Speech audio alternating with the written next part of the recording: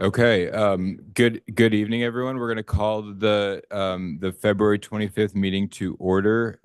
We'll start with a roll call from Anne Marie. Councilmember Jones. Here. Councilmember Kim. Here. Councilmember Whalen. Here. Mayor Pro Tem Orgill. Here. Mayor Renagi. Here. And then Councilmember Kemp will lead us in the Pledge of Allegiance. Hey, please rise for the Pledge of Allegiance.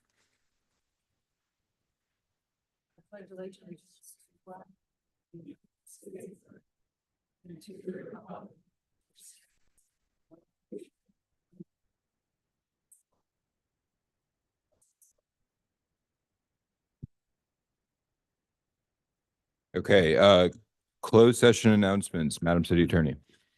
Thank you, Mr. Mayor. The City Council convened in closed session pursuant to the items listed on the agenda. The City Council only reached items 1 and 2A and B. It convened at 4 p.m. and recessed at 5:03. Sorry, we were late. There is no reportable action taken on those items, and there was no public comment in advance of the closed session. Thank you. Mr. City Manager, any additions or deletions to the council agenda? Mr. Mayor and council members, I might consider pulling item 7 unless you want to talk about that separately. That's the preliminary design of the potential third level of the Glen parking structure.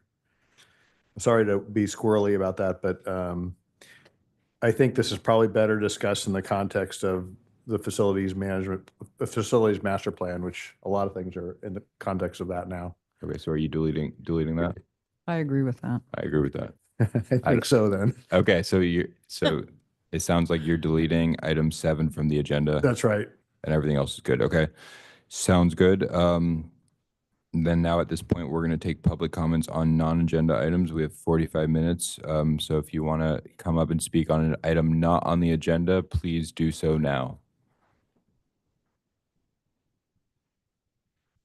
Ed Almanza with Laguna Ocean Foundation. I just want to take a quick second to thank the City Council and staff for partnering with Laguna Ocean Foundation, the SWA Group, and Visit Laguna for hosting 19 environmental design students from Cal Poly Pomona for 4 days in Laguna Beach from February 10 through 13.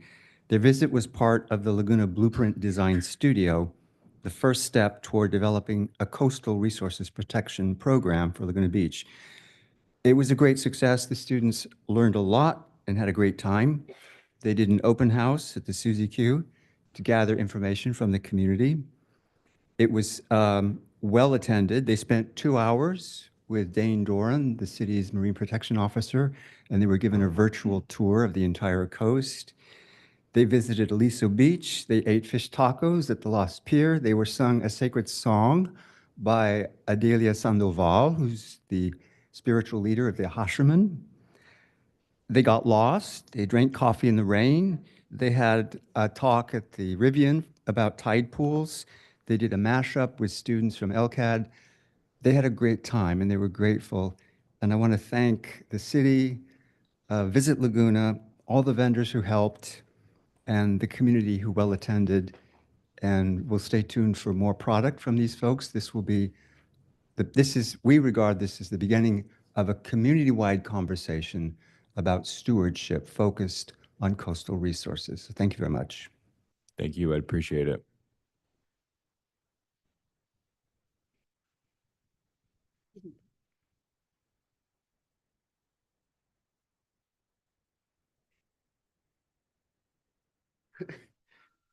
Good evening, City Council. Greg Viviani here. I've been out of town. I was in Brazil for a while. It was pretty amazing. Got back and figured I'd dip in and kind of touch on a couple things. Summer's almost here. Obviously, you guys have the surge fund in putting things together to potentially help the influx of tourists, the trash, and different things that I presented last summer.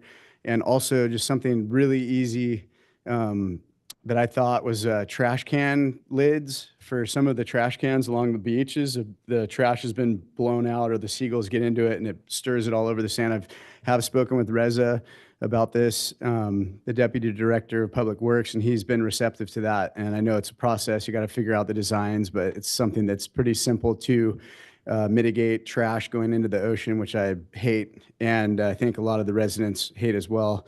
Other than that, thank you for everything you guys do. Appreciate it. And looking forward to summer. Thank you. Next speaker, please. Good evening. Scott Sebastian, representing the South Laguna Civic Association, with a request that we look again at the design of the South Laguna Fire Station. We were at the beginning of the process told there would be very heavy public involvement.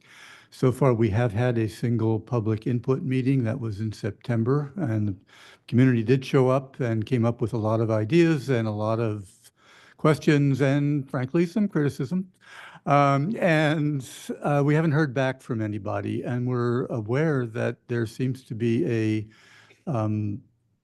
a presentation that was done a few weeks ago that showed this as going soon to the Planning Commission and to the City Council. And we would very much like to remind you that we expected another public meeting to see what the architects have done in response to the comments that they received at that last public meeting.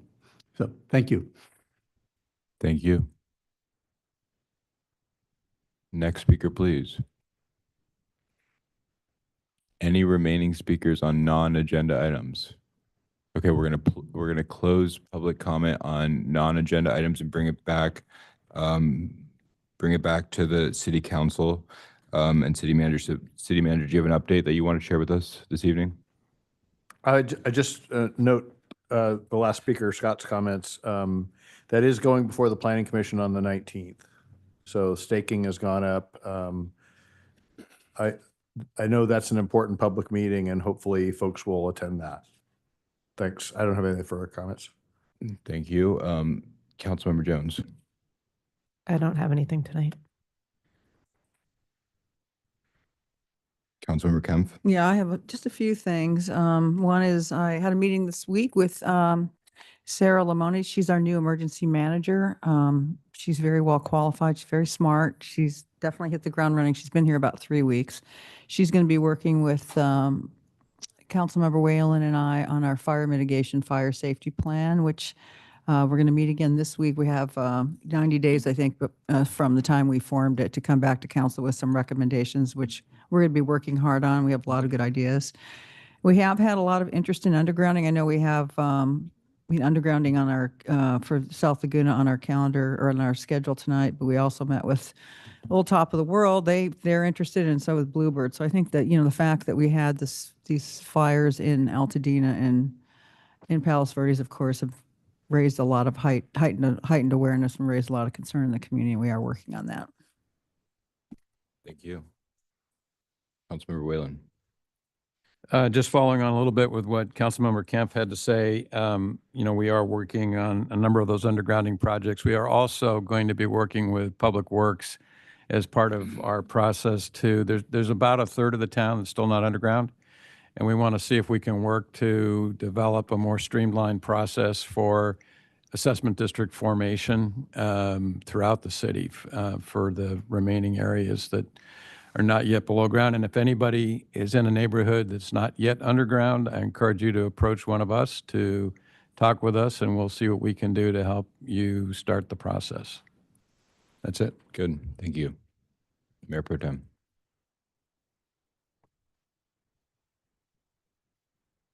Run through my list of meetings. I had a FOA board meeting on behalf of Mayor Renagi's inability to attend. A meeting with SWA, walk around town with Dave Kiff, Mark McAvoy, and Tom Perez. Meeting with Bob Chapman. We had a land trust meeting. Of course, the Woman of the Year event for Sue, honoring Sue Kemp. Aaron from the Chamber, Greg Abel.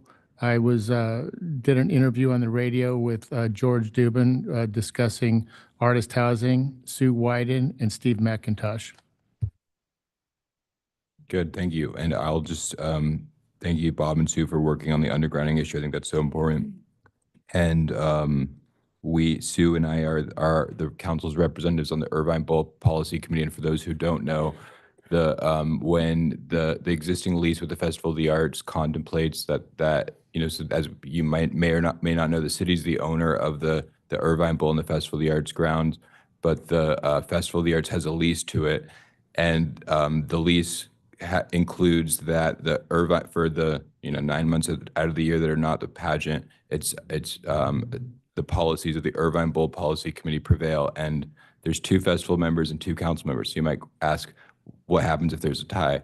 Well, last week there was a tie on the question of increasing the sound allowances so that we could have concerts there year round. And so it was a very good meeting last week. And so the council will be hearing, I think this is probably the first tie vote in the history of the lease agreement. So there will be more details on that, but it was a very good meeting, and appreciate everyone who came out, to share their input on this very important issue. And, I attended the community clinic benefactors breakfast. It was the first time I've been to the 9th floor of the Surf and Sand, Mark, and it's amazing to see the view from up there. But it's all more amazing the work that the community clinic does and continues to do to serve our most vulnerable. So grateful to be a part of that. And at this time, we'll move. Mayor? Oh, go ahead.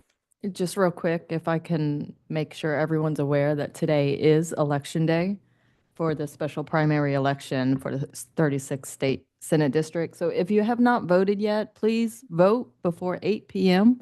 It's 1 seat. It takes seconds. Thank you. Okay, so at this point, we're going to move on to the consent calendar. So I'm going to start by seeing if council members have an item to pull, and then I'll go to the public to see if there's additional items to pull. So Sue? 6. 6. Holly, anything? Mark?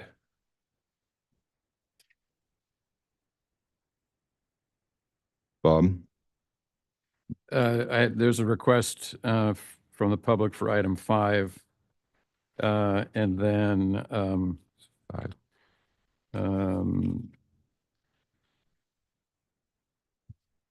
I think 8, 9, and 10, actually. I've got to pull all those. 8, 9, and 10. Yeah. Okay, I was going to say 9. Okay. Okay, you got it. There goes the consent calendar. Good. Yeah. Are any other, do any members of the public want to pull anything that has not already been pulled? No, I think we're good. Okay, so does somebody want to make a motion? So I'd move that we, the balance of the consent calendar, which is 1, 2, 3, 4, 7's been removed, and 11. Second. Okay, all in favor? Aye. Aye. Aye. Any opposed?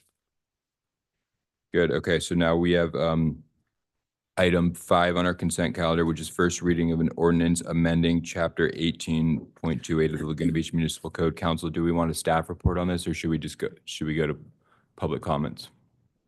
I don't need a staff report. No staff report needed. Okay, so let's go to the public on this item. Susanna, you have 3 minutes. Yes. Hello. My name is Susanna, a lifelong resident of Laguna Beach. And in November of 2022, the then Mayor Bob Whalen acknowledged that the only permanent solution to the noise problem at Lang Park is to relocate them, and other council members agreed they should never have been allowed to be so close to us at Vista Aliso. Over the years, all mitigation has failed, including the quiet paddles especially. And since that time, 3 of the residents who signed my original petition have passed away. The stress from the delays and the unrelenting noise has contributed to a serious decline in my own health, which is why you haven't seen me for many months. I sent you all a very important report analyzing the noise we are subject to. A noise monitor was put into my bedroom window, and I know it's lengthy, but please read that, and you'll see the new analysis from a different point of view. It shows how many pops per minute we are subject to, and pops per hour, up to 900 pops per hour on 3 courts, which is intolerable. And now I'd like to play this video compilation. It's 44 seconds, and I hope it, thank you. Please watch and listen.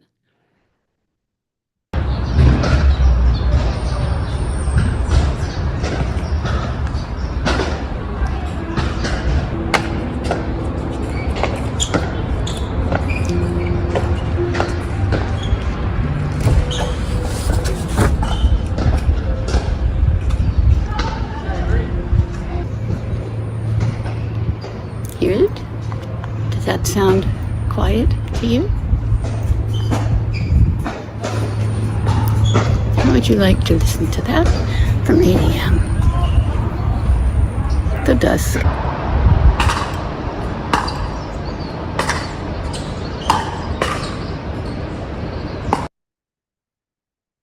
Those sounds speak louder than words. And this is what this was all filmed this like 2 weeks ago. So it's going on in February. And here is an email I wanted to pass out for all of you to read later from Bob Unitich, my sound analyst, who is an expert who works with USA Pickleball regarding the use of quiet paddles, or trying the use of quiet paddles. With no means of enforcement, an ordinance needs to be created that requiring pickleball courts be at least 250 feet away, and hard plastic balls should not be used, should be banned outside. Unwanted sound is noise pollution. To include Lang Park in the master plan only delays our suffering, and we hope that you will close the courts immediately. We have waited long enough. The ball is in your court. Thank you for listening. Thank you, Susanna. Appreciate it. Are there any members of the public who would also like to speak on this item? Okay. Hi, I'm Chris Johnson. I'm born in Laguna Beach, South Coast Hospital, raised here and live in South Laguna. And I, along with as many of these pickleball people here, really enjoy the use of the Lang Court. I also have a family member that lives in the same building as this woman, and I visit there for the last 17 years. And I don't hear that noise. I actually was visiting today, and I took my own monitor video down the same pathway, and I don't hear that at all. I'd be more than happy to share that with you if you'd like to hear it or see it. But a parent that I have that's been in that same building for 17 years has never once complained or been in this room and complained about any of the pickleball noise or tennis noises that were there before that point. So I think on behalf of my fellow pickleball people, we really appreciate the pickleball courts, and we use them. We all use our owl paddles. Anybody got one? We all brought them. And we really do try to enforce with anyone that comes that doesn't have one. Claudia has spare pickleball rackets, paddles that she has out for anyone. And we tell people that show up, if you don't have a pickleball, sanctioned owl, you really need to use one of our spares. So with that said, I just really ask that you reconsider and allow us to continue to use the pickleball courts that we all enjoy with the hours that you've allotted us. It makes sense, and we really appreciate the time that we have. Just to clarify, so are you supportive of the recommended action before us, which is to require the owl paddle? You're supportive of that action? Today, it's optional. Yeah, it's just recommended. I would prefer to have it optional, but we do our very best. I think it's unfair to members of, that are visiting that don't have the paddles to say you can't play at a public court. But I mean, we don't make them do that at Alta or other courts. So I think we do our very best to work within the parameters that you've given us. And, I would prefer to keep it that way, that, we use our own monitoring. But And just so members of the public know too, this is the staff's recommendation that we move to a requirement that it be all quiet pickleball paddles, and not that anything be closed or any hours be reduced, just that it be a requirement and no longer optional. yeah. So that's what's proposed tonight. Okay. So yeah, I mean, ideally, I think it's great to have the rule, but I don't think it's fair to the rest of the community that doesn't have the paddle to force them to pay $130 to buy the paddle to use a public court. But, for those of us that did, we're going to continue to follow the rules for sure. So I'll relinquish the thing, but I do want to say again, I've been in that community. I know the sound. I've got the sound monitor too. it's not that loud. And no one I know besides this individual has complained in that community. Got it. Thank you. Next speaker, please. Yes, good evening. My name's Joanna Lydiard. I'm a South Laguna resident and I do play pickleball at Lang Park. Previously attended meetings, and I know this evening is only about the use of the quiet paddle, which I personally do think we should do. I mean, I think if we're going to keep that open, I recognize that there is sound from the playing, but I do think with the quiet paddles, it is significantly improved. But I also like to say that we have relinquished all of Monday, Tuesday afternoon, Thursday afternoon as being able to play. And for a person, I play typically in the afternoon. So now my options are Wednesday afternoon when occasionally the coach plays and he has already booked the courts. Friday afternoon, he also plays and books the courts, and otherwise Saturday or Sunday. So I think we as pickleball players have certainly given a lot to appease, the noise, sound, or the inconvenience, shall we say, to any of the residents that they may incur. But I do think that it is a public park. I live on Coast Highway. Believe me, I listen to South Laguna traffic all day long, and it's not any worse than a pickleball sound. There's also Annalise's school right there, and when the kids are in school and they're out in the playground, that also is quite noisy. And it is a public park, and when you move to that location and it's a public park, I think you have to expect that the joy and the laughter of people playing, of kids laughing or crying or whatever, it's going to happen. And there's noise in Laguna Beach. It's just a busy city. So I just think that we all have to learn to live with it and do the best we can. So that's my comments. Thank you. Thank you. Next speaker, please. And if you want to line up too, just so we can save time. Good evening, council members. Sorry, I didn't line up. My name is Sanjay Sardana. Thank you for hearing us out. I started playing at Lang Park as well, pickleball, about 10 months ago. Used to be 250 pounds. I'm 220 now, so really has helped. I've never played a sport in my life, so this was the first sport that I actually am playing and enjoying. So it's been a great health benefit for me. I also share the back wall of the court with my house. My backyard backs up to the wall of the pickleball court. I can tell you, I play with my kids in the backyard all the time. I can't hear anything. Sometimes one of these members will text me and say, hey, is somebody playing back there? I have to walk up there, walk up the stairs, go look at the park. I can't hear anybody playing pickleball back there. As she said, I can hear the school kids from the Annalise school. They're much louder. If I open my window, I can probably hear PCH. I just can't hear the pickleball sound. I have very good hearing, so I'm not hearing impaired or anything like that, but I don't hear the sound of the pickleball at all. And I share the wall with the courts. So I'm very surprised to hear that people are upset with that sound. I don't hear it, and I share the wall with them. So just wanted to share that with you guys. Thank you. Thank you. Next speaker, please. Are there any other speakers on this item?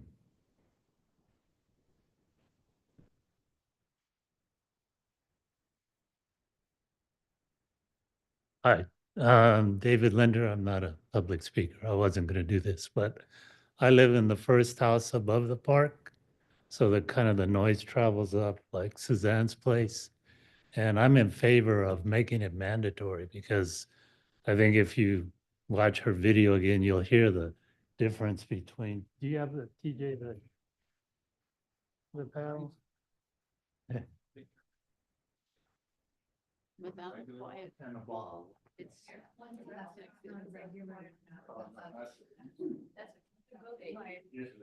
We can't play pickleball in the city council chambers. We have a ban here. The whole point is that wall has to be. And you big hear as that. The ball. So the pitch of the sound, because when I'm up there. Here, come back to the microphone, and then that'll be the last pickleball that's played in here tonight. Yeah. When I'm out in my gazebo area, I can hear when they're using the other paddles. And usually when the young people that, swing hard, hit the ball, then you can hear it from where I'm at. But you can't. I would challenge anybody to go in that area where she made that recording and be able to hear the owl paddle being played. Go there Tuesday or Thursday when everybody's playing, and I guarantee you, you're not going to hear it.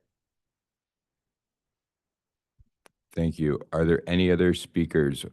If not, okay, so who else wants to speak on this sir. item? If not, you'll be, okay. Okay, my name's TJ Winter. So we have gotten the owl paddles and we really enjoy it. When I tried to find Lane Park because I didn't know where it was, we parked up the street and started walking down. I was totally confused because I didn't know, where's the pickleball court? I couldn't hear anything. So we had to ask some people and finally found it because it's tucked around the corner, but it was close to Dave's house where we were walking. I could hear nothing. So I just thought I'd let you know. Thank you. Okay. Are there any, will this be our final speaker? Are there any other speakers who want to speak on this item? Okay. Who else wants to speak? If not, okay, go ahead. Okay, so I just wanted to encourage you to make the use of the quiet paddles mandatory at Lang Park. I feel like most players are courteous, and if it were just up to the open players, everyone's following the rules, everyone bought the quiet paddles, and it works. And I think the problem that people are having with the other community is the after hours. And we even have a city coach who brings 12+ players who are not using the quiet paddles from 1 o'clock to 3 o'clock twice a week. And I think that might be part of the problem. So for these reasons, I just think, I think it's a reasonable step to ensure that pickleball remains a positive activity for our community as it has been for both players and also just, to have courtesy towards our neighbors as well. Thank you. Thank you. I'll make it quick. Laguna is really close together, tightly knit, and also tightly formed in geography. So I think anything you can do is positive. Pickleball is also a really fun thing to do. So anything we can do to empower that's fantastic. If cost is an issue, maybe there's a tax angle here, maybe some kind of a rebate or some kind of thing that can be done with the manufacturer of the owl paddle, endorsed or logoed with Laguna Beach on it or something. I don't know, some kind of advertising thing. But anyway, just a thought. That's it. Thanks. Is there anyone else want to speak on this item? We're going to close public comment on this item and bring it back to the city council. Who wants to start? So I have a question for Alexis Braun, if she could come up. Okay, yeah, Alexis, do you want to come up? By the way, we're all very thankful for Alexis and all that you do. You do a really good job. So thank you, especially on this item. She really wasn't Pickleball. hiding back there either. Sorry to drag you up here. Hey, so Coach Mark, he's not using quiet paddles. Does he or doesn't he? Here, hold on. We're going to have Alexis is going to testify. Good evening, Mayor and members of the City Council. Alexis Braun, Recreation Manager. In response to your question, there are 2 quiet paddles now that the city does sell at a very low cost. It's the Owl and the Hush, which are both USA PA pickleball approved paddles. And the city coach, when he teaches the classes, uses the Owls, and then when he plays personally, uses the other ones. I've never been out there on Sunday afternoon to witness which paddles the group that plays, but it's not organized through the city. It's just residents that play together. Okay. And then how many, so just to, Steve Brown giving us a marketing idea back there. We sell them at cost, right? We sell the paddles at cost? Correct. They're probably 35 to 45% discount than if you were to buy them online directly. And so how many paddles have we sold roughly? Do you know? Or over 200. Okay, good. Okay, thank you. Bob. Alexis, thank you. I guess one question, it's not on this item tonight, so we won't be able to take action on it, but I think it's come up before in the past. Why is the coach at that location, given that we have restricted hours at that location, why isn't the coach at either Alta Laguna or even down at the Laguna Beach Recreation Center? That particular coach is at Alta Laguna and at Lang Park. And there's another pickleball coach that teaches indoors at the Community Recreation Center. I'd like to have us take a look at, I just don't see why we have coach time consuming court time at Lang Park. So I'll just make that comment. Maybe we can look into that. Yeah, for sure. And the other item, and Dave, maybe you can speak to this. I understand coming back in the facilities master plan is a look at Lang Park and potentially reorganizing it. Can you just comment on that? That's right, and Gavin may be able to chime in too, but at our next meeting, this will be, go ahead, Gavin. So the answer, yes. At our next meeting, we'll be looking at the Group 3, which will include Lang Park, and there is, I don't want to get too far ahead of the draft, but there is a number of versions which show movement of the pickleball court kind of farther away from those from the apartments.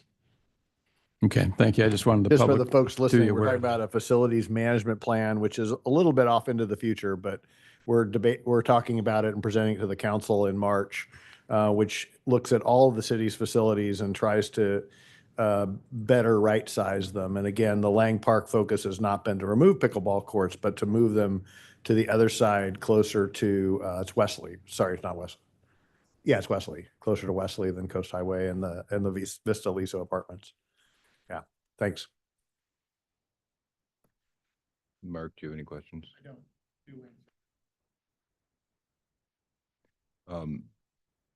Alexis, can you just talk about all the different, so with respect to this, we built, oh, can you hear me now? Okay, so we built a sound, can you just remind me, what have we done as it relates to this issue, and for Hallie's sake, because she hasn't been part of all this? So one of the first steps that the city took was installing acoustic paneling around the courts to move the noise towards the grass area of the park.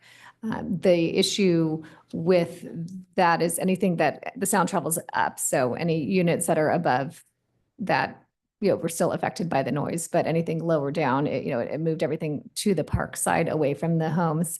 And then the city highly recommended the use of the quiet paddles. We purchased them for the city recreation classes, as well as a few extra ones to have for members of the public to try them out. And then over 200 residents have purchased quiet paddles throughout the program, which started March 1st of 2024.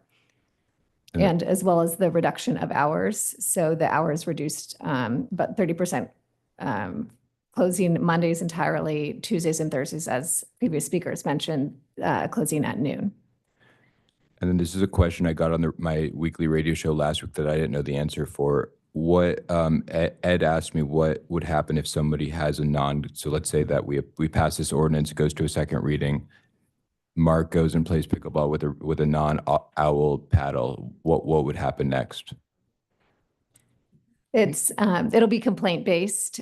So if somebody's up there and notices it, or somebody's in the park or a resident, then code enforcement or the park rangers could come out and cite the participant. So they would be cited. Correct. Okay.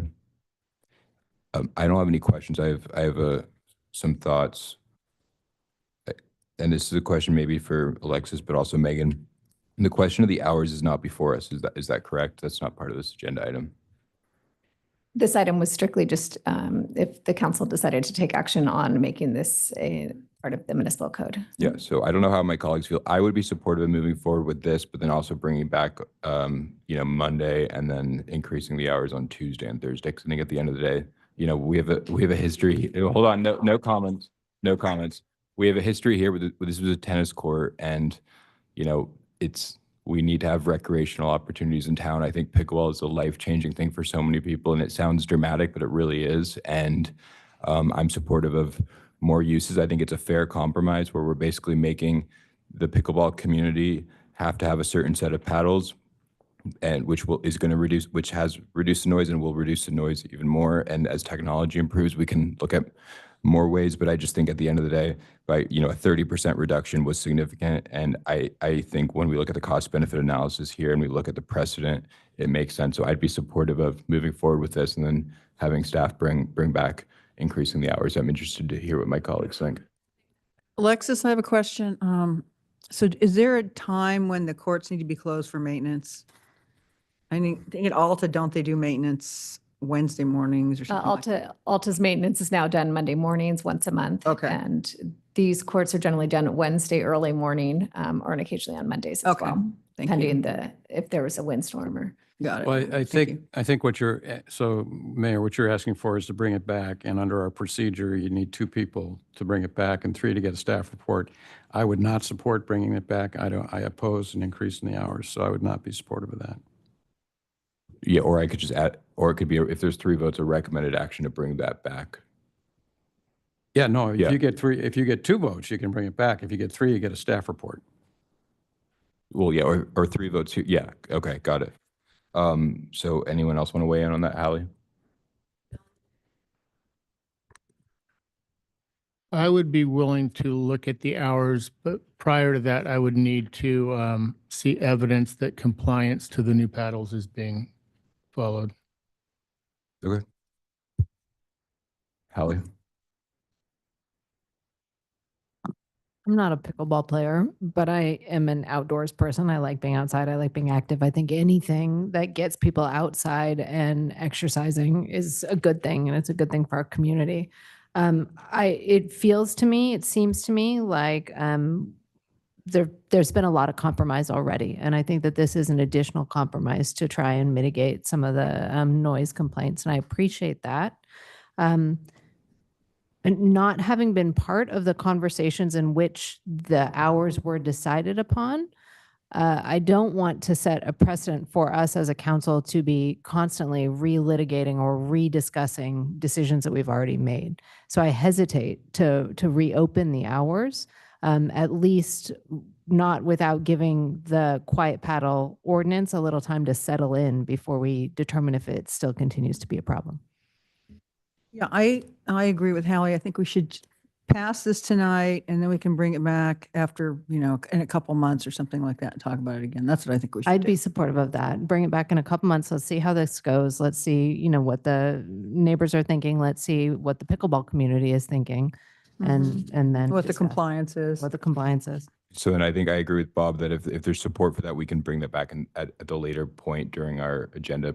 I don't want to just bring this up for the sake of bringing it up, the hours. So I would just move the recommended action as is to, move forward with the ordinance. And then at a later point, if there's support, we can bring that item back.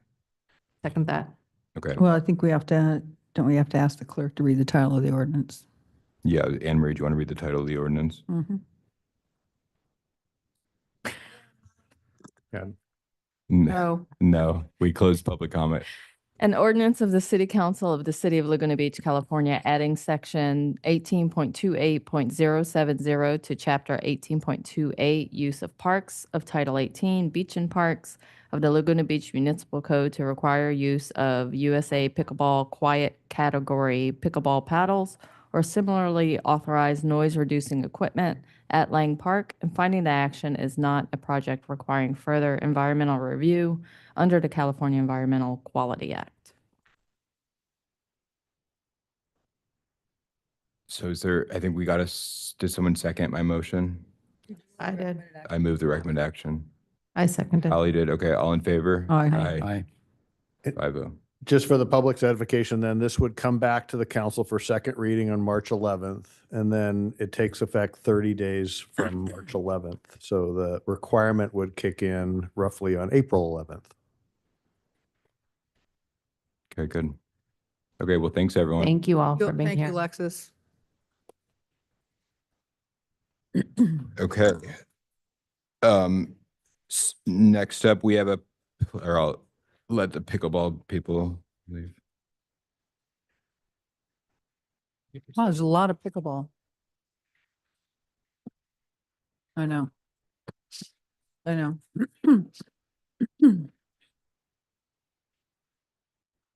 I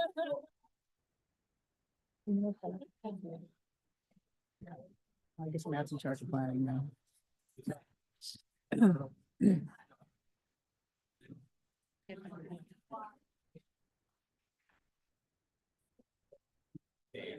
Yeah, look how much of the room disappeared. Everybody else is here for undergrounding.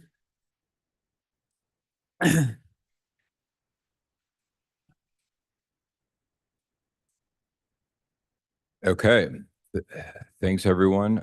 So we're gonna move to item 6, which is the Planning Division update and workload summary through February 12th, 2025. Sue, you asked for this one. Do you want a staff report? I do. Okay, so let's get a staff report from Matt and Anthony. Good evening, Council. Matt Schneider, Assistant Director, Community Development. I'm joined by Anthony Vieira, our Planning Manager. So the report that we've submitted for you tonight really is focused on what we consider our backlog and processing entitlement projects. There's really 2 key metrics that we're looking at, and one is the number of days it takes us to review a zoning plan check submittal, and that's the process applicants go to. It's an iterative process. Once they are cleared, they go to the hearing or entitlement process. I think it's important to understand where we started in the backlog. And we really started digging in at like a granular level in late August. So in late August, we had 72 projects that were pending with the staff of 192 active projects. So that means the remaining are out with comments or corrections. And on average, it was taking 57 days for us to complete that as staff. Again, the goal is 30 days. And if I dive even deeper and we start looking at a staff level, we had some planners, they had 8 pending projects, average 125 days. Another planner, 10 projects, 59 days. Yet another one, 12 projects, 118 days. And we've been tracking this incrementally over the last several months. The most recent review was on February 10th. And that same project that same planner that was at 8 projects, 125 days has now 3 pending projects. They're at 29 days, their average review. The next planner that had 10 projects is down to 4. They're averaging 11. And I should say that to me, 11 indicates they're in and we owe comments. And I would expect that those would go out before 30 days. And yet another, we had a planner with 12 projects, 118-day average. They are down to 3 projects, 23-day average. So overall, we are making progress. And I want to say these are averages. So if someone were to ask, are all our projects being reviewed in 30 days or less? Absolutely not. We're not there yet. We're heading there. We've made a lot of progress. The number of projects pending right now is 52 that are under review, and we're averaging 37 days overall. And I would also point out during that same period of time, we started back in August at 192 active projects. We're at 292. So we've got 100 more projects under review, and we've substantially moved that number. I will say I don't expect members of the community are feeling this yet, which is understandable because zoning plan check is just one of the sort of clogs in our pipeline, so to speak. It's one of the critical ones we're addressing. But once you get zoning plan check approval, you have to go to hearing. And that's the next metric we're looking at, which is once we clear a project, our commitment is to get the project to hearing in 45 days. We've not been doing that. We are quickly moving to the point where we're able to do that. The last several DRB agendas in December, January, even February, we're averaging over 10 cases each hearing, which is a lot. It's a lot for staff to prepare, and it's a lot for the DRB to review. But we're working our way through that backlog, and our expectation with a goal of April 15th is to be at that 30-day zoning plan check mark. And within the last week, we've implemented a new process where when you get zoning plan check clearance, we will make a commitment. We will give you a hearing date 45 days out in that clearance letter. And that's a bit of it. It's not a bit, it is a shift for us as a department. Historically, you clear zoning plan check and you get in another line to go to hearing, and we're making it one seamless process. That's a high level overview. We've also highlighted some of the factors that can delay the process. I would like to point out we have a lot of very creative architects in this community, and I mean this is a compliment, but their job is to push the envelope in creativity and try to get the most value for their clients. We have unique topography, coastal zone, a lot of factors. So based on other jurisdictions I've worked in, we just inherently have more iterations of review. I don't think that's a criticism of staff or the applicants or the professionals they're using. It's just the nature of the level of projects we're dealing with. So I just wanted to point that out as well. Matt, I have a question. So, on the first page of the agenda bill, we have the ideal process for zoning plan check and for building plan check. So how did we arrive at the ideal process? Because, when you total it up, it's, between ZPC and building, it's 7.5 months. So how did we get to that? Sure. So taking that 30-day zoning plan check timeframe that we're committing to, and mirroring that on the applicant side. And I should be candid, we don't control what the applicants and their teams do, and we understand they're busy. So, but the commitment is if we took a month and they could return it to a month, it's very realistic. It's the experience in many communities that 2 iterations can usually get you to being cleared for a project to go to the entitlement phase. And then you add the 45 days onto that, and then obviously you're into the building plan check. Again, I want to caveat, that's ideal. I think Laguna 2 iterations is really an exception right now. Hopefully we can get to that. We're not flat track housing, right? Which is more inherently, you see that kind of 2 iteration review. We're more 3 iterations, and there could be complicating factors. We have a lot of projects that get continued at DRB, so that's additional time. There could be environmental issues with more substantial CEQA. Things like that would be out of that ideal realm that we presented. So I think I asked this last month, and I'm not expecting you to have data, but I'm going to ask the same question. So when we look at the total time it takes, whether it's in zoning or building, is there a way that we can tell, so if we're doing our job, the city's doing their job, and the applicant is, slow to respond, or revisions, the architect's slow to respond, or there's a lot of revisions. Is there some way we can know, so if a resident comes to me and goes, oh, this is taking forever, and we kind of know where the time is being spent, and we can know, as a council, we'll know well, we're doing our part. I want to get to that point. So what do you think about that? We absolutely are anxious to get to that point as well. We share the frustration that when applicants are frustrated with the time and we can only control one side of it. We did go live with Intergov January 15th, and that opens up a lot of new tracking tools for us. But we're also in a transition phase where going live with digital plan check on through Intergov, that data isn't fully captured, and we're trying to come up with some workarounds to get that. So I don't have comprehensive data for all the projects. It's really the new stuff coming in. But the goal is to figure out a way that we can backload that in so we can write reports. But absolutely, big picture moving forward, there will come a point in time where we will very easily be able to print out a report and show you the metrics. It was with us this number of days and this many days with the applicant. We're also updating our tracking sheets specifically to highlight comments that aren't responded to. That's another problem that we face often. And it just automatically causes another iteration and a 30-day delay. So anytime we can avoid that, we want to highlight that.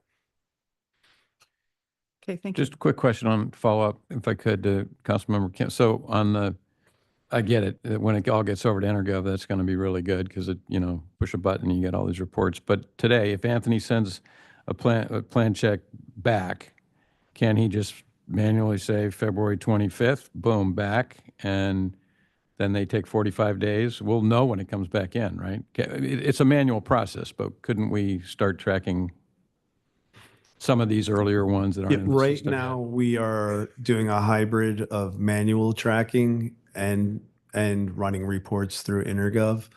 The manual tracking is very time consuming, so we haven't gotten down to the level of breaking down between applicant and staff, but that's certainly something, if it's a benefit of the council, we could do.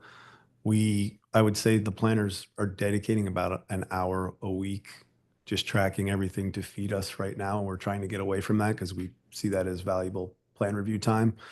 But we certainly can do that if that's the will of the council. No, I was just asking, whatever, you guys are running the department, not us. But the other question I had was, and this is the staff report, where is that number? There's a bunch of staff reports, pending staff reports. There it is, 38, right? And that's down a little bit from August. That's good. Down from November, a little bit up from January. But, and maybe this is a question for you, Matt, and maybe for the city attorney as well.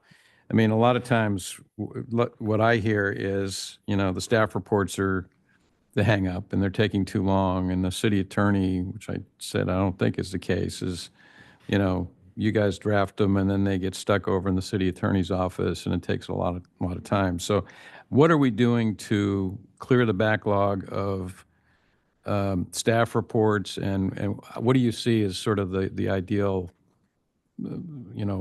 outcome there? How's that going to Yeah, sure. look?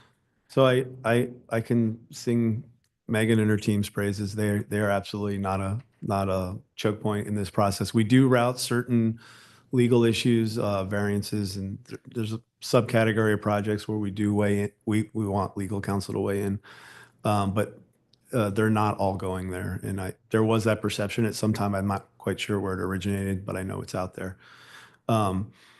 In terms of what we're moving towards, it's really what I described. Right, the standing practice in Laguna has been you go through zoning plan check, and you basically get in line then again to have your staff report written.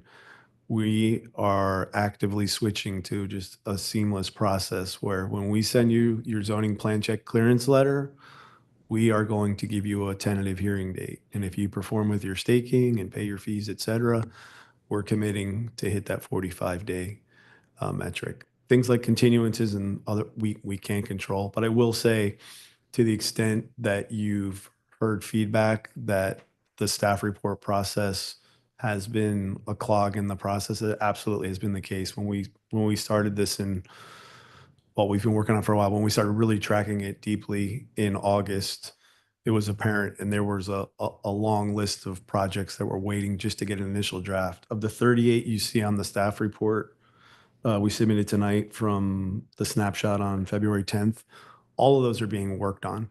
There's at least a draft.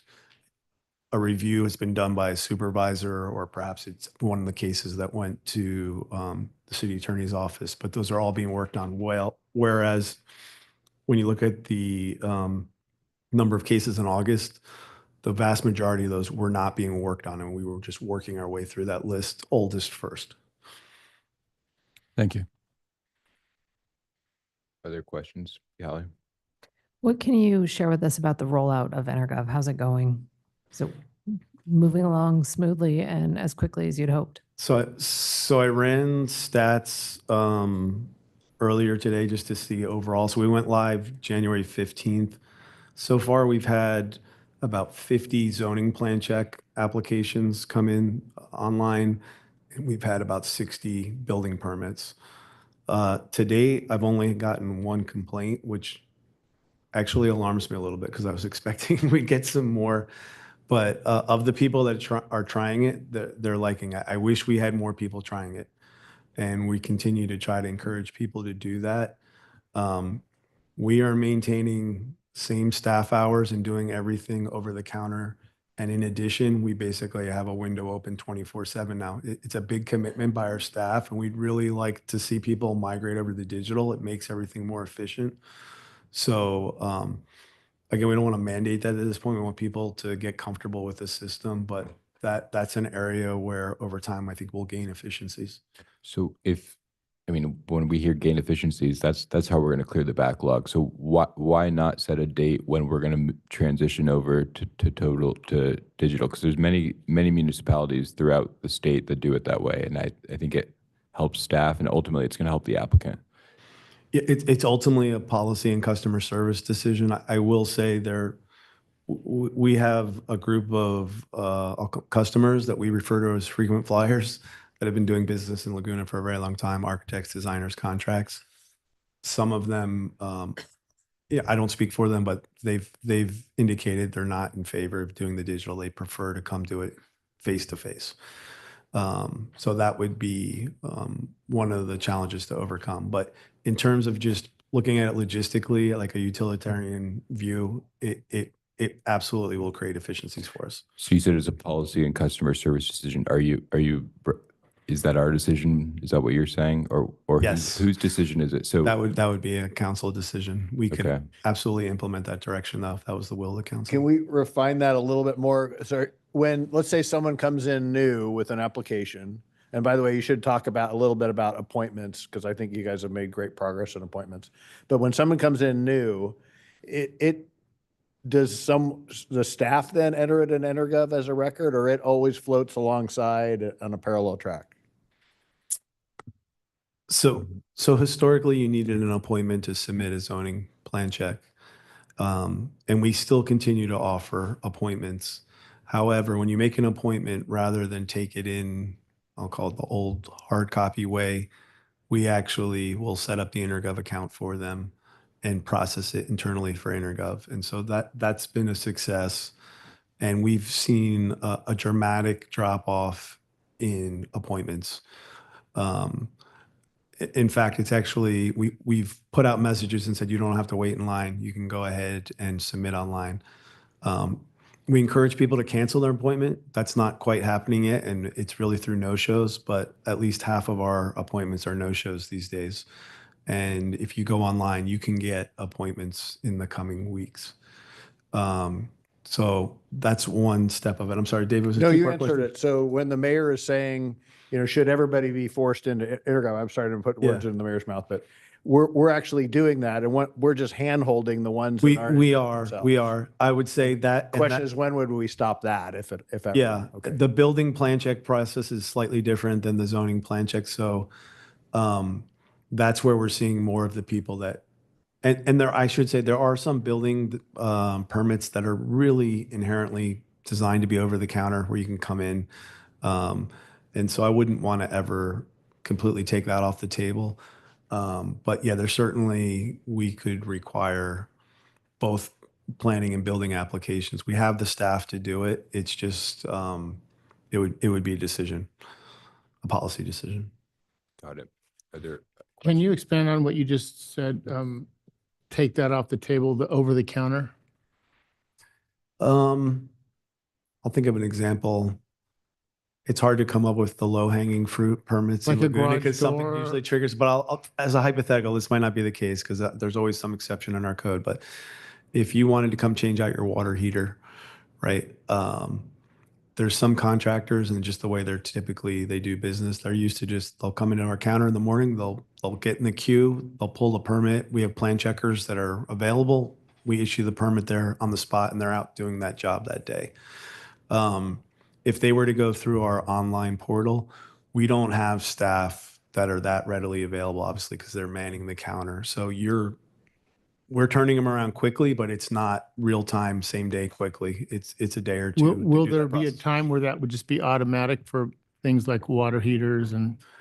If we got to a point where we were 100% digital, I think we could do that as a goal. I mean, that is achievable right now with the resources we have and doing both in person and digital. It would be difficult for us to do that. Is that a goal, Dave? I haven't set it as a goal yet because I think the system is where they're headed is a good direction. I think we'd have to look at when we feel like we're fully automated, whether we just require that automatically. I'd also rather have a users group meeting to talk to them about that. The last thing I want is to make more people frustrated because I think we're making good progress. Yeah. Thank you. with water heaters, there's all this talk now in the city of Los Angeles about third-party review as it relates to like building permits. So for example, for water heaters, is that something where you could have someone could, the entity that's applying for it could just certify it and, you know, have some insurance or something like that? Like, would there be, is there, obviously we wouldn't want to do it in a way that would undermine, you know, the goals of the permitting process, but are there situations where there might be opportunities to look at that, where it could take the, you know, the load off of our staff so they could focus on the key? That's definitely an issues? opportunity. I'm not exactly familiar with the Los Angeles program, but I think what you're referring to is a self-certification. Exactly. And basically, it's the licensed contractor has that additional credential and can certify that what they've installed meets California Building Code. And I'm assuming that there's some liability associated with that for the person certifying it. But it would free up time at our counter and it would free up inspection time. Yeah, it seems like if there's opportunity, like I don't think we'd want to have that for you know, houses and things that are significant. But if it's, you know, heaters, that might be something that you could look into, because I think we should look at every opportunity to decrease the bandwidth of our staff so we can be laser focused on customer service and how we can, you know, provide efficient services. So absolutely. Yeah. Okay. Are there other questions from council? Well, I'll open this up for public comment. Do any members of the public want to weigh in on this item? I don't. Okay. Go ahead. 2 seconds. Have you guys thought about on the no-shows? I don't know how many there are. Have you thought about charging like your doctor does? You don't show up, they just hit you with a charge. Maybe that's a fee thing. And the other thing, Alex, on your idea, there might be a way to also charge for something like that. Yeah. Just a thought. Any other comments on this item? Okay, we're going to bring it back to council. There's no action. Does anyone want to say anything, or it's a receive and file? No, I just want to thank you guys for your Yeah, great job, Matt and Anthony. Your report. Appreciate your work on this. Yeah, I'd like to, if I could, thank the whole team, which includes David Contreras and Matt Schneider and Anthony and Wendy, Megan and Jane and Gavin, because I even involve Aggie, because this is a real team effort, and I appreciate, we're not there yet, but I think we've made some good progress. So thanks. Thanks to you guys. Thank you. Other comments? Good. Okay. Thanks, everyone. Appreciate it. So now we'll move on to consent calendar item 9, resolution establishing the economic development policy and related economic incentives to encourage business development in the city. Bob, I think you pulled this one. Do you want Actually, this staff 8. report? 8. Oh, Airbnb. Yeah. Okay, so yes. 8, review of the proposed ordinance adding to the municipal code regarding the creation of a licensing scheme for short-term lodging units. Bob, do you want a staff report on this? Maybe just a quick one from Gavin with highlights, and then I just had a couple questions. I don't need I need a lot of detail. Good evening, Mayor and City Council. Gavin Curran, Assistant City Manager.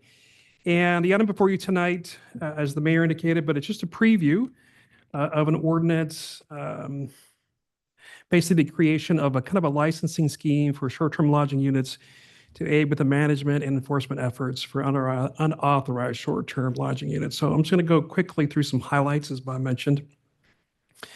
So really the goal of the proposed ordinance is enforcement against unauthorized short-term lodging, short-term rentals, and really help with the collection of the TOT, both for the city and for the tourism marketing district. Some of the key requirements under the new ordinance: owners must obtain a short-term lodging unit license. This would be in addition to the existing business license and the permits. Owners would be required to submit a nuisance response plan, a $1,500 surety bond, and notify neighbors within a 200-foot radius of the rental unit. Of course, of all those things. Responsibilities for the Airbnbs, let's say the VRBOs, they'll need to make sure the property listings display those city-issued licenses and the permit numbers. And the platforms must remove any unauthorized listing. And that's really where that enforcement comes into place. Enforcements and compliance, obviously violations be treated very seriously and can be classified as misdemeanors, subject to penalties. Licenses can be denied or suspended if they don't comply with the ordinance. And so the next steps for the city council really is to provide a comment back on the ordinance. And then we'll be coming back We'll be doing a little outreach after tonight's meeting to those online platforms as well as those in town that have short-term lodging units, just to provide some overview of what the ordinance changes are. And then we'll come back for a first reading to the council here in April with a second reading in May, and trying to actually have this ordinance go live early part of the next fiscal year. And so that concludes my brief overview, and I'd be happy to answer any questions for the council. So thanks, Gavin. Just a couple of quick questions. So you can only get a license if you've got a permitted short-term lodging unit, Correct. right? So we have a number of those in town. We had some grandfathered, and we've had some new ones that have come through pursuant to the ordinance that we previously passed, the coastal approved. So question one is, the concern along, let me back up. The concern along the way has not as much been the licensed ones or the permitted ones as the unpermitted ones. As we've had reports of 200, 300, 400, 500 unpermitted ones. It depends, who you're dealing with and or who's giving you the information. So I think this is great. This will add some good provisions with respect to the permitted units, who are the ones that are already more or less operating inside of our framework. But what are we doing about the unpermitted ones? What are the remedies? I want to collect money from these people. I want to, and collect money from them and then shut them down because they're not permitted. So none of this seems to speak to that. I'm supportive of what's here, but I really want to have a conversation about that issue, because I think that's, from the public's perspective, even a bigger concern than, licensing and getting accurate reporting, which is all good stuff, but. And so let me, Councilman Whalen, and for the rest of the council, let me go into a little bit more of what we currently do, and then talk a little bit about how I think what this ordinance will do will improve, and then Megan can add more. And I think from what I've kind of gone through both on this ordinance and what we currently do, there's probably more we could do. And I think this is kind of what that evaluation process over the next couple of months is going to help us do, is really, the idea is we really, as you mentioned, Councilman Whalen, to eliminate those illegal units and go that direction. And so currently what we're doing, what the city's doing is we use Granicus, who's a service who goes and looks at kind of the online platforms, your Airbnbs, your VRBOs, and they'll provide a list to the city of those that they think are illegal units. And in order to be illegal short-term, you can't have, obviously you don't have the administrative use permit, and you're renting for 30 days or less. If you are renting over 31 days, you are okay to list on Airbnb and VRBO. And so it's Granicus produces that list. It really then becomes somewhat of a letter writing campaign. So we'll write a letter indicating they're out of compliance. We'll do that up to 3 letters. The code enforcement will reach out. But if you do a number of things, either A, take your property off the VRBO or the Airbnb, you've met the compliance. You're no longer advertising for that short term. Or you move your property up to say, I'm now going to do 30-day rentals. Well, I went and actually looked, and I should just take a step back. I did talk to Lily, and it just said, how many incidents have we found over the last year that were non-compliant? So we had about 78 incidents this year, and 74 were cleared, which means they either took the property off the listing or they changed the time frame to 31 days. And I looked today, and it indicated there were probably 1,000 listings in Laguna on short-term lodging. Now, just when people look at that, even I went, 1,000 seems high. They do bring in other properties that are outside the city that do say, hey, you are close to Laguna, so they'll come up on your search. But there's definitely quite a few more. So I think this ordinance itself really goes after helping the staff, at least the administrative burden, say, okay, on the short term, for those who are renting, they have to have these permits on the website.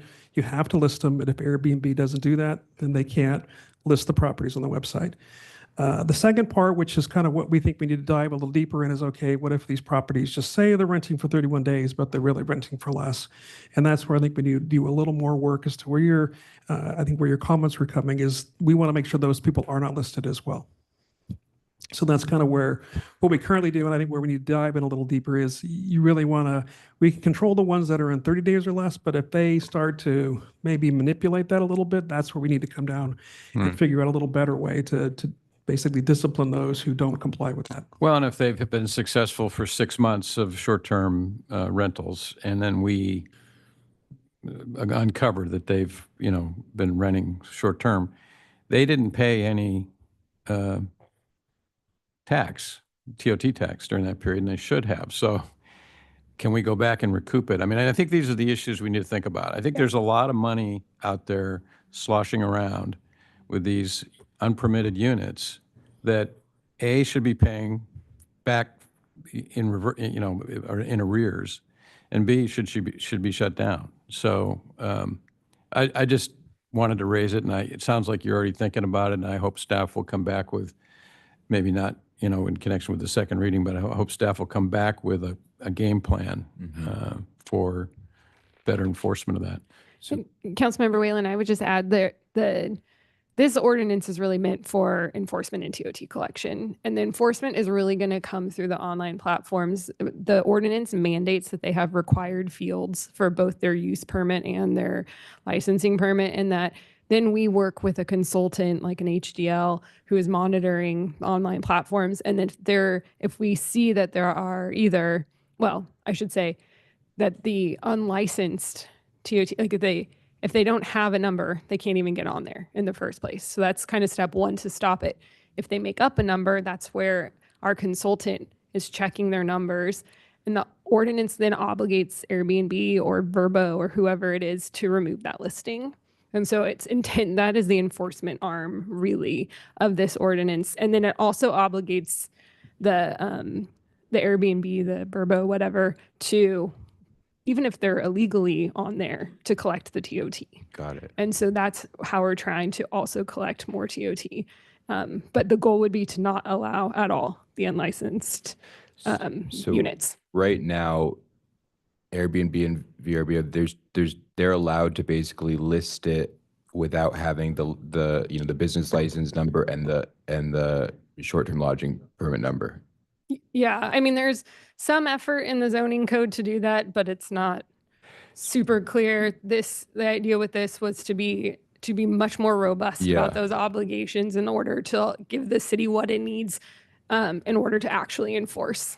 So then maybe the next step would be to show them, look, we have this ordinance, meet with them and have some sort of a, shared understanding of how we could go about doing it. Because it sounds like that's the most efficient approach, is where it's coming from the provider itself, as opposed to us trying to go and monitor the providers, which we're still going to have to do in terms of making sure the compliance is happening.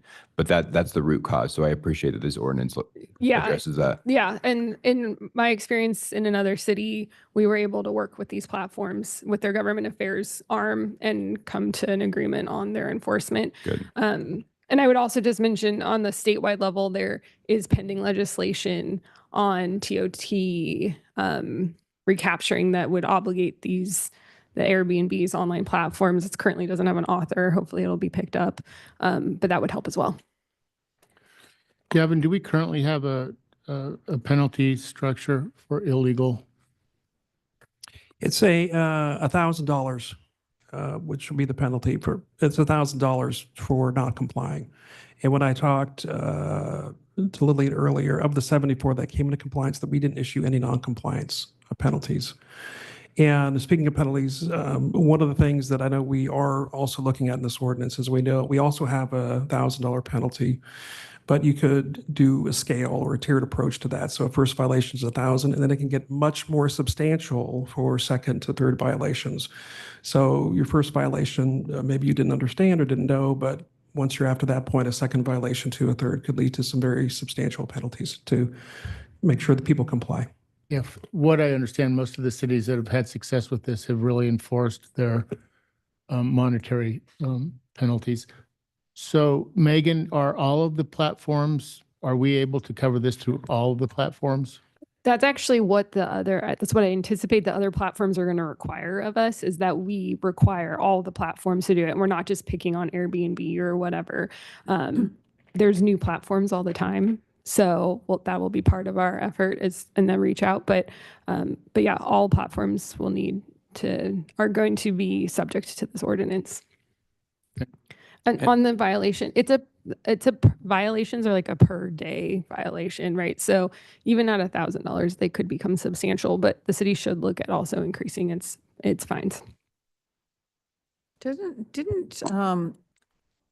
When this went to coastal, didn't coastal allow so many short-term lodging units in the commercial corridor? And then there were, as Bob said before, the ones that had AUPs or whatever were grandfathered in. But I don't remember what the ratio was, how many commercial things we had versus how many were permitted. Gavin may know. My recollection was there were about 200 grandfathered, maybe, and potentially, it was a projection, but potentially 600 in the Yeah. commercial zone, Yeah. something like that. So you think you think the offenders are all over town, not just in the commercial zone probably, huh? Gavin? I don't know exactly all where they're located, but I'm going to read from our website, which is no more than 20% of the total number of units in commercial and mixed-use districts shall be converted to short-term lodging with a maximum of 300 total units citywide. And so the list we currently have shown that was updated as of September, there's probably a little more than 100 short-term lodging units. Are there other questions? Okay, let's go to the public. Do any members of the public want to weigh in on this item and provide public comment?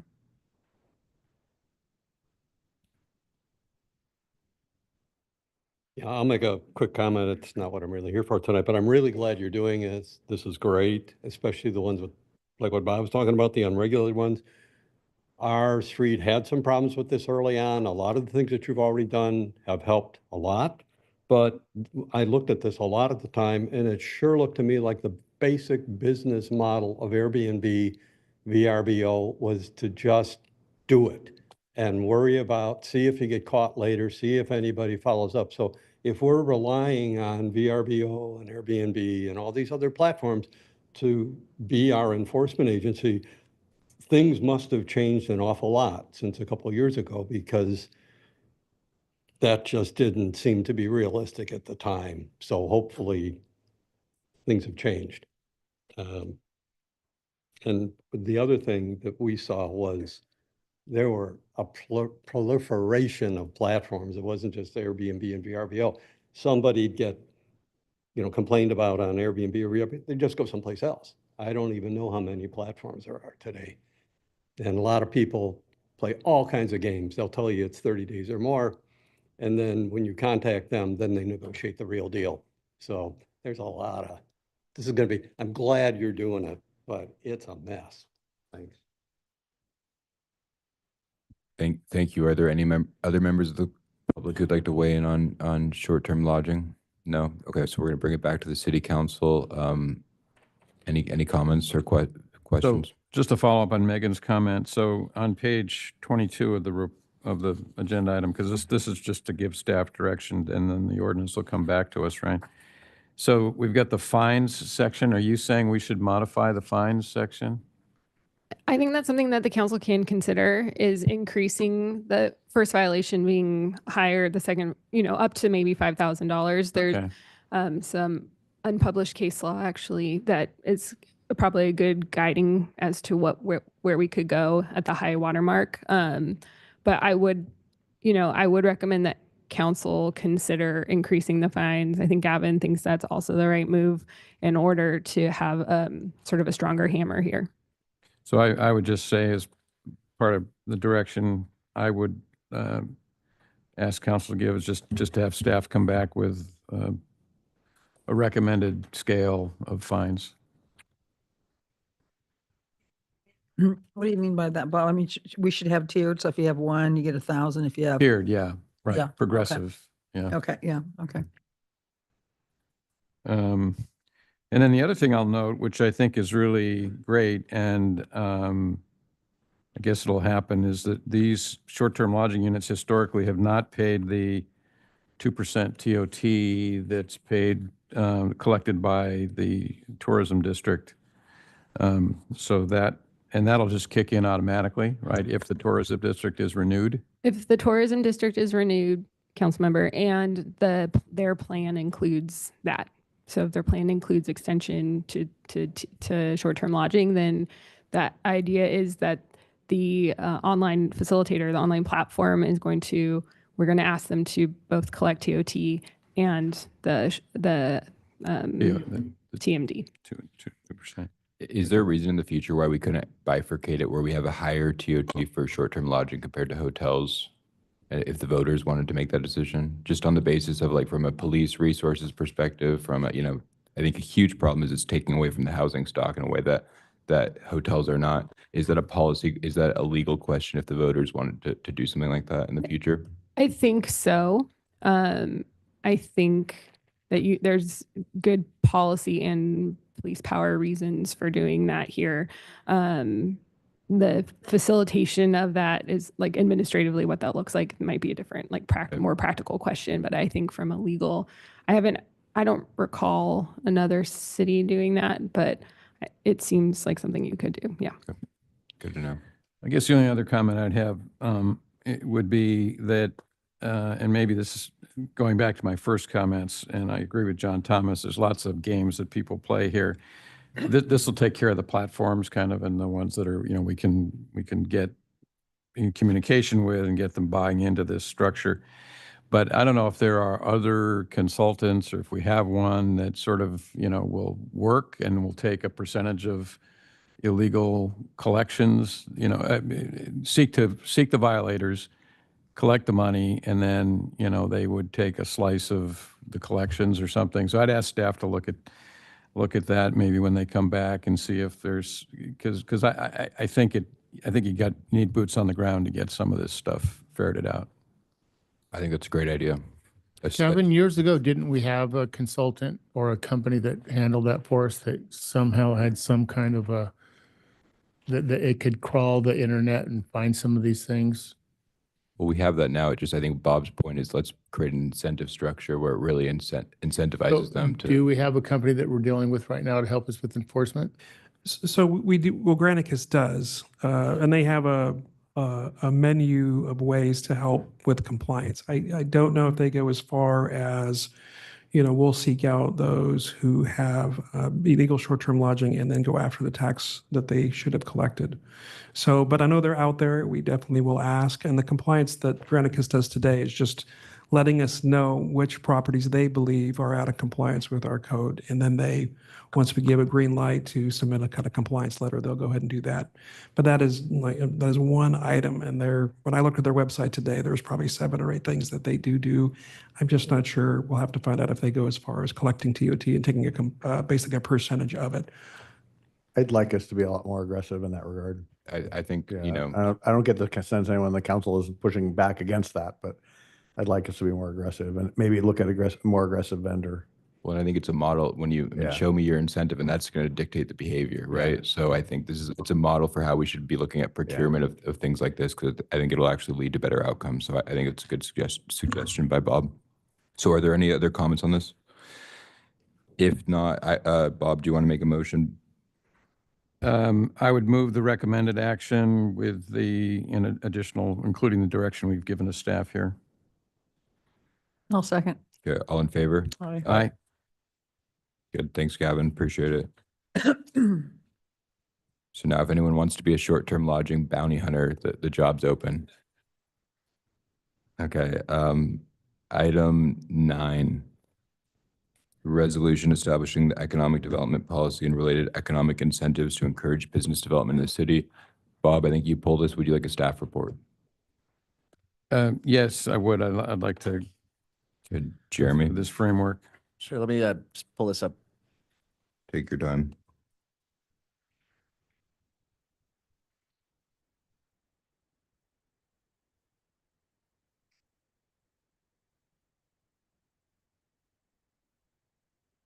Yeah, I'll just delve right into it. At the City Council's annual planning retreat last month, the council set economic development as one of its priorities and downtown vitality as one of its priorities. So staff is returning this evening proposing a policy to establish a framework around incentive programs to address economic development. The goals of this program and this policy that we are presenting is to reduce commercial vacancies, support local businesses, and ultimately strengthen the city's tax base. Specifically, the programs off the hop that we're including is a fee waiver and reduction program, an expedited plan review, call it it's been referenced before as kind of a carpool lane for businesses, a qualified businesses.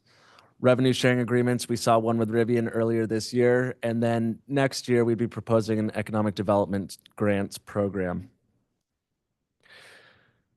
I guess some key points around the program that we are proposing is that we would bring back every incentive agreement to council ultimately for approval. We'd conduct a financial analysis, determine the benefit to the city from what they're proposing, and negotiate in return with that business what would be a benefit to them. And then once we receive or reach an agreement, we would bring that back to the council. So there are certainly checks throughout the process, and council would see the process, or pardon me, would ultimately approve the process. Couple of clarifying remarks. I do apologize. In my report, I used several words interchangeably. One of them was reporting, biannual reports. I propose November and May. Let's after our summer, our third quarter, and then after our winter to see where we are. I'm certainly open to council direction if you'd like to see more reports or at different times of the year.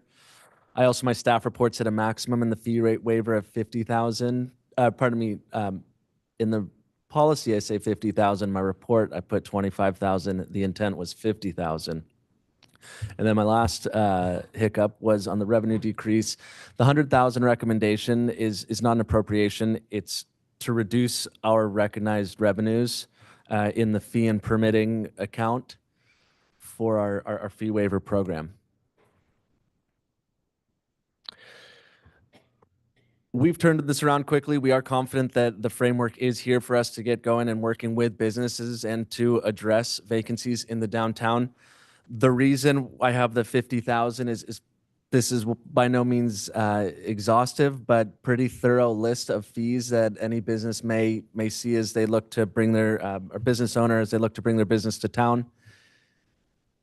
You can see it varies with a 25,000. If it was a major design review, we could hit that limit quickly. So we're proposing 50,000 to start and could certainly revisit it with the budget cycle in 6 months. That concludes the presentation. I can answer any questions. I've just listed all the various fees here that are throughout the policy itself. Should the council desire to adjust any of these, we're open to direction. Thanks. Questions on this item? Can you go back to the previous slide, Jeremy? Thanks. So are these, again, these are current fees or proposed? I'm told these are our current fees. Okay. And you can look at our current process too, right? Because a CUP could have many of these items. So, which is why we're coming back to you Yeah. in March to Yeah. discuss some of this. So would this be managed by a point person, or would there be a point person assigned to it? How's this going to be? I would be the point person reporting and working closely with Dave and Megan, and then Louis Lacasella would be supporting me as well as other technical staff. But the team would be Louis and I, with a retail consultant if you approve item number 10.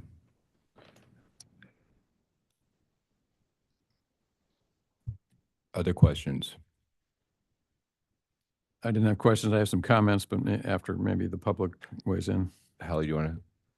I just have comments. I think it's great to be looking at this. We've made it very clear that this is a top priority for this council, and I appreciate the quick movement on it.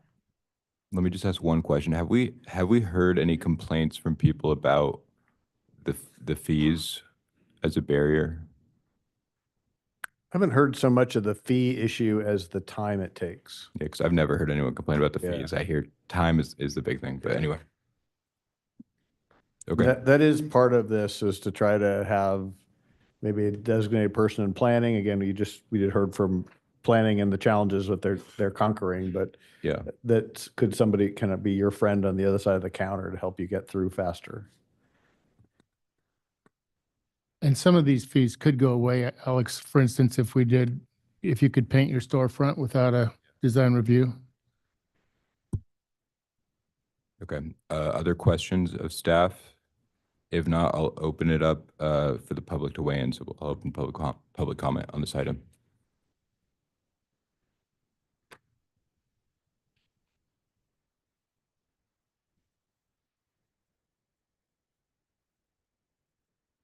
Okay, the proposed policy may be well-intentioned and it may help fill some vacant storefronts, but it may also make the city government's financial situation worse. Has anyone done the math? I suggest we table this until we fix it. We talk about return on investment, we talk on cost benefit. The city's annual share of sales tax from the average retailer is about $6,500. Investing $100,000 in a business for $6,500 of sales tax costs the taxpayers over $90,000 that year. And if there is a tax sharing agreement, the city may never recover that cost. Realize that sales tax is a tiny contributor to city revenue. It's 4 or 5%. The city cannot pay its bills from sales tax. Only 2% of Laguna's $145 million budget comes from storefront retail, and another 2% comes from restaurants. Giving out $100,000 to fill every vacant storefront and sharing revenue could result in a big decline in city revenue. $100,000 per year for the average Laguna commercial space could easily be more than half the rent they paid for that space, or more than the expected profit of the subsidized business.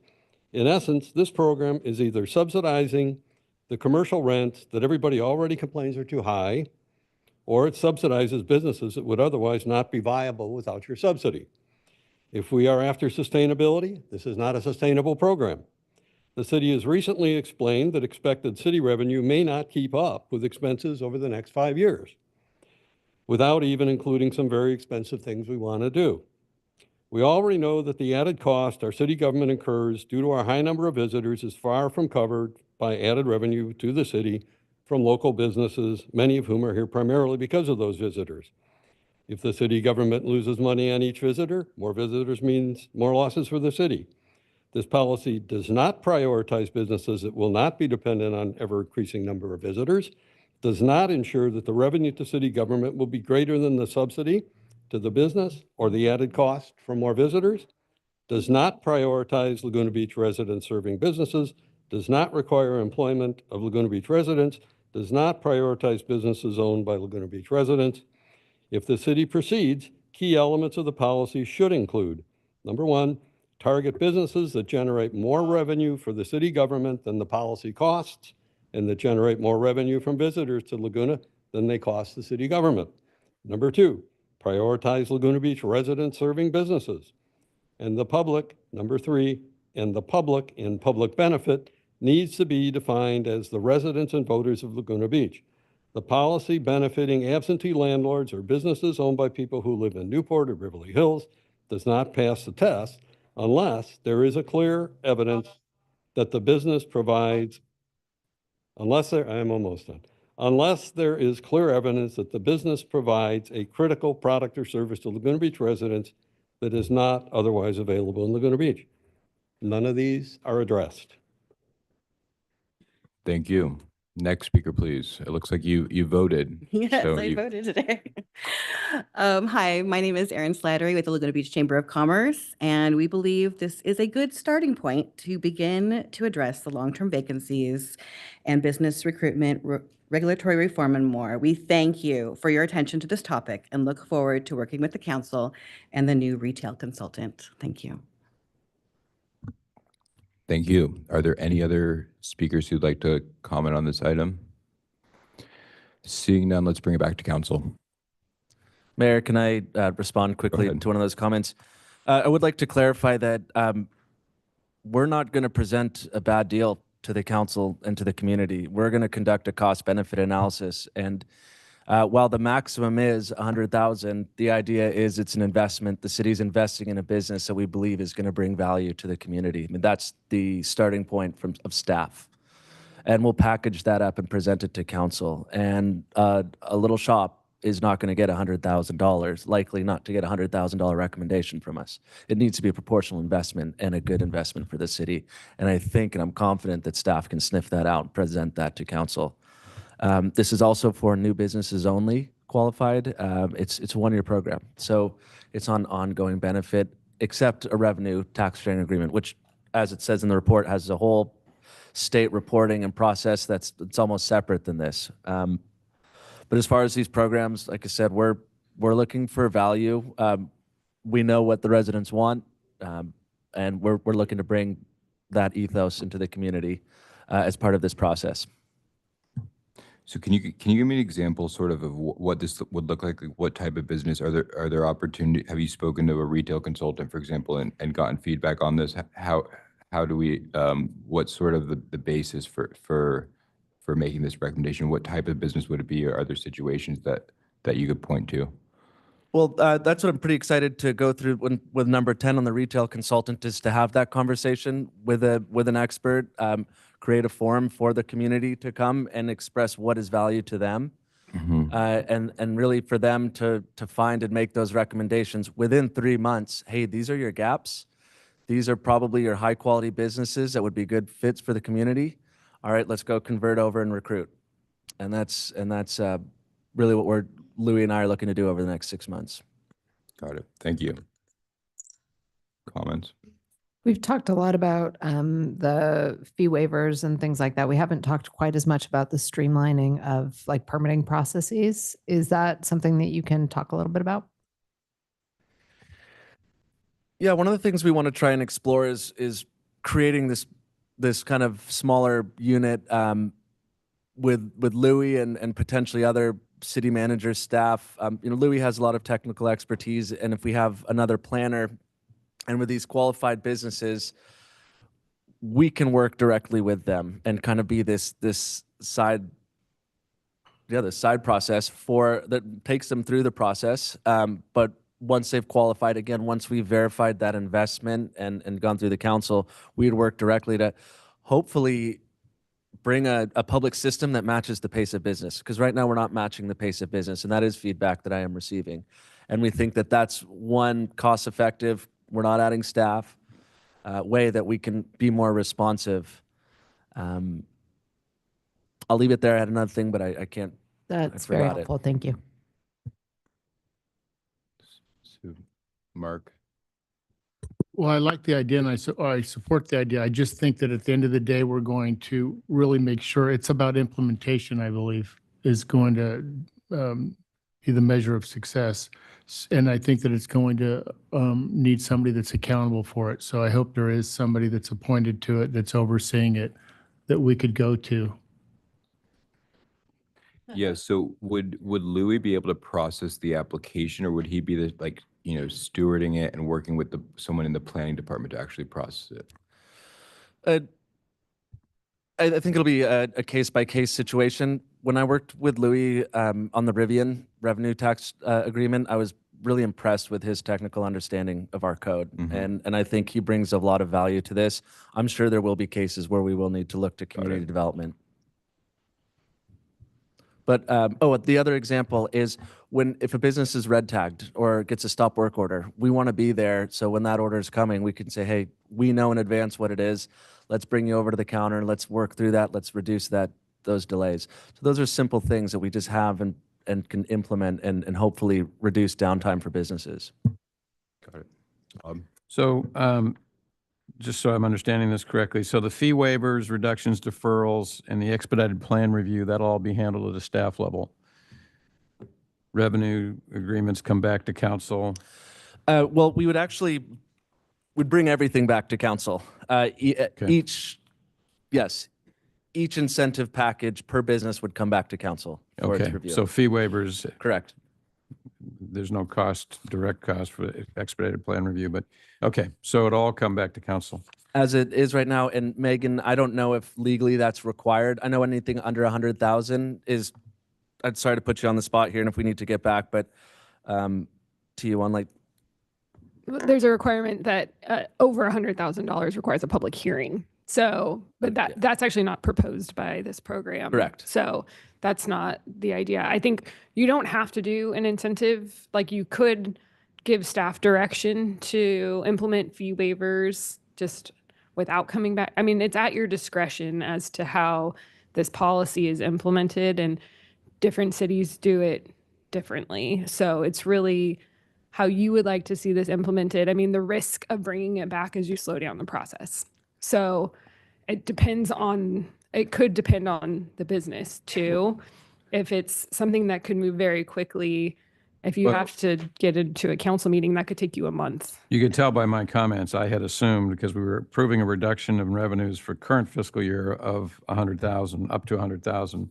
I had assumed the fee waivers were going to be held determined at a staff level. And the revenue sharing agreements clearly are coming back to us. And I wasn't clear on the grants, but I don't know. We just need to be clear. on how we wanna Councilmember handle it. Whalen, what I'm proposing is pretty conservative in terms of checks and balances. If the council wants to give that direction, I do have right now that these do come back, but if you feel comfortable with some of these components, we can, that's up to the council's discretion. You're saying feeling comfortable with some of these components, you mean implementing some of them? Without having to return to council, correct? Like a fee waiver, for instance. Like a fee waiver. Yeah. I would support that. I mean, we could set a threshold if we wanted, but I'm okay with that. I mean, it's just for a short period of time. it's a year. And we know that we have several vacancies stacking up, and if we could, catch some of the preferred, retailers that are likely to meet our desired demographic, I think we should take advantage of it.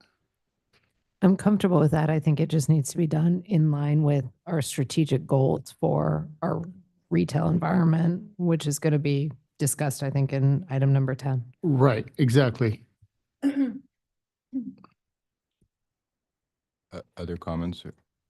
Yeah, I mean, my view on this is I think we need to be, I think we need to be laser focused on how do we get rid of all the vacancies. What I'm skeptical about is just creating a whole new regulatory regime where we have the city government getting involved in picking winners and losers. I just don't think that we're good at that kind of thing. I think what we, at the end of the day, and I hear from people all the time, the number one, reason why businesses don't want to open up in Laguna Beach is time and lack of predictability. So I'd rather have us laser focused on those two issues and use our staff resources and our financial resources on how do we streamline our code so you don't have to, get your sign approved by the planning commission.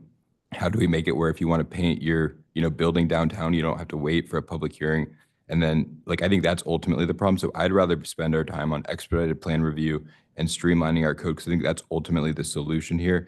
I don't think the city getting involved in, giving waivers and ultimately, when you have the amount of rent that we have here, it's hard to see how that would actually incentivize the kind of businesses. It's like people want to do business in Laguna Beach. They just don't want to deal with our process. So if we can make our process better, I think that's ultimately the solution. So that's where I would probably land on this. I think we just need to be laser focused on what the problem is at hand. I've never heard anyone complain about the fees. I've heard people complain about the time because at the end of the day, time is the most, significant financial resource that we all have because it could mean, in this case, it could mean, a lot of rent. So I'd rather us be laser focused on that as opposed to getting involved in, negotiating with businesses. And I don't think we're selecting winners and losers. I think that we're just trying to go after what we prefer. We wouldn't be the first city in the country that has a financial incentive to lure a particular company our way. I get that, but by definition, when you have to choose between you're picking winners and losers, when you're going to pick one business over another. And that's what and I get where you're coming from. And I get what you're saying. And I'm just saying I'm not picking it. I'm incentivizing. I'm going after. I'm being assertive. I'm putting an effort into getting what I want. And I think that the way to do that is to advertise expedited plan review. That's how you're ultimately. You're still dealing with just who wanders through the front door.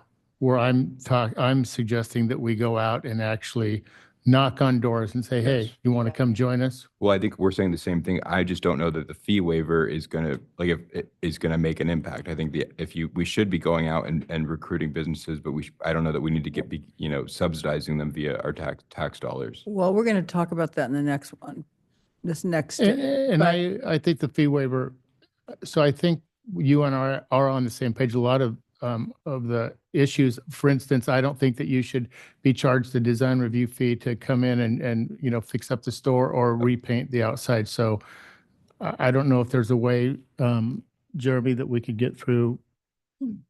Well, my point, Mark, is time spent on doing all this stuff with fees and creating a whole new grant program and all that. That's time not spent on streamlining the code and providing expedited service. Well, we're working on streamlining as well. Yeah, I know, but I'm just saying there's a finite amount of resources. And so my point is I'd rather, so anyway, I appreciate where everyone else is. I just don't see why we should do the waivers, but I might be in the minority.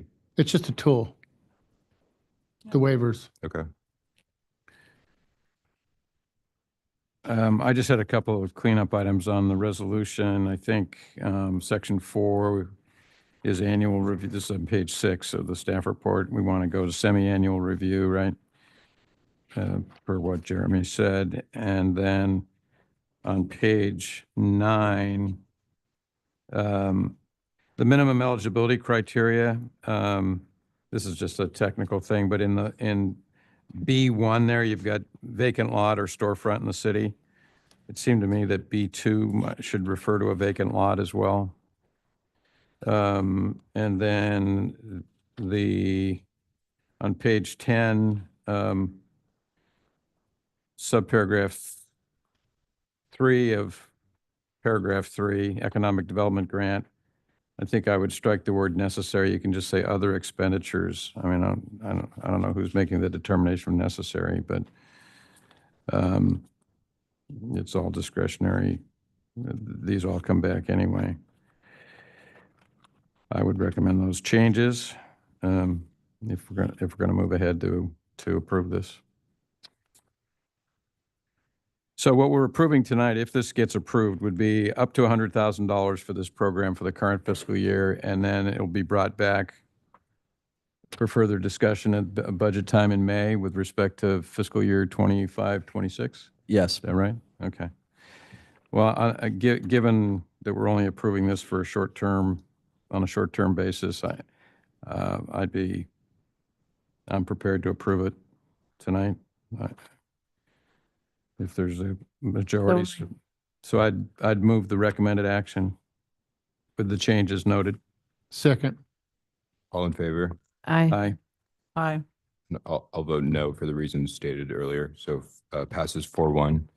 Okay, so council, do you want to take a break or should let's just finish up item 10 and then Let's do 10. We'll do a break. Okay. Item 10, review of the proposed scope of services for retail consultant to support economic development. Jeremy, do you want to provide a staff report on this? Yeah, sure, Mayor. This is just that filling out the team with what we have here is a scope for a request for proposal that we'd like to share with the council to bring on a retail consultant to work with city staff, as I mentioned previously, to identify suitable businesses needs as well as suitable businesses in the community. The timeline is once retained, well, we'd have to go out to RFP, but when we bring a contract back or we award a contract, we're proposing a 6-month timeline, basically 3 months to understand the need. And then at month 3, we convert over to start recruiting. And then at the 6-month mark, we can evaluate and determine if we want to continue working with that business for recruitment or if we want to go to a different direction. The RFP prioritizes action and moving right away. Questions? Let me just ask one question related to Bob's earlier comment about the short-term lodging and creating an incentive structure. Was that considered as a way to, and maybe it could be very broad in how it's presented in the RFP, but some sort of a fee structure that's based on performance? Is that something that has been contemplated or could be? It has not been contemplated, and yes, it could be. Sounds good. Other questions? Yeah, I think that's a good idea. Mayor, I'd support including that. I just had one question on page 4, timeline and milestones. I didn't understand, on the first paragraph there, I didn't understand this second sentence. The city may also determine later that this position should become a permanent resource for the city. I'm not clear on what that means or what we're trying to Yeah, convey Councilmember there. Whalen, I added that after a conversation with Mark Christie a little bit about how in some cases this might be valuable enough where we want to keep that. So I just wanted to make sure that the potential applicants were aware that this could lead to something longer term. It's not a must, it's just a possibility. But that we extend the consulting arrangement? Exactly. Longer, I see. Yeah. Okay.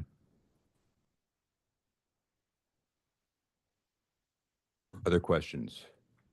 No, okay, let's go to the public on this. Do any members of the public want to weigh in on this item? Mary? Yes, Mary Locatelli. I read this proposed scope of services and I see red flags. And let me tell you why. It talks about curating a healthy mix of retail offerings and having the consultant implement a retail attraction strategy that targets selected national, regional, and local retailers aligned with the Chamber of Commerce and the city's economic development goals. The Chamber of Commerce would be involved in getting the reports from the consultant, and the Chamber would be meeting regularly with the consultant. And with all due respect to the Chamber, because I think they have some wonderful people there, and they do some great things, but I can just see somewhere down the road where, the Chamber is not elected and their members are not accountable. That's what you guys are.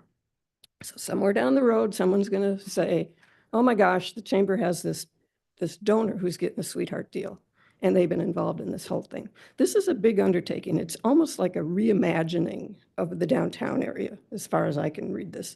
And I just think that it really should be under the direction of the city council, which is the governing body elected by the representatives, elected by the residents to represent their interests.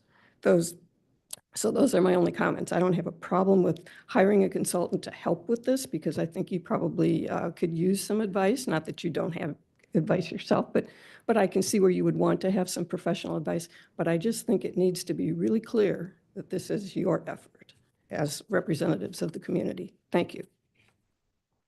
Thank you. Other public comments on this item? John? Chapter 2. I have a couple comments, a question, or some questions and a suggestion. The comment, somebody made the comment about we're going to fill up all our vacancies. You're really never going to fill up all your vacancies. When you fill up one, somebody else will move out. You've got 1,200 business locations in this town. You're going to have turnover. It's going to happen. You're never going to be 100% full, especially with our rents.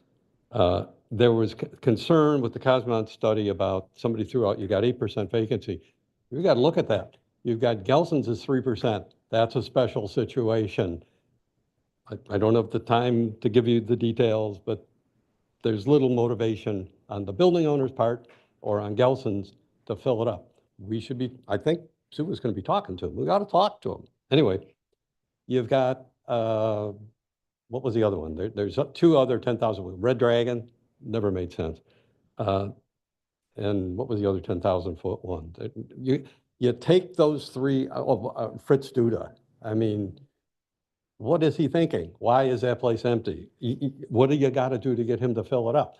You take those outside, you've got 20 vacancies out of 1,200 businesses, and you got 3%. That's not bad. You don't have a problem here. Anyway, that's my comment.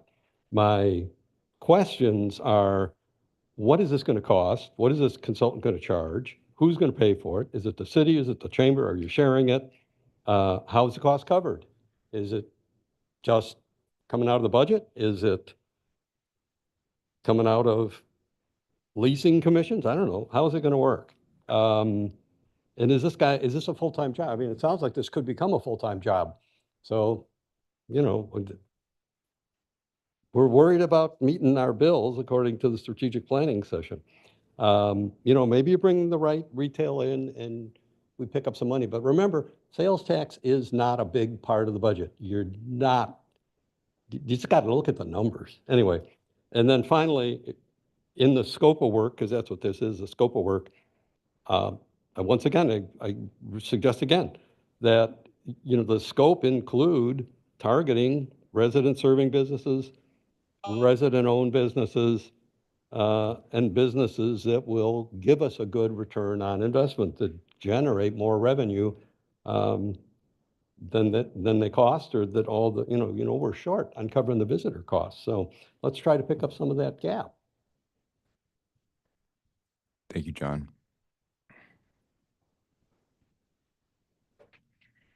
Hi, I'm Erin Slattery with the Laguna Beach Chamber of Commerce, and I just wanted to say that we definitely need to focus on economic development in Laguna Beach. I feel that we are in a critical juncture right now, and so the Laguna Beach Chamber of Commerce feels this is a good starting point to begin addressing all of these long-term vacancies, and we are, accountable to our membership. That's who we're accountable to.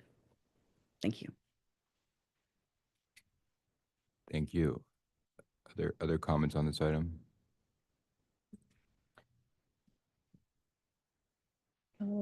And Christoph, a couple of things. John mentioned the large vacancies, and another one is the Hotel Laguna. And it seems to me that concentrating on those would be the most fruitful and most beneficial to the residents. If the city can do something to help the hotel get open, the planning commission approved the plan to restore the building. There was no appeals, and they particularly emphasized to do a really excellent job that the public supported in those hearings in order to prevent appeals, in order to move that project forward. And it's been months and months and months since that was approved. And every night in that hotel produces customers for our businesses downtown. And it seems to me that working on things like that on what used to be the drugstore, and we desperately want to market where Gelson's used to be. I mean, these are really human needs that are not being fulfilled. So I suggest we concentrate on that. Thank you. Thank you. Are there any other public comments on this? I'm going to close public comment, bring it back to the council. Sue. Yeah, I have some comments. One is, so a couple things on Gelson's. It's not like we haven't been contacting them. Dave's been contacting them. I've called them. They have a long-term lease. I don't know if Dave, if you want to elaborate on that, but they have a long-term lease. We can't tell them what to do. Yeah, they have a lease, I think, through 2035 from Yeah. Gelson's paying the landowner. And they're paying them a significant amount of money to the landowner. And the landowner really doesn't have an interest in doing anything besides taking the money from that lease. Right. Frustrating. It's I think, I can let you know, I let the council know earlier, we have talked with them about renting space in the basement area to add to parking. Right. So that's an effort that we hope will be a little bit, address some costs too, or address some revenue. Yeah, there have been also some, there's been some businesses of interest in going into the Laguna Drug, but you have to have two partners willing to play. And we don't always have a second partner willing to play. We do have, we have a lot of residents that have businesses here. We have people who own restaurants and other businesses here, probably more than you realize. But, I kind of get tired of the resident serving business thing because, most of us, we frequent different businesses in our town, the same businesses that visitors will, frequent. And, we have dry cleaners, we have hair places, we have banks, and we'd like to have another grocery store. We don't have one. But most of the businesses that we have in town that are good, I see residents there and I see, tourists there. We do need to do this because Hotel Laguna, I think Ann brought that up. Hotel Laguna has been cleared by the Planning Commission, but it's tied up in an ownership battle, and we should know something about that in the next month or so, but that's not within our control.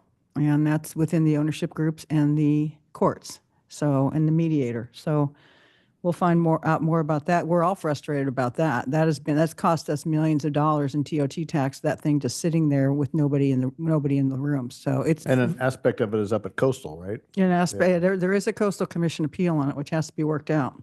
So there's nothing on our end holding up Hotel Laguna at all. So, but it's a big source of frustration for all of us, for the residents and for the council as well. So, but I do want to say, and Mark reminds me of this all the time, the hotels are upgrading, we're trying to get the quality of our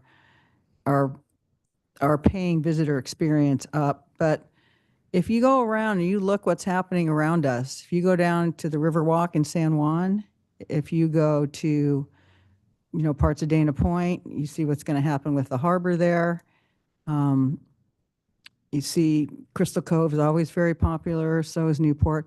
We're not trying to compete, but we just want to have a good, solid, commercial offering here so that we can, because we do need to have, people pay here a lot of property taxes to live here. And they also expect us to have a nice town. And to have a nice town, we need to fill vacancies. To have a nice town, we need to fix up the downtown. To have a nice town, we need the property owners to fix up their businesses, which we're trying to incent through our commercial maintenance ordinance. So we're trying a lot of different things, but we do need a really good person that can cope, that knows kind of what's going on regionally and help us get stronger business offerings here that can pay the rents. And I agree the rents are high, but there's, the landlords are going to have to figure that out. But we need good businesses that can afford to come in here and pay. And we need to be able to get them in a timely fashion.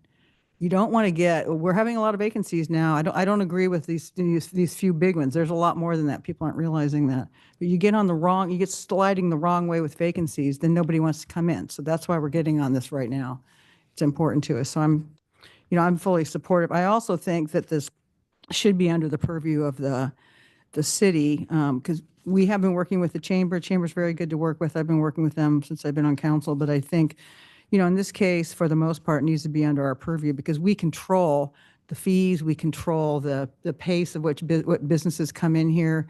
We control whether or not they go to, we can give them a pass or they have to go to the planning commission. So most of it is within the city's purview. So anyway, those are my thoughts, but I think this is, I've done some work on this along with Mark Orgill and Aaron from the chamber. Mark Christie's been giving us some help as well. So we're going to have, an inventory. We're going to have an inventory now of all the buildings that we have. What's their square footage? Who's the owner? So that we know that when we bring in a consultant, and we know some good ones, they'll know, hey, okay, I have this business. What's a good fit? Where's a good location? And that will be, I think, immensely helpful to us. Thanks, Sue. Holly? Yeah, just a couple of quick comments. I agree with you, Sue, and what Mary said. I think that the chamber should really be acting as a facilitator. You guys are a great partner, and I think that the authority needs to remain in the hands of the city. And I also think that it would be interesting, and I don't see this in this RFP, to solicit resident feedback, not just business owner feedback, about what we as community members are looking for in retail establishments. So I'd like to see some attention paid to that in the description of responsibilities. The Cosmot study looked into that, right? Yes. Yeah, okay. But I think if this retail consultant is, pulling together stakeholder groups and talking to business owners about, how to create a vibrant community economically and I guess socially, I think that it's important to get community feedback on that too. That'll definitely be a part of the process. They're going to create a demographic profile. So that will, include, of course, residents, hotel guests, so that will be a part of it.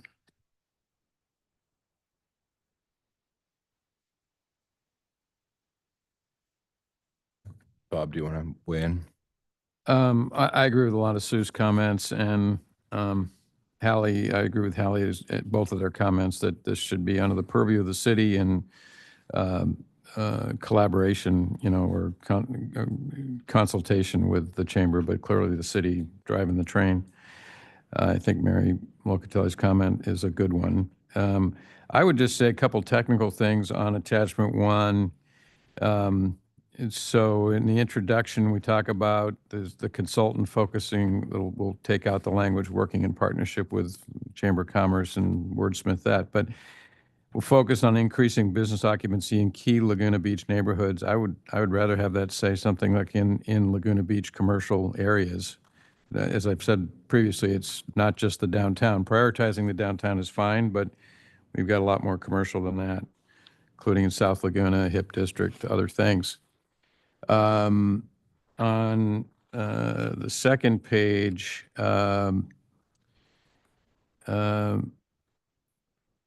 it says in the second bullet point at the top, this includes developing a retail strategy with policies and programs aligned with the Chamber of Commerce and city's economic development goals. Again, I think Chamber of Commerce probably gets, that gets out of there, but I'm not sure what the economic development goals are. I mean, I don't know if we've articulated them, but have we? I mean, we want to reduce vacancies, I know. Reduce vacancies, increase tax base, and increase resident serving businesses. Okay, so maybe we spell that out a little bit. And then I think those were my comments here on the scope of services. Good. Yeah, I agree with all of my colleagues. I think, to Hallie's point, the only way for businesses to be successful in town is for them to serve residents, because residents are here year round. So I agree with that. I think ultimately, I'm kind of just so sick of all these consultants that we hire where there's like a report that's commissioned and then there's just process and at the end of the day, outcomes are not delivered. So what I really think the key here is to have some sort of an incentive structure, and perhaps it's maybe an exclusive brokerage agreement where they can go to different businesses and say, look, I'm the exclusive broker of the city of Laguna Beach, and then they can make the leasing commissions, again, it goes back to incentives. I think incentives drive behavior, especially when it comes to public policy and economics, which is what we're talking about here. And I think that's going to be the key to making this work but at the end of the day, what they have to advertise is a process that's expedited, logical, predictable, and timely. And so that's going to be really the key for all this, but I'm supportive of moving forward. And so I would support the recommended action with Bob's changes and some sort of a language related to a performance-based payment approach. I'll second that. Okay, all in favor? Aye. Aye. Good. Okay. Thanks, everyone. So would you want to take a break now, or should we just quickly handle okay. Yeah. So item 12, appointment of 2 city council members to add. I thought we already got, did we pull that? I think we approved that. Appointment of 2 city council members to ad hoc committee to review fiscal year 25-26 community assistance grant applications. I don't think we need a staff report on this. Any questions from council? No questions. I'm going to go to the public. Do any of the members of the public want to weigh in on which of the 2 of us should be picking who gets the community assistance grants? No? Okay, I'm going to close public comment. I'll volunteer Hallie as one of the people as a new council member. So Hallie. Thank you very much, do you Mr. Mayor. accept? Absolutely. Okay. I'd love to do Does it. anyone else want to join Hallie on this? I can do it. Okay, Hallie and Sue. I'll move that we have council members Kempf and Jones be our ad hoc committee responsible for reviewing the community assistance grants. Second. All in favor? Aye. Aye. Aye. Okay. Good. So now we're going to let's do a 10-minute break. We'll be back at 7:23, and then we'll get started on the undergrounding.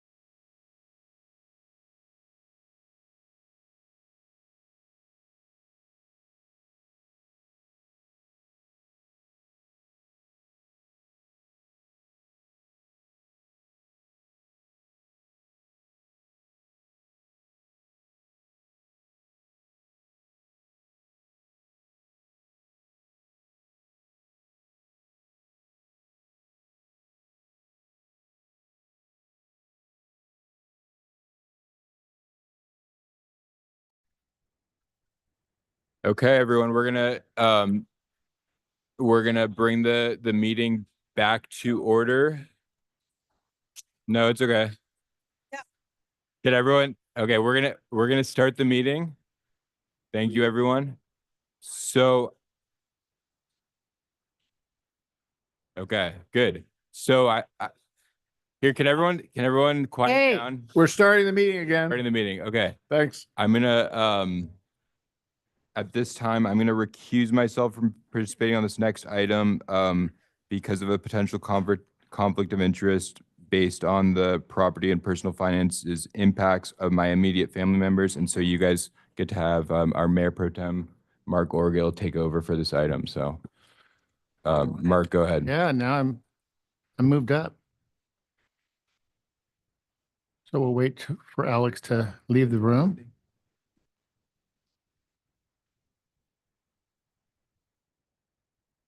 So item number 13, city contribution for proposed underground utility assessment, District 2021-1, West Street. Better get my reading glasses out here. So do we have a presentation? Yes, we do. So good evening, City Council. My name is Piero Sawaya, Capital Program Manager in Public Works, and I'm here tonight to present on the city contribution for the West Street Underground Utility Assessment District 2021-1. To provide some background, the assessment district is located in South Laguna, and it includes 101 accessible parcels along portions of West Street, Monterey Street, and portions of Eagle Rock Way, among other streets. The engineering and permitting for the project and designs are complete. The project was bid out and bids were received in October of last year. At this time, as it stands, the preliminary cost estimate is estimated at $7 million. And much of that amount is paid for by the property owners within the district. Inclusive of that $7 million is a general benefit contribution that's listed in our draft engineers report that currently stands at 10% or $700,000. This general benefit is paid by the city, and it's for the benefit of the utility undergrounding to the surrounding community and the public at large. So in addition to the general benefit, proponents are here this evening requesting additional city contribution to the project. Much of that is tied to a letter that was sent to City Council that explains public safety benefits that would be received by the project, and most importantly, to help lessen the financial burden for the property owners by reducing individual property assessments with any sort of additional city contribution. For historical context, City Council did take prior actions on contributing to assessment districts. On the last two projects, a 10% general benefit was applied to those projects in addition to a 10% city contribution, so for a total of 20. And that was applied to the Diamond Street project, which was completed 2 years ago, and was also applied to the recently formed Woods Cove district, which is currently in construction.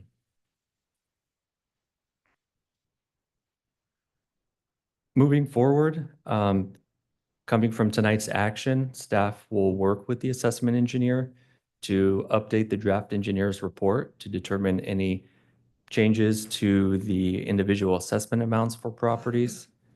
And once that report is updated, staff will go ahead and set up a district-wide workshop with property owners to review the engineer's report, explain the methodology with the assessment engineer, and to answer any questions about the district and the assessments applied to each parcel.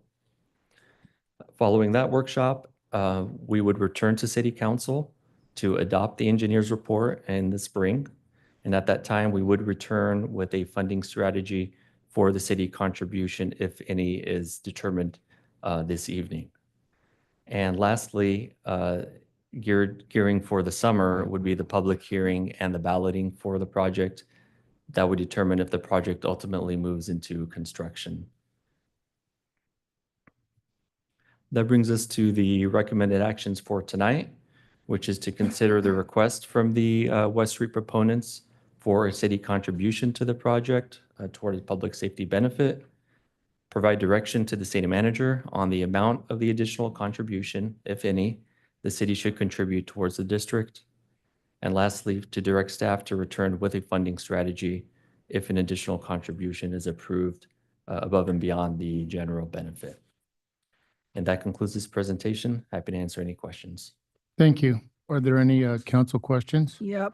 Pierre, how many homes are in the district, the proposed district? There are 101 accessible parcels. Okay. Thank you. Do you have anything, Bob? Hallie? Nothing? Are there any public comments? Any speakers on this?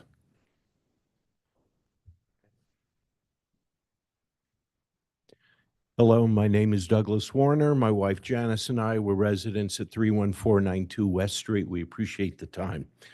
We're looking to have the city come up with and balance off 30% of the cost, and this would offset the increased inflation since 2021, since we originally initiated having this done.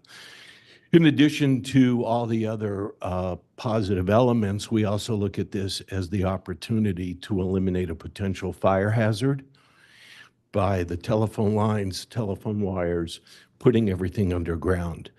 We also hope that if this measure could be completed, that the city may even look to extend a 15 or 20-year bond to cover the gap and the difference of the increase. Thank you very much.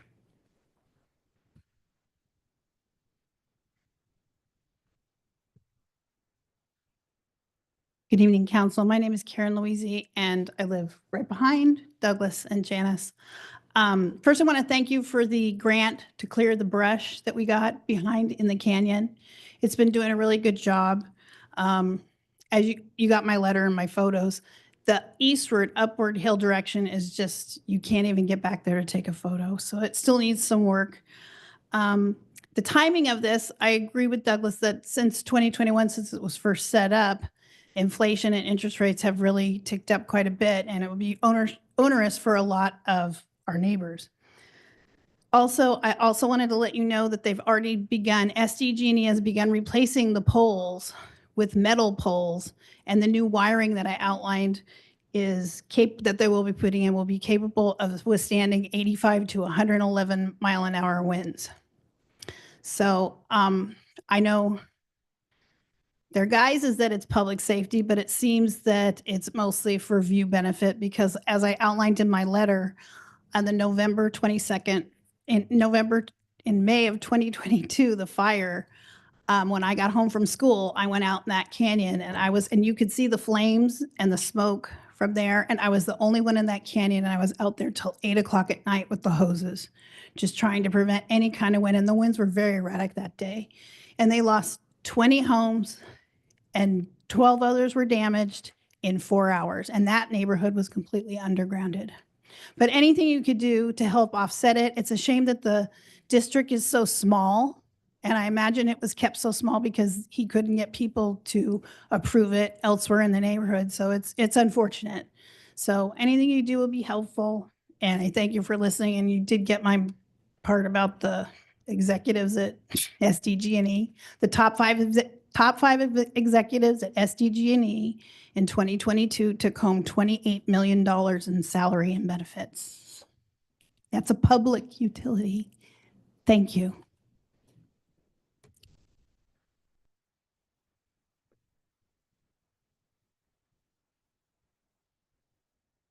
Hi, my name is Matt Lawson, and I'm not in that immediate neighborhood. I don't have all the details on this, but I'm just here to speak in favor of undergrounding as a general utility, as a public safety measure, and an important public safety measure for the entire city.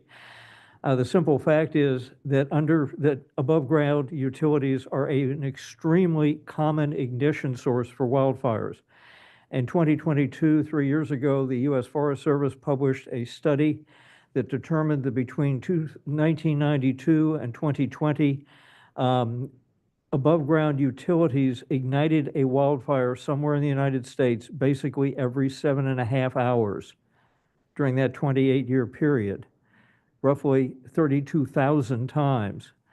We know that above-ground utilities have been responsible for 4 of the 5 major fire incidents within our or adjacent to it, and the LRAs, either within the city, including the South Laguna, the fire by the restaurant down there in September of 2012. I think Bob will remember that particularly. The fire in 2015 when the entire city was gridlocked, the Laguna Canyon fire on July 3rd, and the 2 fires in 2022, the Emerald Fire at 4 a.m. and the Coastal Fire that was just referenced by Karen. This is an extremely dangerous situation. And the simple fact is that we will either bury these utility wires or they will ultimately bury us. And we should treat it that way. It's an extremely important source of ignition to get rid of. It is not a cure-all by any means, but it is a very dangerous situation to have here, given our overall vulnerability to wildfire and our need to do everything possible to maintain insurability and mortgageability of our homes, to maintain our tax base and our property values. So thank you very much. Whatever you can do, help these folks out, and I commend them for moving forward with it. Thank you. Thank you, Matt.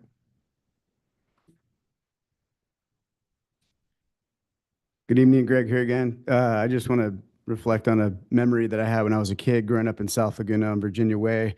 We had power lines years ago, and I remember when we did the city did the undergrounding in that particular part of South Laguna, and I was like, Dad, how do they put the telephone poles and everything underground? Like, I had no idea. I was real young. I didn't understand the process, obviously, because I was very young, but it was a memory. And then now it's something that obviously is going to help the community be more safe because of potential fire hazards. I support this undergrounding in this community and all of Laguna if we can. I know it's a process, but it definitely will help the town. And also it increases better views and then less birds going to the bathroom on your cars. So thank you. Thank you, Greg.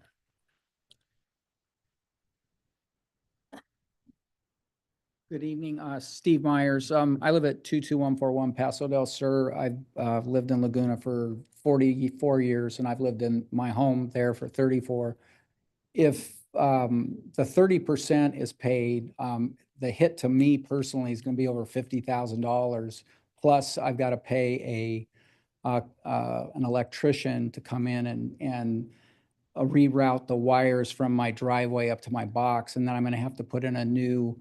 He explained to me that I need a 200-watt panel because my home is 63 years old and it has to be upgraded in order to meet whatever requirements there are. So if the city agrees to the 30%, it's going to cost me $55,000 to $60,000. If it's 10%, it's prohibitive, and I obviously would have to vote against the plan. I have several other neighbors up the street from me that have 0 telephone poles in their view, and they're going to have to pay more than I am because the new calculation of how they determine what each homeowner pays is basically a function of the size of your lot. So the view benefit factor is the same for everybody, irrespective of whether you have a pole in your view. So I can tell you that I have at least 3 neighbors that are going to vote against this, probably even if you go for 30%. So if you can do the 30%, it's going to make a big difference for those of us that, I'm retired now and I'm on a fixed income, and I knew what my property taxes were going to be. And if this thing passes and I get the 30% break, my property taxes still go up 50% for 15 years, which, is a lot of money. So whatever you guys can do to help us out, I'd appreciate it. And I understand that the safety benefit's important, and that's a citywide benefit, not just for the 102 homes or whatever that are in the district that comprises our little area of South Laguna. So Appreciate your time and thank you for your help. Thanks, Steve.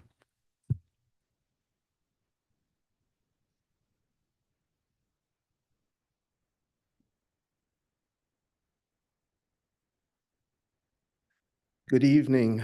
My name is Jim LeBlanc. My residence is 22152 Paseo del Sur. It's property number 13 on the engineering report, the draft engineering report. Luckily, I'm not superstitious.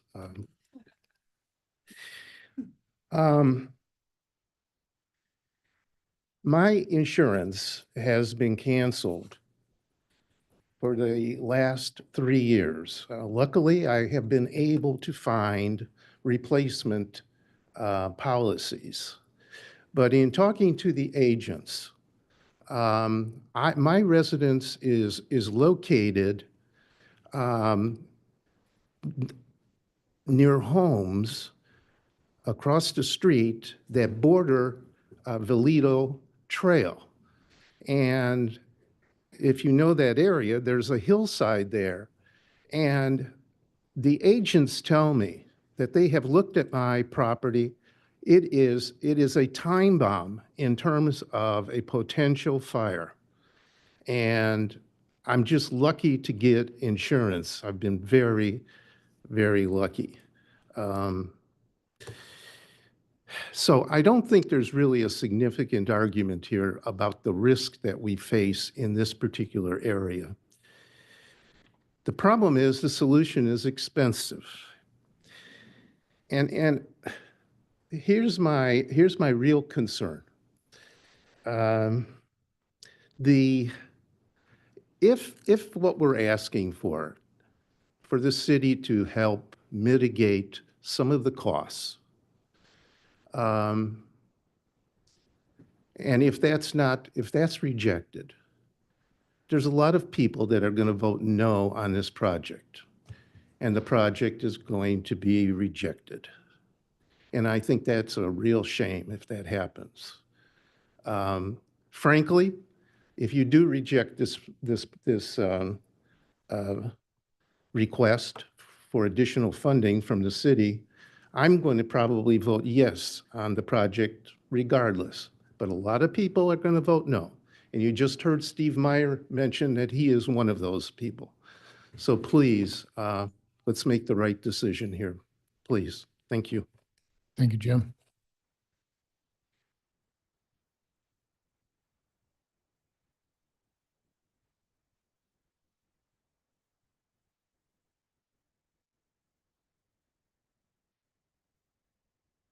Hello, City Council. How are you, staff? My name is Pete Vahid.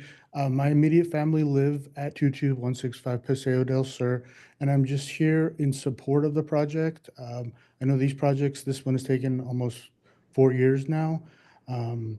There's general benefit, safety benefit, and view benefit. And the process has been very fair, I believe, in the assessment, because this is the same process that the other projects have gone through in undergrounding. And I do want to just clarify and elaborate on some of the previous fire. The Laguna Niguel fire that started in the canyon was started by sparks from a Edison, or I believe it was Edison Power Utility. I have the complete report on that from OCFA. So these are very dangerous risks from these power plants because of the winds, because of the dryness, as you've seen in Pacific Palisades and Altadena. So as a matter of public safety, I think it would be very helpful and probably make it possible for this project to move through, which has been a 4-year project or possibly more, if the city could try to do their best to make the best contribution they can. So I appreciate your time and consideration. Thank you. Any other speakers?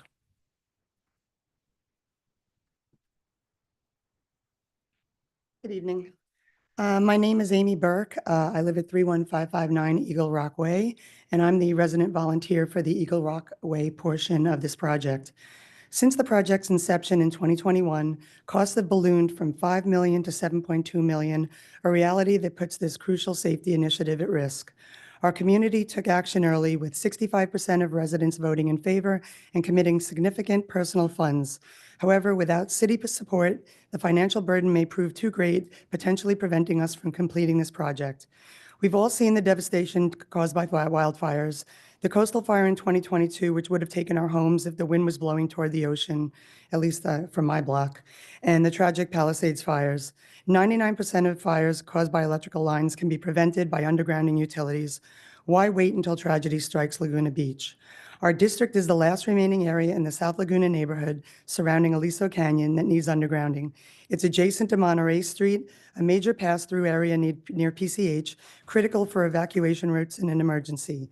Completing this project is not just a matter of convenience, it's a matter of public safety. This is not about just one neighborhood, it's about setting a precedent. Many residents in other districts have expressed interest in undergrounding, but find today's cost prohibitive.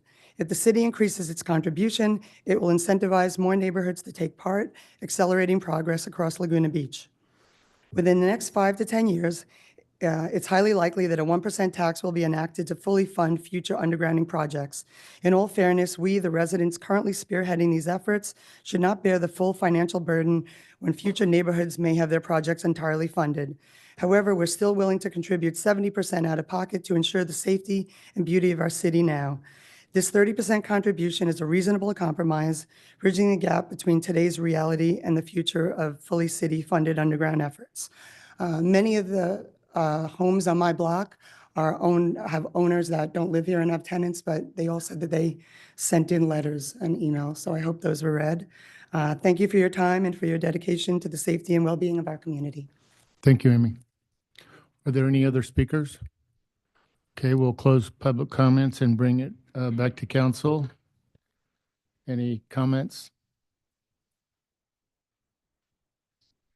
I have a question for Pierre. Is there an opportunity to provide additional financial assistance to people who are older or perhaps on fixed incomes? There is. We do have a deferment loan program currently being utilized for the Woods Cove district. There are requirements to meet those guidelines, such as age, income, assets. That's all vetted through our finance department, but that is an opportunity for the assessments to be deferred until there's a sale or a transfer of the property at a later date. So that would be available to this district as well? Correct. We'd return to council with a plan or a funding source to implement that deferral program. Yeah, I think, first of all, I want to thank all the residents who are considering doing this. I think it is critical. I've been pushing undergrounding for 10 years now. I think we need to get it done for the entire city. So thank you for the efforts that you've made so far. I do think the city needs to make an additional contribution. You know, we need to be equitable among the neighborhoods, and you know, we did do 20%. We used to only do 10%. We upped that for Diamond and Woods Cove to 20%. I think we should do the 20% here as well. But I think there's some other things that we can do to help reduce the cost. So if it's a $7 million estimate and we contribute $1.4 million, that gets it down to about $5.6 million, which, you know, is up about 12% from the original $5 million that was estimated back in 2020. Well, we all know inflation, everything's gone up and things are more expensive. But Pierre, I think when you go back to have the community meeting, in addition to conveying whatever additional support the council may vote on tonight, I think we should look at, you know, doing a 25-year scenario so they can stretch payments out over a longer period of time, reduce the annual costs. And I want to make sure that we look at the alternative, and we've done this with our treasurer before. I want to make sure that the city purchase of bonds is a possibility here for this district, because we can control the interest rate on that better than out in the public market. We may be able to save some interest costs on that and reduce some legal and other costs if we look at that alternative. So I think in a combination of a 20% contribution and maybe looking at some of these efficiencies we could achieve with a city purchase of bonds, we pretty much could get the neighborhood to where they want to be. So those are my thoughts. So are you suggesting that that would be researched and brought back to us and something that would, I mean, obviously we'd be setting a precedent by this, right? So others would be able to take advantage of the same. We have bought bonds in the past. Laura could speak to that. But, you know, I want to make sure there's certain things that have to get done ahead of time. I just want to make sure those get done. So when this comes back to us, we have the alternative. We have the option as a council, you know, assuming the neighbors ultimately approve this, we have the option to go that financing route. Great. So Pierre, what's the average size of the districts? Do you know roughly? They mentioned that this was relatively small, and I believe it was 114.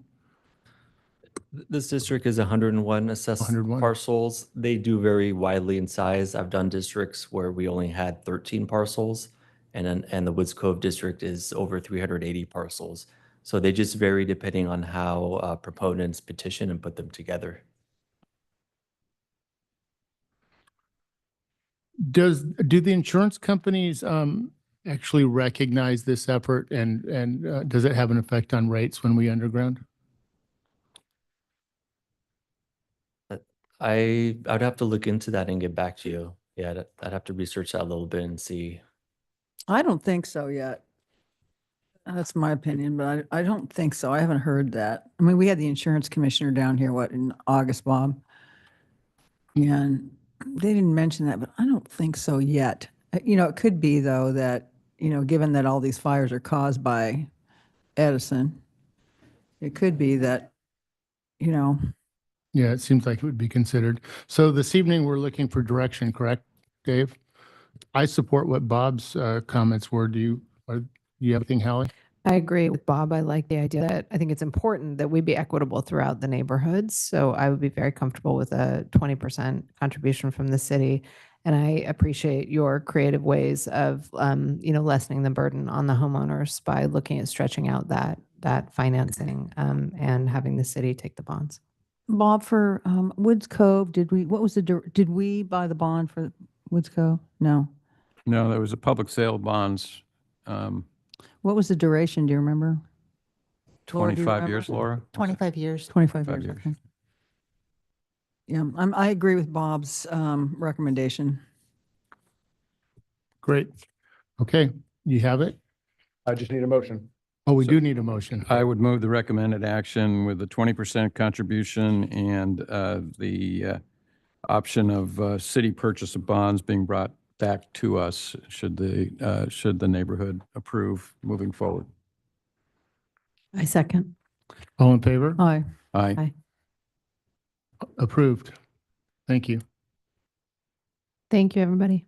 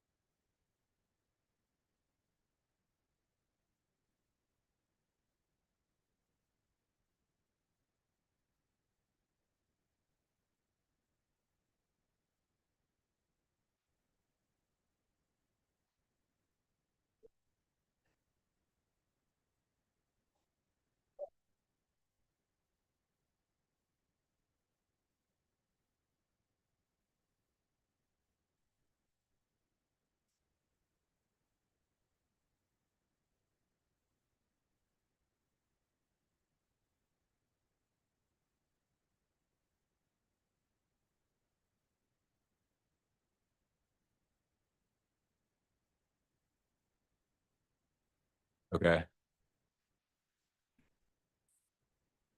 Hi, everyone. Who's here on the climate action item? Raise your hand if you're here on climate action and not MPA. Okay. So council, do you think we should take MPA first, or should we just go in the order of the agenda? MPA. MPA. Okay. So sorry, Matt, and Mary, we're gonna take the MPA item first because there's a lot of public interest in that. And so we'll go from there. So Dave, or I guess Jeremy, do you have a staff report on this item? Thanks, Mayor. I do, but before I say anything, I'm going to turn it over to Councilmember Whalen as he introduced this item. Right. I asked at the last meeting that this item be placed on the agenda for discussion. We went, as is outlined in the staff report, there's been a decadal review.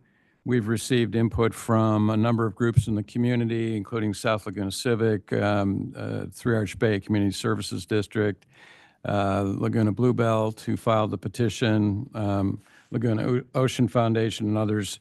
So given that level of interest, urging us to consider this, I asked that it be placed on the agenda for discussion, and Jeremy has prepared the staff report that's here and the resolution that would, if adopted, express support for further analysis of the request, which is to extend the no-take zone from its current boundary down to the city limit in Three Arch Bay. So that's why we're here, and that's what we're here to discuss, and I'll turn it over to Jeremy for a report. Councilmember Whalen, you summed that up pretty thoroughly. I don't really have much more to add to that. What I will do is provide, if I can get this, the map up to contextualize for the audience tonight. But yeah, just I guess one point to your overview is that we staff, based on the direction we received tonight, would provide that and relay that to the Fish and Game Commission. The Marine Resource Committee is meeting on meeting this Thursday. So we'd get that public comment in advance. They are anticipated or potentially could be reviewing this petition as early as that meeting, although I've been checking their agenda and they still don't have their materials up yet. So that's pretty much, like I said, Councilmember Whalen, you summarized it. What we're looking at, if I can, on the map, is our Laguna Beach coastline, and this is our southern boundary right here. This is Three Arch, and then right here is between Table Rock and Tortuava, and what was proposed in the petition by Laguna Bluebelt was to extend the Laguna Beach State Marine Conservation Area down to the southern limit for approximately 1.5 square miles of no-take zone. So this is a no-take SMCA right here. This is a partial take State Marine Conservation Area. SMCAs can go both ways in terms of fishing regulations. What's being proposed is expanding this area to a no-take. Happy to answer any questions. It's clear as mud. Jeremy, can you outline, just for all of our edification, the specific changes where we are now in this area, and what changes this, if this petition were accepted by DFW, what it would look like? Yeah, so where we are now, you have a blanket prohibition on take from the intertidal habitat. That's up and down the coast, regardless of whether you see a red, a purple, or a blue zone. But within specifically this area of SOLAG, there is recreational take of certain fin fish species is allowed. Basically, fishing is allowed. And then commercial take of lobster is permitted as well. If the petition were to be adopted by Department of Fish and Wildlife and the Fish and Game Commission, the recreational fishing from shore or boat, as well as the commercial fishing, would be prohibited. And that's fishing with line or spear, correct? Correct. Thank you.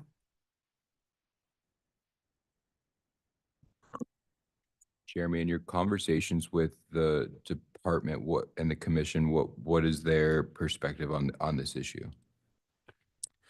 Their perspective, quote unquote, a more in-depth examination of the original marine protected area design guidance will be needed for this petition to analyze the proposed change, and public comment and letters have already been received by the Department of Fish and Wildlife about this petition, indicating a high degree of anticipated controversy. So they would like to study it more. And hypothetically, if the whole coast were I mean, I remember, I think it was you or someone else was explaining to me before that, you know, with an MPA, you sort of, if the whole, like the whole coast were an MPA, that would be a problem because you wouldn't be able to have any fish. And we, you know, I had fish for dinner, for example. And so the goal is that you have it in different areas. Is to help me understand what the, from the perspective of the state, how do they look at it? Is the goal to have everything as, you know, no take, or is the goal to have variation? And how No. do they go about doing that So the- process? The goal of the Marine Life Protection Act was to basically take all of the, at its highest level, is to strategically rezone all of our marine protected areas along the coastline to create, in a sense, a wildlife corridor. This had we prior to the implementation of the Marine Life Protection Act, we would have various preserves up and down the coastline, but they weren't speaking to one another. Got it. So you would have these areas of high species diversity and abundance, but very quickly it would drop off. So the state said, well, let's look at this. Let's rezone everything, strategically place it to create a wildlife corridor up and down the coast, where in between those areas, we'll also, our MPAs are like savings accounts, and recreational and commercial interests can enjoy the spaces in between marine protected areas and the higher abundance. That's the theory behind the Marine Life Protection Act and our network. Got it. And then it's been referenced in the media and in different conversations I've had, but was there an agreement made based on the, you know, the existing designation, and if so, what was that agreement related, like some sort of a compromise? Well, that component of it predates me. I wasn't directly involved in it, but anecdotally, what I was told is that it was the result of a prolonged discussion back and forth between the fishing community and the conservation community, and what we see today was a result of that discussion. Got it. Thank you. Any other questions? Just one more clarifying question. So what we're looking at today is asking DFW to do further analysis on this. Correct? Correct. Okay. Other questions from council? Okay. So we'll open it up for public comment. Who wants to speak on this item? Okay. Maybe a show Well, of hands. Let's do 2 minutes on this, unless anyone on council objects to that. May I have? Okay.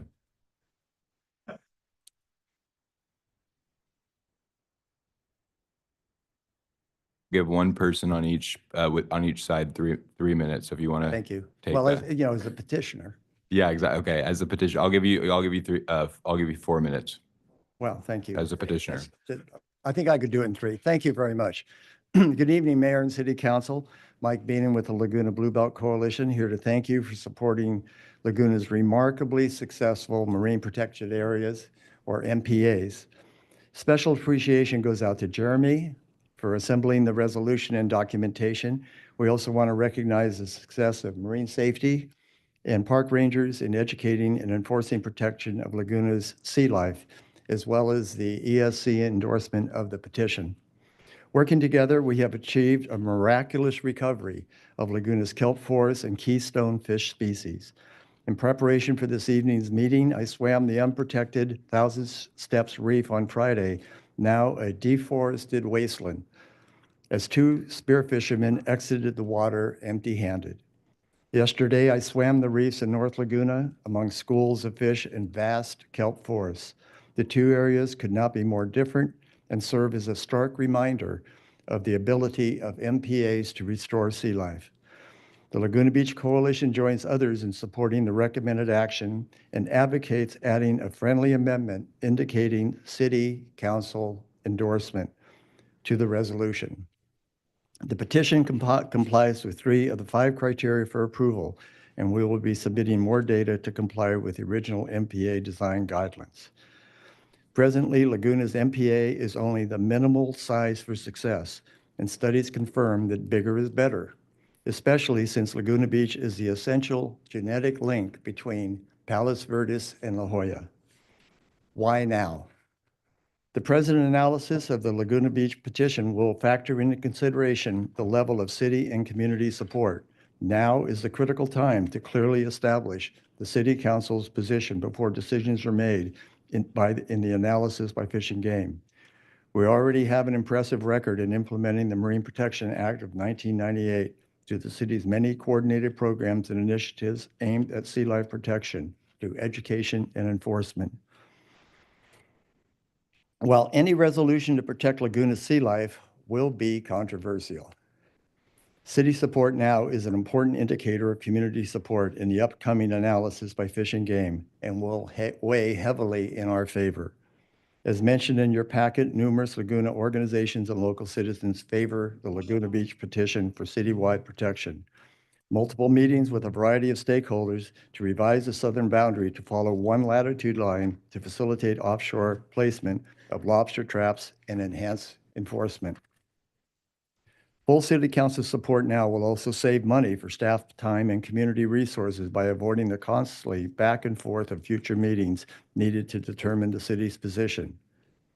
I want to thank you for considering the friendly amendment to include a City Council endorsement for citywide protection as a proud legacy for today and future generations. I'm under 3 minutes. Thank you. Thank you. Okay. And moving forward, we're going to wave our hands instead of clap. So let's see if we can do that on the next one. Please go ahead. Hi, Council. Chase Offfield, longtime Laguna resident. Grew up in North Laguna, fishing, spearfishing. As a kid, come home from school, drop my bag, not do my homework, go fishing off, Emerald Bay or wherever we could go spearfishing off Main Beach. It was a great childhood that unfortunately lots of kids now have never got to experience since we just finished the 10-year of the North Laguna closure. And, this closure is like right at our doorstep now. I think it's a major mistake for Laguna to even move this forward to another review for the state. I know from what I'm hearing from people inside the state, they're hesitant to close off the entire city. We already have a very radical closure in Laguna, which is like, there's not really anywhere else in the state where there's a complete no take in a populated area as big as the closure we already have in North Laguna. Just a little background. I'm Chase Offfield, founder of the Offfield Ocean Fund. I'm director of the Catalina Island Sea Bass Fund. I'm vice chairman of the International Game Fish Association, which is the largest fishing governing body in the whole world. I'm the past president of the Billfish Foundation. I was the 2023 recipient from the Surfrider Foundation Wave Maker Award.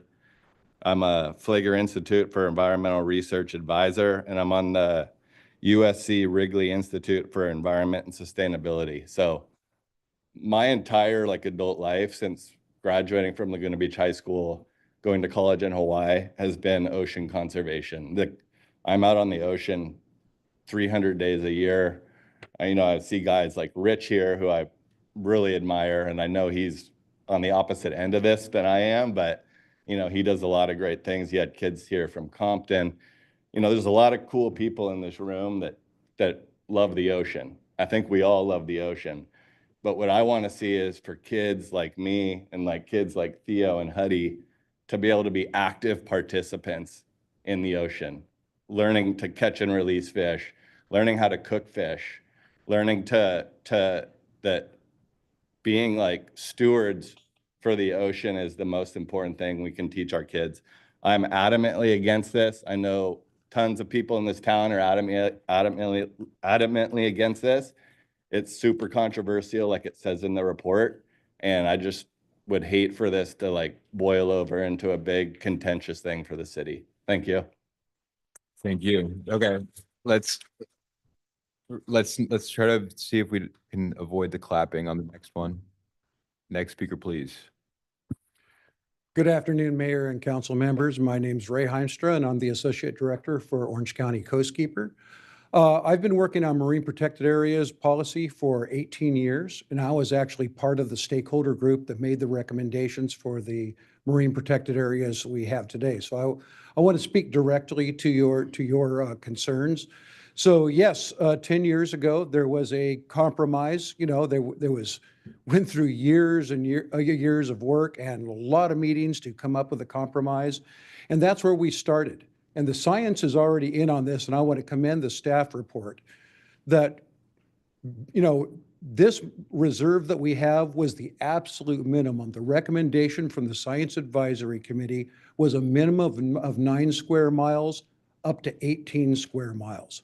What we had is the absolute minimum. And that's because we were beginning. We didn't know if they would succeed. We didn't want to go really big.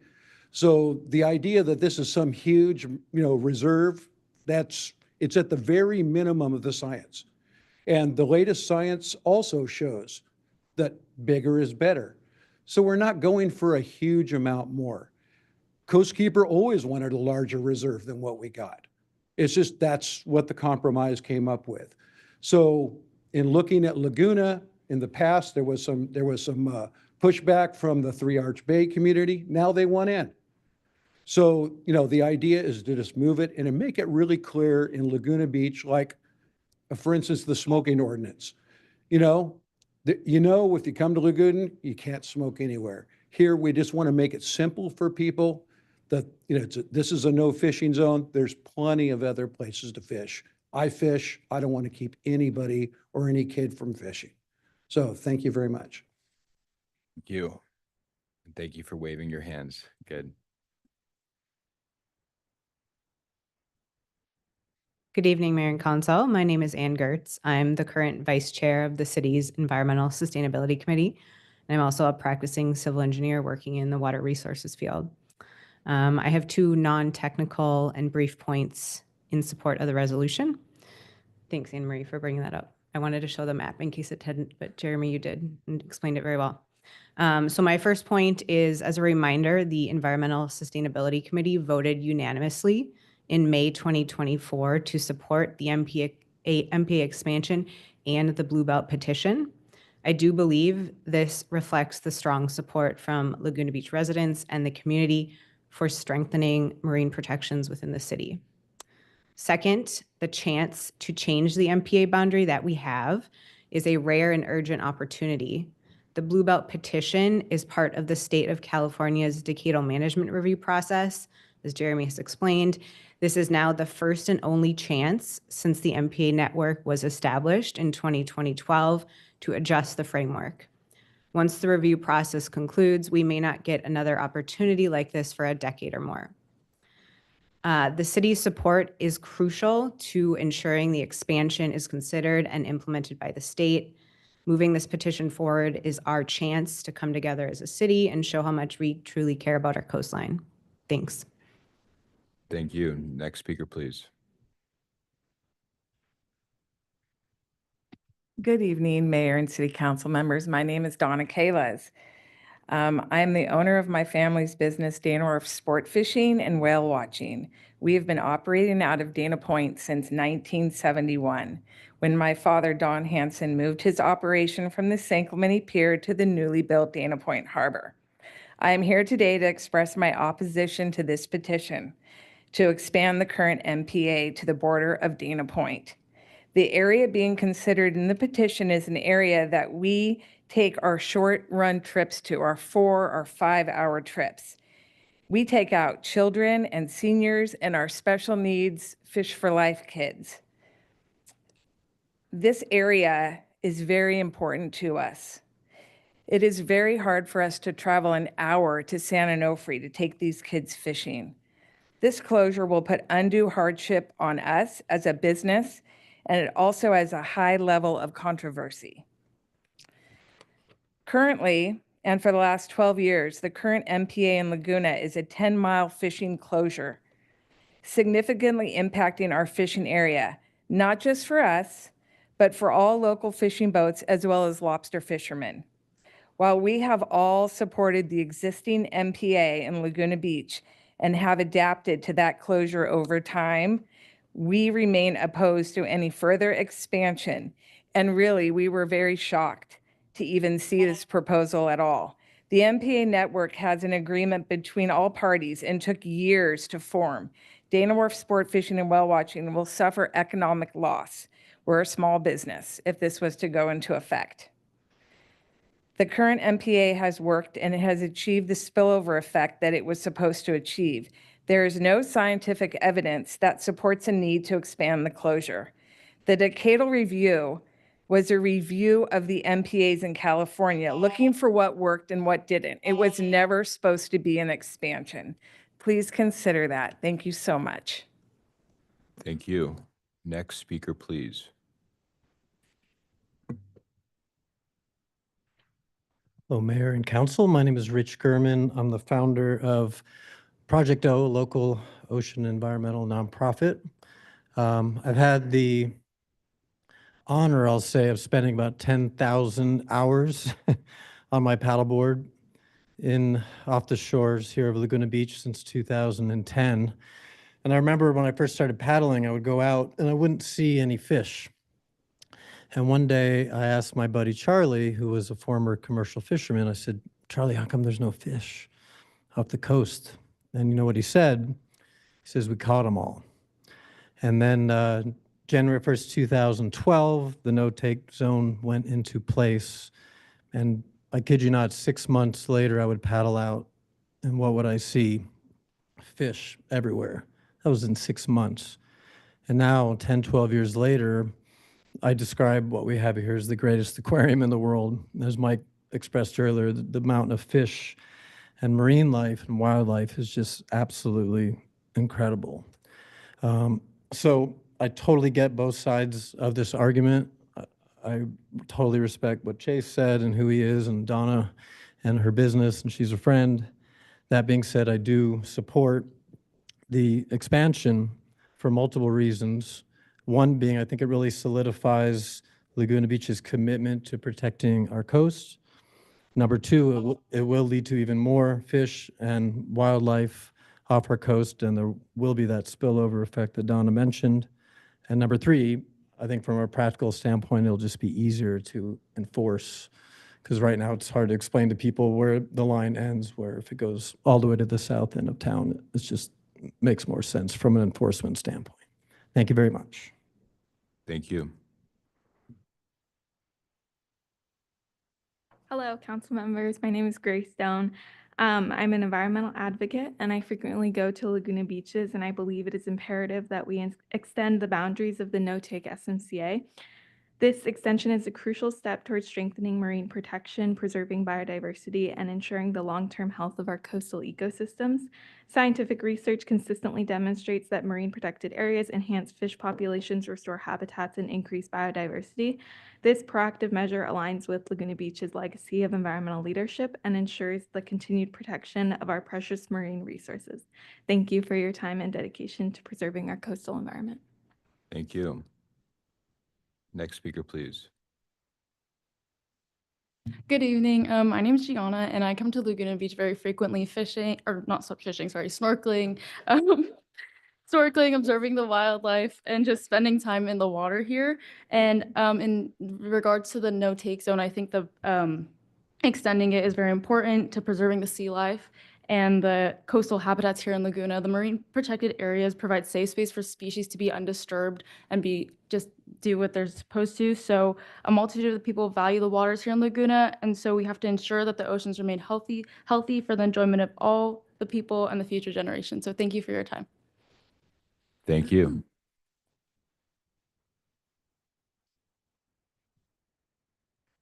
Good evening, council members. My name is Christina Giudici. I'm a marine scientist and project manager at Orange County Coastkeeper.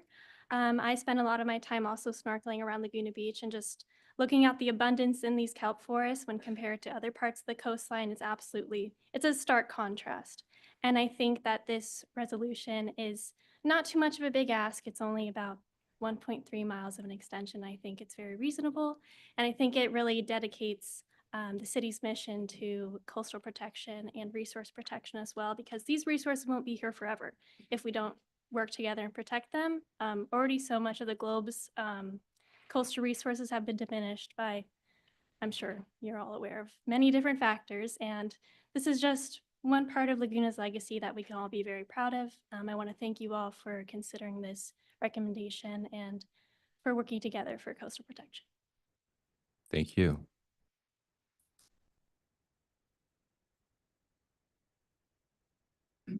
Good evening, council. Thank you for serving. My name is Mike Tompkins, and I have been a South Laguna resident since 1981, and I'm a avid snorkeler and scuba diver that entire time. And I was originally an opponent of this protection zone, but no more. I've witnessed the decline of many marine animal species off Laguna in this time. Abalone, Corbina, starfish, lobster. And since the protection zone has been implemented, it appears to me that their animals are doing better.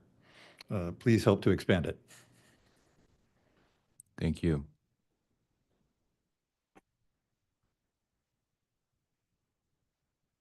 Hi, good evening. My name's Travis Vaughn. I spend a lot of my time on a boat commercial fishing for lobsters, and I don't talk to a lot of people, so I'm a little bit nervous being up here.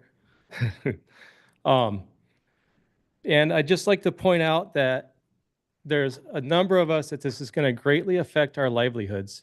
And a lot of these areas that you're proposing to take, not just in this MPA, but in the whole MPA network, but specifically this one, you walk down there and you'll see that the area that's proposed is thriving.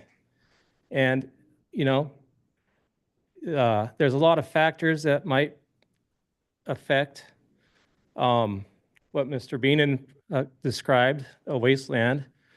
If that's truly what he saw, you know, there's a lot of kelp missing from there, and there's a lot of factors like sand pumping and water temperature. But on the other hand, there's a lot of kelp growing in other areas where there is no MPA. So when it comes to the ocean, you've really got to look at the grand scheme of things and think about everything that's going on.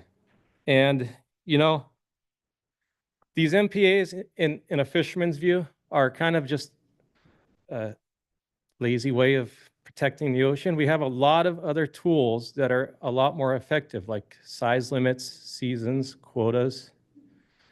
And it's proven to help with sustainability of many fisheries, particularly lobsters.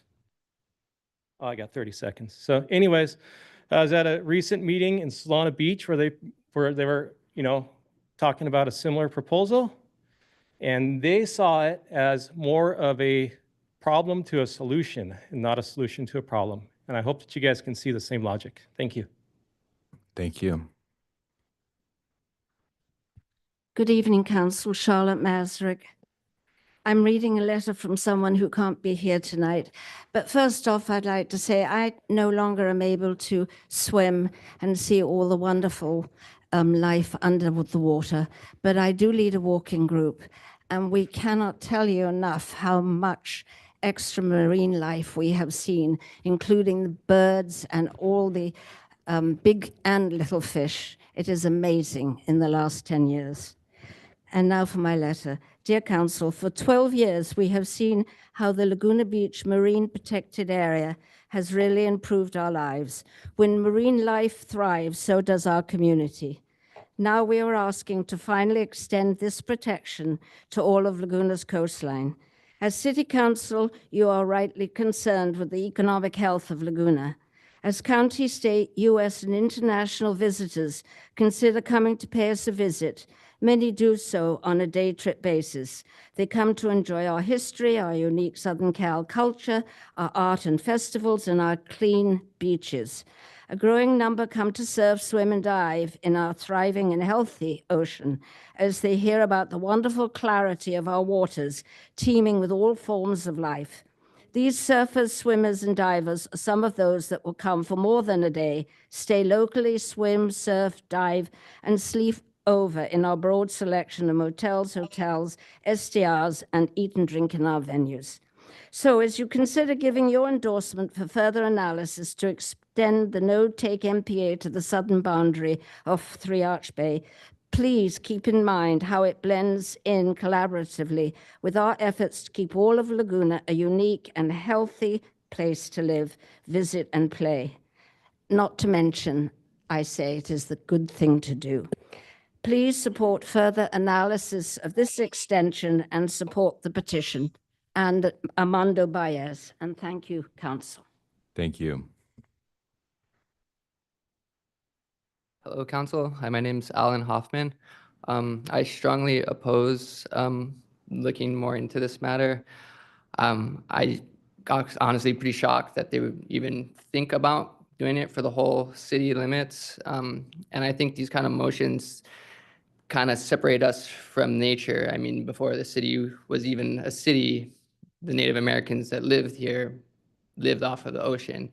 And we need to be connected to our food sources and where our food comes from. And I think having people that are watermen that grew up their whole lives in the ocean out there helping also helps the environment and helps keep away people that are maybe poaching or doing other things in the areas. You know, and someone earlier mentioned, and I know there's like a shock about the science tells us we have to do this, but you know, this has been going on for a long time. And someone earlier mentioned they saw someone come out 1,000 steps empty-handed and there's no kelp down there. Well, I was down there 2 days ago diving and it was tough conditions and there is kelp and there's a lot of life. And I came out with lobster and I can tell you that there's a lot there. So I just hope you don't let the shock value and the fear persuade you to do something that I think is a bad idea. Some of us work hard, long hours and don't have much time. And for me to be able to take my son to the beach somewhere that I can actually afford to have the time to go, and we don't even eat seafood that much, but to be able to go get one lobster, and I don't even agree with freezing lobster and freezing it. I'll only get one to eat for the family. And I think we need to be connected to the sources. The other sources of fish or food that are coming in are get way more extractive and worse for the environment. So I strongly disagree. Thank you. Thank you. Next speaker, please. Hello, everyone. My name is Mike Unick. I'm a resident here of Laguna Beach. Sorry, a little bit bigger. All right. Can you hear me now, guys? All right, cool. You guys all like seafood, right? Okay. What you're doing is going to harm what gets put on your plate. Okay. Lobster, you take that away, you're going to get less of it, or you're going to have to pay more for it. By doing this, getting more MLPA down Laguna Beach. It's not worth it, guys. You know, I've fished all the way from Irvine Cove, the rocks there, all the way to Three Arch Bay, pretty much my whole life. I haven't seen anything decline for fish or anything wrong with the kelp. Your lobster season is only seasonal. They come back, they grow. It's like fishing right now. Everything is slow. Everything, the water temperature's down, everything's hibernating. Give it another couple of months, you'll see plenty of fish out there, of bass, yellowtail. I mean, 2 years ago, I was catching bluefin tuna just south of your MLPA, about, 2 miles away?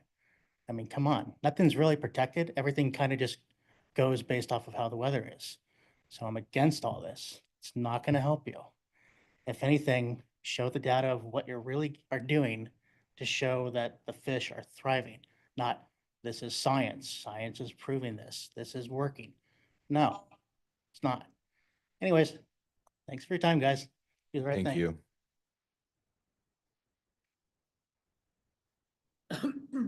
Hello, and thank you for hearing us. I'm Nancy Bushnell. I live on Shaw's Cove, and I've been swimming, snorkeling, and scuba diving off of Laguna for 50 years. And what I've seen, at least in the last 10 to 20 years, is that the efforts that the community of Laguna and you guys and all the hard work that we've done to create the marine protected area is working. It's amazing. 10 years ago, you didn't see sheephead. Now you see beautiful schools of sheephead. You see a diversity that you never saw before. And so it's not true that it hasn't worked. It is the nursery of this whole area. And I tell you, it'll break my heart if you don't extend it, because it's a choice. It's a miracle thing you can do. One thing I heard about the kelp just recently that I don't know if you knew, but I heard this from my neighbor, deceased neighbor, Phil Cantino, and she told me in World War II, there were ships, Navy ships that came and pulled all the kelp off because they needed iodine for the troops. And everybody thought it was going to come back. Well, it didn't until somebody started planting it. And that's essentially what we're talking about. You know, this is an opportunity. It's a miracle opportunity. You just go for it. Thank you. Good evening, Mayor, Council. I'm Jacob Charup, and I would like to bring to light a couple of different perspectives. Some of the things that make Laguna Beach unarguably great are our heritage, our architecture, our green belt, our blue belt, and protecting those is at the root of what makes us great. There's a trigger to increasing the marine protection area, and that is that Laguna Beach has gotten larger. And now that it has, it only makes sense that we increase the protected area in the same proportion. When it comes to the state of California, I would be very wary of them. I just want to say 3 letters, ADU.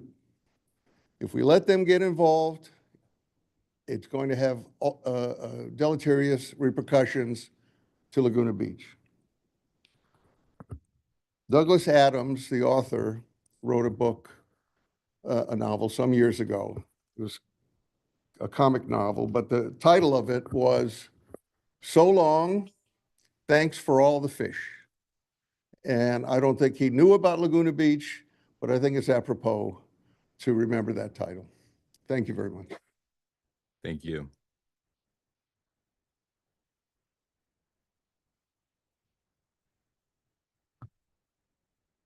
Good evening, City Council members. My name is Travis Weber. I'm a commercial lobster fisherman out at Dana Point Harbor. This will be my 3rd season fishing lobsters. I just want to touch on a couple of things. The reason why I chose to be a lobster fisherman is not only for my love for the ocean, but as it also is a sustainable fishery that is very well managed. The only thing that's going to hurt our fishery is closing down more areas and compacting us into smaller fishing areas. We rely on this resource to support our family. Recently just had a son, hoping to pass down the legacy down to him. I also, during the summer, run boats for Dana Wharf, for Donna. So I kind of see both sides of everything. We also take kids out fishing. We fish areas in Laguna, take out kids that from Olive Crest that don't really have much, and it's cool to see them catch their first fish, take them out on the ocean. And I feel like closing these areas is really gonna kind of defeat that whole purpose. When I was a kid, that's what kept me out of trouble. Started working on the boats when I was young and promoted myself all the way up to captain. Now kind of doing my own thing with the lobster and also fishing on sport boats during the summer. I definitely think it's kind of a bad thing to take away. It kept me out of a lot of trouble being on the ocean more than I have been on land. Another thing, I don't know if you guys have read the revised petition that Mike Beenan put out there, but his petition is based on lies. In his petition, he quotes that the Dana Point Lobster Group support the petition through a collaborative meeting that we all went to, and that is a bold-faced lie. We have minutes from that meeting that support that, and a few of us have emailed him with no response, so I don't understand how we can collaborate on it. So thank you very much for your time, guys. Thank you. Good evening, Mayor. Thank you, Council, for your help. I am here to speak that since the inception of the marine protection area, I have noticed an abundance and more wildlife. I was walking on my favorite beach, I won't say which one, and there's this wet area, and we noticed that the stingrays had come in, and then all of a sudden, a whole bunch of baby shark came in, and this is like, I'm in like 2 feet of water, and the stingrays were picking off the sharks. And it was just, and someone was from that area said that they hadn't seen it in years. And that's just what happens there. And it's really neat. Have you ever seen that, Alex? It's kind of exciting, but yes. So it sounds to me like you have polar opposites. And so maybe more information wouldn't hurt before a decision is made. Just a suggestion. Thank you very much. Thank you. Hello, Council. My name is Zach Greenfield. I'm a 4th generation commercial lobster fisherman out of Dana Point. Also the treasurer of California Lobster Trap Fishermen's Association. I'm also a 6-year service member of the Coast Guard, so I've served on both enforcement side and commercial fishing side. So I've seen both and the impact that the enforcement and fishing side can have on an individual's life. I've chosen this industry because I feel like I am one of the biggest proponents of conservation of our ocean and actually being knowledgeable about the ways in which we don't take, as was mentioned, seasons, size limits, things of that nature. I also just wanted to just say there are a lot of factors, as Travis mentioned, for reasons why maybe you see kelp in certain areas and you don't in others. 1,000 steps. The structure there is not suitable for kelp growth, along with a lot of times swell that moves through there. Sand covers up the structure where kelp would grow. If you go to Salt Creek Beach right now, anywhere from 20 feet of water out to 45 feet of water, I mean, you could hardly drive your boat through there. There's kelp on the surface, I mean, all over the place. Another thing about not seeing fish outside of the no-take zone, I think we're not giving credit to nature and the fact that there's animals are smart. They're going to go to the area where they know they're not going to be fished, where they're not going to see, they know the difference between lure, live bait, things like that. And I just also want to highlight the economic impact that this is going to have on the younger generation, not just commercial fishermen, but kids that want to go out and fish and have a way to sustain themselves. The old adage, give a man a fish, feed him for a day. Teach a man to fish, you feed him for a lifetime. Thank you very much. Thank you.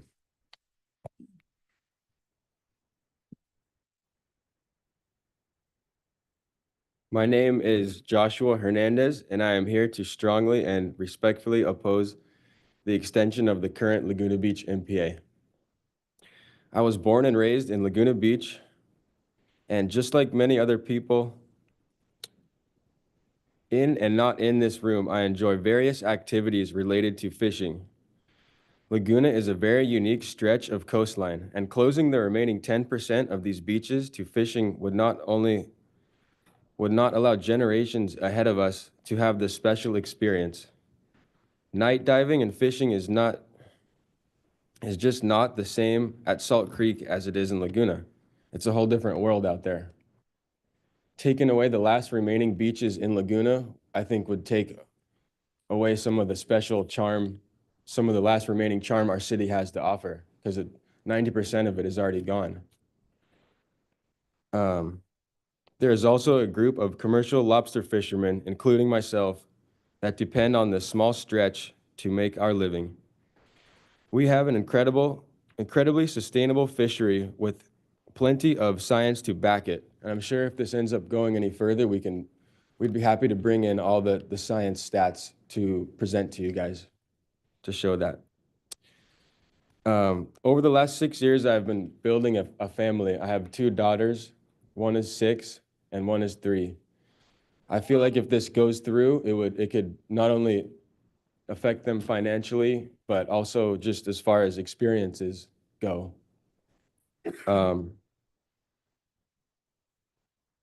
So that being said, I respectfully ask the committee to just take a step back and really think about what's going on, because 90% of Laguna has already been taken. And to take the last 10%, I think could be detrimental to the special charm our town has to offer. Thank you. You. 2 minutes. All right, good evening. Greg Viviani here. I'm going to stay my little line. I was born and raised in South Laguna. I'm 40 years old. My grandparents moved here in like the late 30s, early 40s. My dad grew up in South Laguna, and we still have our family home, luckily. And I remember as a kid seeing photos on the wall, my dad fishing with his dad down at 9th and 10th Street Beach. And then I did the same thing growing up and learning about the ocean and the wildlife and learning about how to respect the ocean. And some of the most professional hunters and fishers are so respectful to the environment and wildlife, more so than any other group of people. And I think that the opposing side should come meet me down at Aliso Beach and come pick up trash with me every morning. I don't see you guys down there doing that. I see you down there a lot, not picking up trash. I'm down there every day. And that would help the ocean a lot more. And I think that this should be a compromise. And I don't think that we should close this to a no-take zone. I think that there's a lot of, how many of you had a lobster at the Coyote Grill? Locally fresh caught lobster, right? Those prices are going to skyrocket if this happens. And maybe it might not be locally caught anymore. There's a lot of factors on both sides. I do commend a lot of the things that the Laguna Ocean Foundation and the Blue Belt have done with the tide pools and some of the other things that they do for the town and the coastline, but this isn't it. We need to save things that are special, that have been part of our history, and to keep Laguna, Laguna. We don't need to keep changing and changing and changing and adding, and it's just gonna take away unique things that are special to the community. Thank you. Thank you. Hi, my name is Sam Nelson. I'm a lifelong resident, and I urge you to support this petition. I have grown up surfing, diving, fishing, spearfishing, and the stark difference inside the MPA and outside the MPA in the city is a crazy difference. I try to get in the ocean every single day. I grew up spearfishing. I love to spearfish, but I'd rather go snorkel at Crescent Bay and see thousands of fish and thriving kelp beds than go down to 1,000 steps and see nothing. So yeah, thank you. Thank you.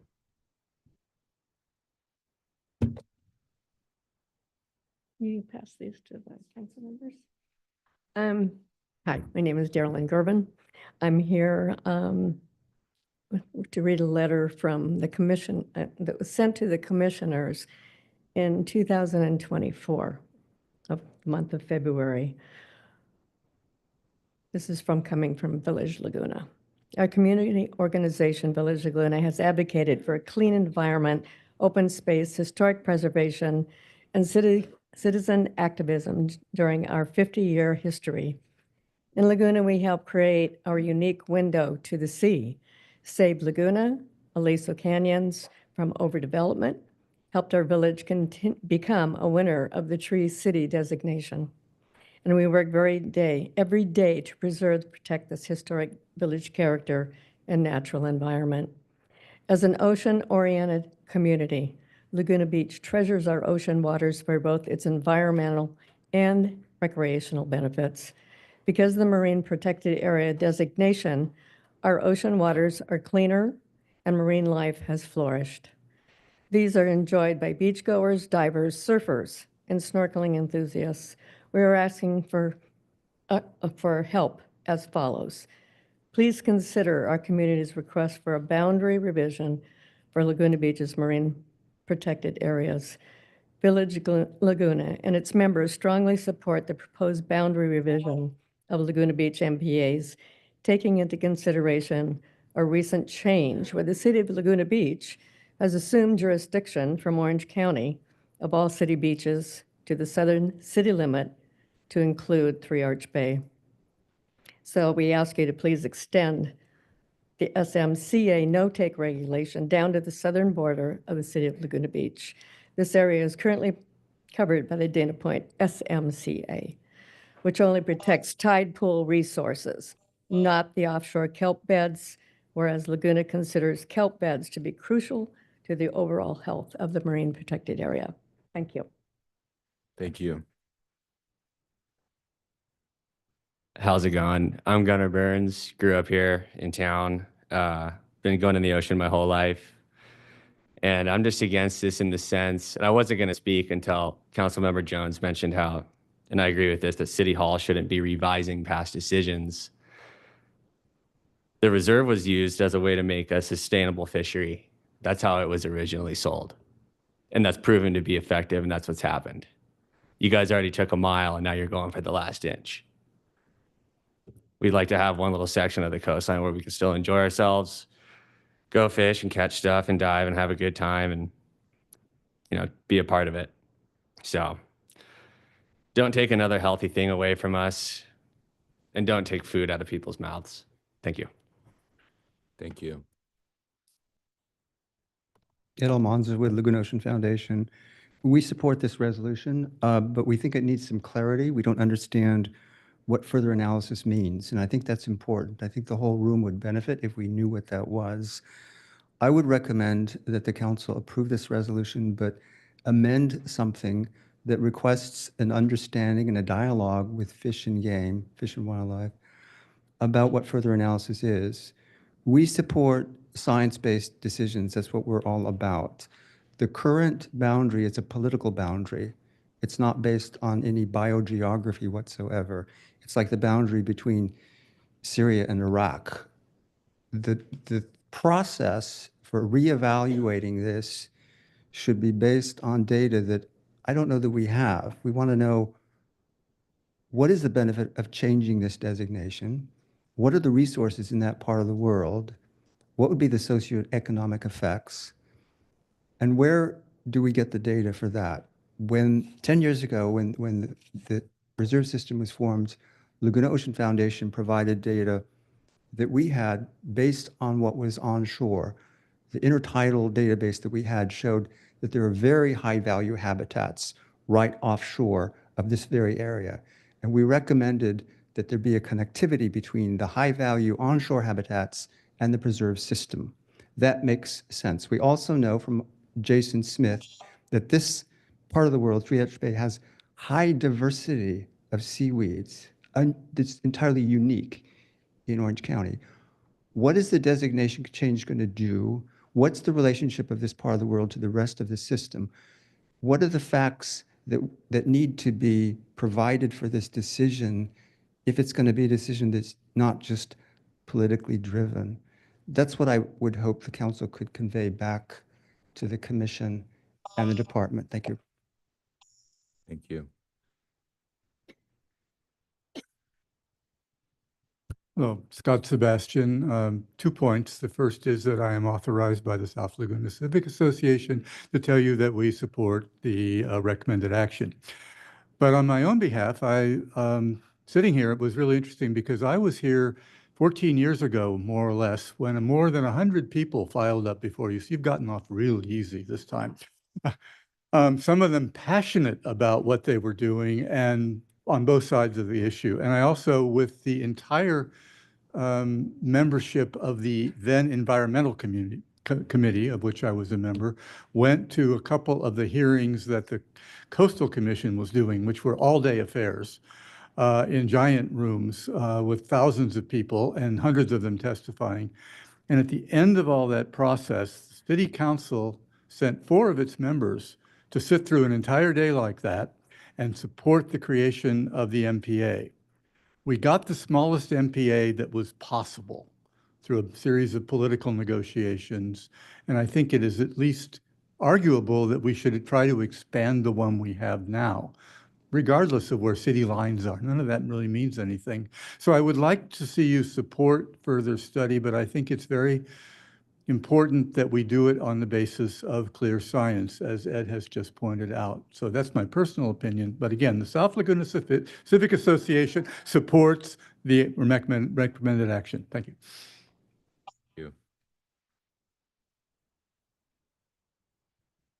Good evening, Council. My name is Tom Lamb. I wanted to remind this Council that Laguna Beach is an historic American landscape recognized by the National Park Service, which includes our green belt and our blue belt.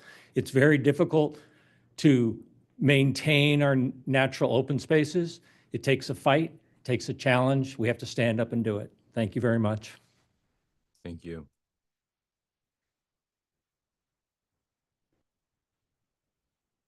Hi, Elizabeth Carpino. I've lived in Three Arch Bay for 19 years. I believe you all have a letter in your packet that was assembled by our community service about 16 to 20 months ago. We are in favor of extending that inch of MPA. Let me read just a quick excerpt. While most of Laguna Beach restricts fishing, the southern end of Laguna Beach was only designated a state marine conservation area, which allows continued recreational and commercial fishing.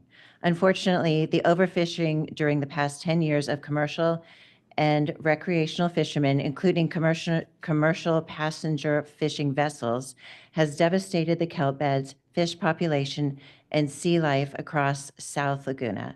Expansion of Laguna Beach's MPAs is essential to mitigate decades of regional overfishing, particularly in South Laguna. Thus, we request that you initiate and vote to provide an extended no-take marine protected area citywide. That extra mile or so seems to be a natural progression for our town. Thank you.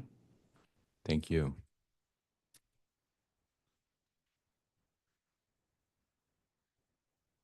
Good evening, Council. Ginger Wallace, Laguna Blue Belt. I'm glad to have this opportunity tonight to support the Blue Belt petition and the extension to our city limits.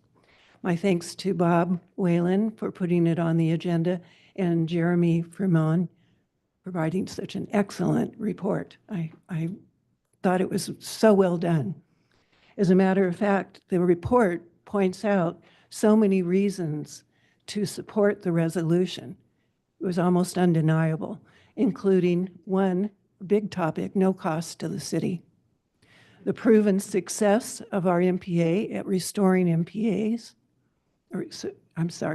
restoring marine life, but I would add competent enforcement by marine safety and most of all, strong community support. The petition itself has been in a preliminary evaluation by Fish and Game, as you can see in the staff report, table 2, page 16, that all it needs, and I quote, no further policy review, and that it's within their purview to adopt the petition. They will be reviewing it again, but comparing it to the original MPA design guidelines. But the petition itself qualifies for 4 out of 5, I believe it is, with limited controversy expected.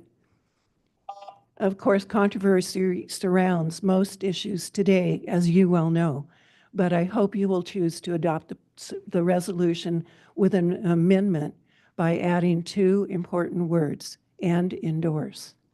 We agree that with staff that the petition should be forwarded by Marine Resources Committee for further analysis, but believe that because city and community support is critical, it is an important component that should be included. Thank you very much.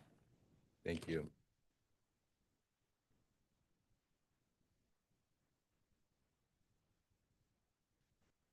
Good evening, Cindy Love, South Laguna.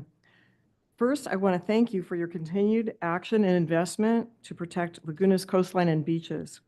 Data collected for the most recent report by California Fish and Wildlife entitled 2022 Decadal Management Review for California's Marine Protected Network showed that MPA areas with the greatest gains in volume and variety of sea life were those that had become most depleted. What this tells us is that MPAs work.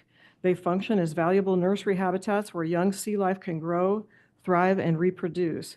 The increased life then spills over to replenish adjacent areas. Thus, fishing improves as the protected habitats themselves rebound to again provide recreation, inspiration, and enjoyment for all. By seizing this rare opportunity to extend the existing MPA by supporting the petition and further analysis, the City Council will be taking positive strides through their stewardship to ensure the future viability, vitality, and richness of Laguna's precious marine resources. I urge the council to do so tonight. Thank you. Thank you. Any final speakers on this item?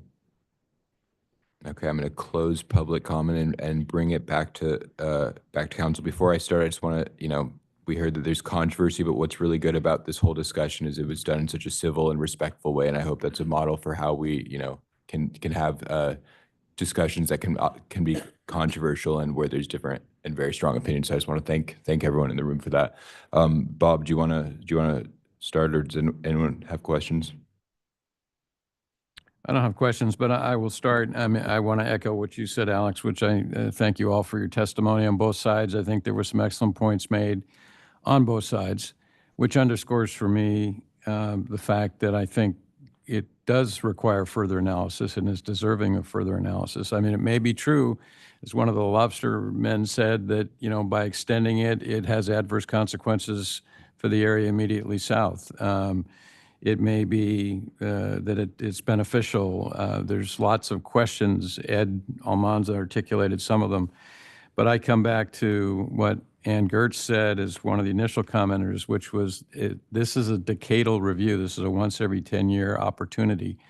And I think that we ought to ask the commission to do the work and amass the science and hear the testimony and hear about economic impact, about scientific benefits and costs of extending it, for this extra distance, extra square mile and a half, and see what they conclude. So I am supportive of the resolution as it's drafted and look forward to comments from my fellow council members. Thank you. Hallie? I have so much to say. Good. I think most of you know that I have spent my life in ocean conservation and land conservation. I've dedicated my life for the last 25 years to protecting our open spaces. I worked on the MPAs back when they were initially put in place. I worked for an organization called Heal the Bay in Santa Monica. And I remember how contentious those conversations were. And I'm struck sitting here tonight by how much we all have in common, right? We have way more in common than we have differences. We all love the ocean. We all love our natural world. We all love the marine life that we get to see, that we eat, that we get to enjoy, right? So I really want to highlight that before I go any further. I know that our existing MPA structure was a result of really difficult conversations and negotiations and consensus.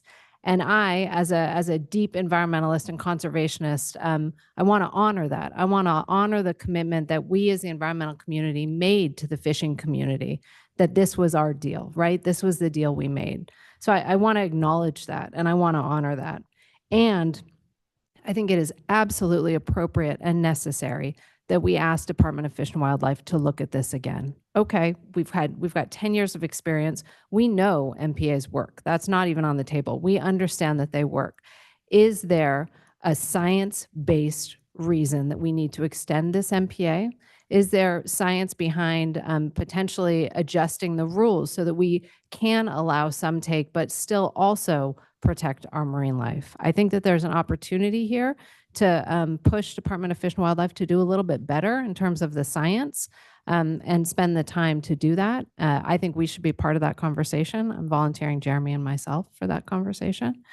I think that's it for now. I'm sure I'll have more. Jeremy, what's the likelihood of doing what Hallie suggests and pushing Fish and Wildlife to expand their study into it's uphill. accumulating this scientific data? It's uphill. It's not impossible. I've been told by my contacts at the state, the greatest likelihood is a resolution asking what the council is asking this evening. We'll give it its best chance, but it's still uphill at best. So I'm trying to understand, what would the analysis, like what can you give me an example of what this further analysis could show? Yeah, absolutely. I think what we'd be looking at is like variety of species, size of species, right? What are we seeing in the MPAs? What are we seeing outside the MPAs? And correct me if I'm wrong, Jeremy, but it's my understanding that the research done on areas surrounding MPAs is really lacking, right? We've got a lot of research about what's happening within the MPAs, not so much on the borders and outside the edges, which is critical information for us to have in this conversation, right? So I think we push them a little bit on that. I think that there are people way smarter than me who would be able to say, you know what, shoreline recreational fishing for these species is not going to have a detrimental effect on marine life growth, on the nursery that these MPAs act as, et cetera. I think that we need to ask DFW to look at that. And what's the timeline of when this decision has to be made? I mean, very soon they're going to be deciding how to move this forward. But let's remember, this was the decadal review. Yeah. It's now 2025, right? So we're on federal government time. Because it seems like, I mean, I get what you're talking about is essentially a whole new, like, intense studies of, you know, how to, the methodology by which the state is looking at MPAs. It's compiling data. Yeah. I think a lot of the data exists out there, and there probably is additional research that I think DFW should do. I don't know if they have the funding to do it. I guarantee you we're not the only people asking for that. Let me be clear that, like, the item before us tonight, if we could vote on telling DFW exactly what they needed to do, we'd be having a different conversation. This is an easy vote, in my opinion. Yes, we want them to do additional analysis on this petition. I think that's a really easy thing for us to ask for. What are they going to do with that information? I can't answer that. Got it. Question for Kai, if you want to come up to the dais. We heard testimony about that one of the problems that we're trying to solve here is enforcement issues. Is that something that we've identified so far, where people think that because, you know, they're in South Lagoon and they get confused about the rules, or has that been an issue that your team has identified? Good evening, Mayor and City Council. Kai Baum, Marine Safety Chief. The answer is no. We don't have any notable enforcement issues. It does seem very clear that the community is educated of the location of the current MPA, and for us, it's very clear as to enforcement on both sides. Got it. And then a question for Jeremy. I was trying to look at the legislative history of what happened in 2009, and there was a whole blue ribbon committee with a regional group with all the stakeholders involved. So that exists today, right? But they didn't. Was there an attempt for them to weigh in on something like this, or what was you know, you would think that ahead of this review they would have done that. Did that happen? And yeah, that's my question. They didn't, to my knowledge, reassemble the Blue Ribbon Task Force. That Okay. was the initial. Public input seemed to mostly be solicited through public comment and the petition process. Got it. Okay. Yeah, little to no local engagement through the collaboratives, or maybe just report outs, but no engagement. Mark? So ultimately, who is the deciding, after the study, who ultimately decides? Is it the city? Is it a combination of the city and the? Fish and Game Commission. And how much influence does our opinion have? We would be one of the more significant stakeholders. We are one of many stakeholders. This is from my experience being a Marine Protection Officer and for 5 years and living in this world. The state of California sees that as state waters. They don't see it as Laguna Beach waters. And that is the tug of war constantly between local management and state management of its natural resources. So where's my thought going with that? I lost my train of thought. It's Just late at night. who ultimately was the The state deciding of California ultimately wins that one every time. Well, I certainly appreciate both sides, and I know, some time ago, Hallie and I had a conversation regarding, the green belt and how important it is to allow access, right? If you want support for it, you do need to allow access, the trail system, biking systems, and use. And I'm a bit concerned if we just cut off access to this, that, it's going to, we heard some wonderful speakers here this evening that, talking about their being watermen and their close connectivity to the whole idea. So, but I see both sides. And by the way, I do appreciate everybody's demeanor and their tone. I thought it was very respectful, and I was incredibly impressed this evening. So I would like to hear, I guess, what Sue has to say. Go ahead, Sue. No, I agree with you, and I agree with, I defer to Hallie on this. One of the things I really like about our council is we all have our strengths, and this is a good strength of Hallie's. And so, if we weren't sitting here on the record, I'd be having a conversation with her on the phone or talking to her in person, and I would likely be swayed. So I know I do, and I do think this was, we've had some pretty raucous council meetings on controversial issues, and this sure wasn't one of them. That, as we said, that was much appreciated. Like, I know, for example, Chase, I worked with him on an environmental related project. And just because you like to fish doesn't mean you don't love the ocean. What he was doing for this town was totally environmentally focused, had nothing to do with fish. So I know everybody loves the ocean. It's just a matter of, how we treat it in the most respectful way, and that we make sure that we do our homework on almost everything that we do here. We try to do our homework. So this is another thing, I think, just another bite at the apple, and kind of see where we are and see. And Ed did make some good points. So that's where I am. Can I add just two more things? Sure. I want to highlight what Ed said, which is like, this should be science-based, right? That's what we need to be relying on. It's what the original MPAs were established on, is, based on science. And that's what we should always go back to. And this is not going to be a popular thing, but I have to say it. There is no more sustainable way to eat fish than to go catch a fish yourself and eat it for dinner. Mhm. And I'm not a fisher person. I'm not, but I recognize that. And we have to acknowledge that. We have to acknowledge that the way, so many commercial fisheries are not well managed, they're not well run, and they are incredibly devastating to our ocean environment. And that is not what we're talking about here tonight. And I don't want to lump those two things in together.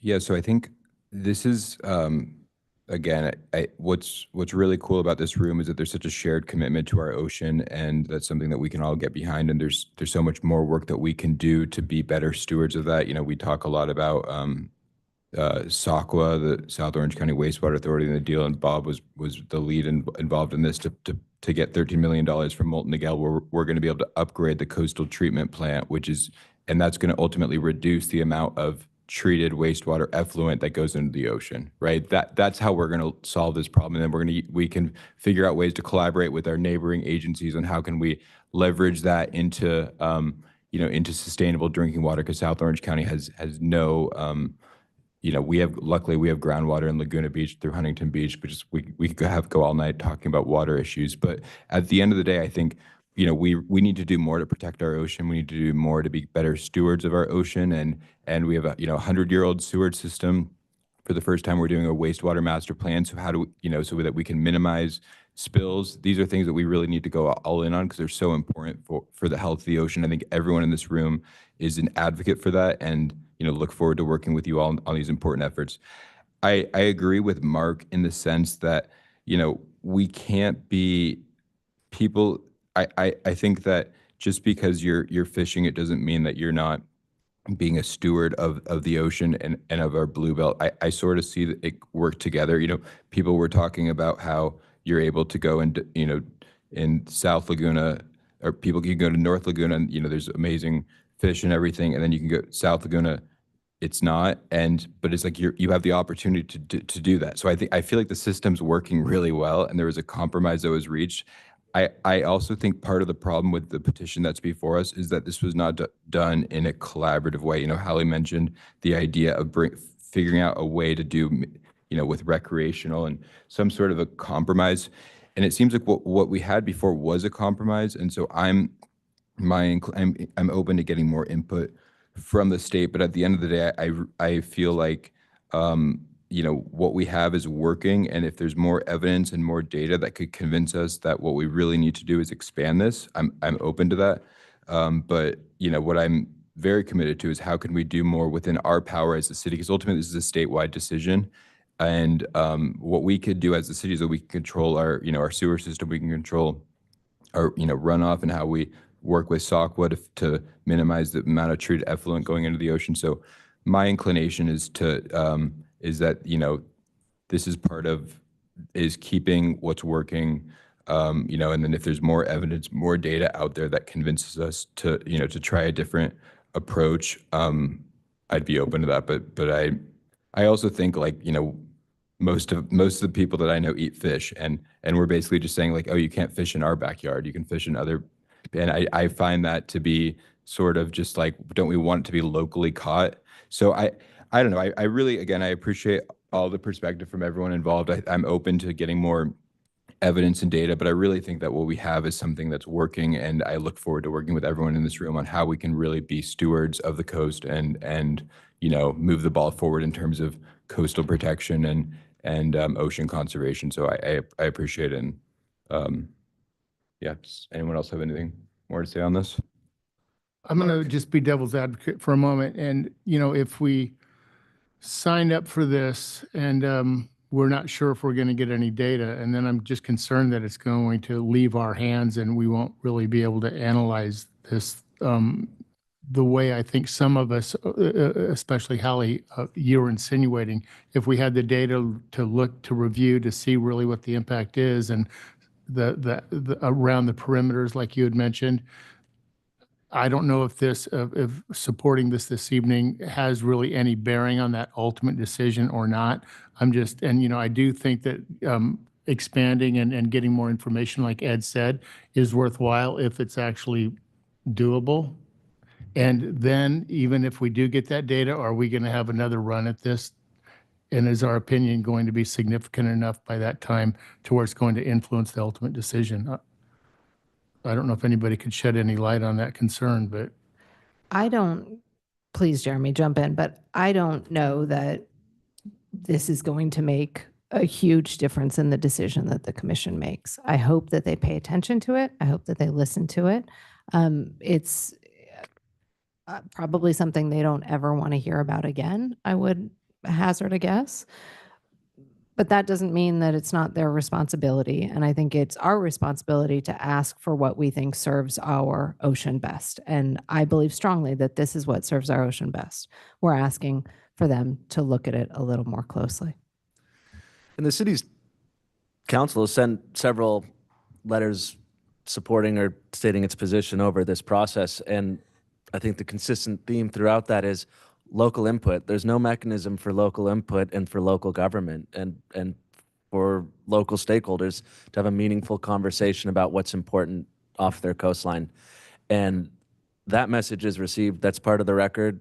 The Fish and Game Commission is aware of that. We have been successful on that front. And I do think that this would be impactful as well. And hopefully that we can, as a city, lead the direction in our advocacy towards have a local discussion about this as you contemplate it, state, and so we don't lose it out of our hands. That's what we would certainly be steering for. Just one more thing. I promise I'm done after this. Alex, you went through, I think, a really important list of things we can do to protect our ocean, right? Around water resources and water health. And I would add to that protecting our tide pools. I think that is one of the #1 things that we as a city can have a direct impact on, and it has absolute, reverberations throughout the marine community.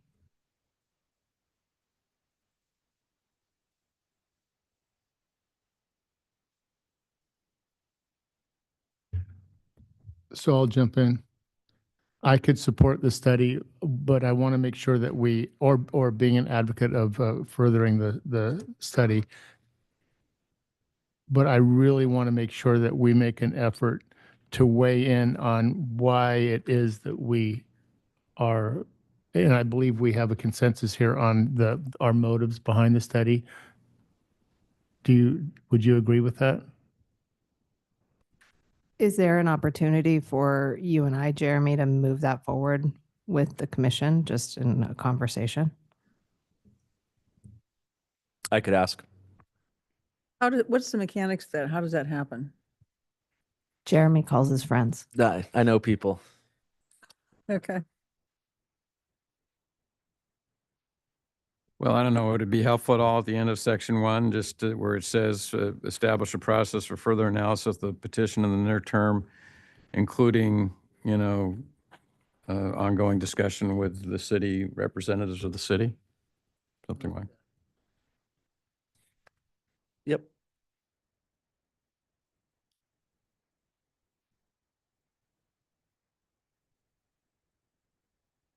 And then what about in the last, whereas something about that it'd be beneficial to have further analysis and insert that engages all relevant stakeholders, close comma, done on the, because I think that's important. I think that's good.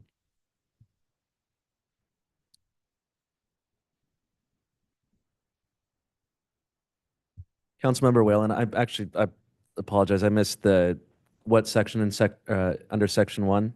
At the end of section 1, where it says, establish a process for further analysis of the petition in the near term, including engagement with representatives of the city.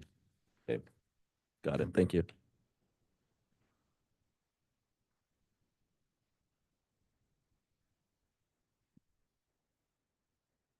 I would move the recommended action with, in the adoption of the resolution with those 2 changes, the one that I suggested, and the one the mayor suggested. I'll second. All in favor? Aye. Aye. Aye. And Jeremy, clarify what we just voted on for the crowd. Yep. The city council adopted a resolution that expresses its support for further analysis of the petition requesting an extension of the No-Take Laguna Beach State Marine Conservation Area's southern boundary to align with the city's southern border, and recommends that the petition not be denied in its initial hearing, and that the department establishes a process for further analysis of the petition in the near term, including engagement with the city and local stakeholders. It also authorizes the mayor, the city manager, or designee to send a letter supporting the continued evaluation or to the effects of the conversation that we've had tonight.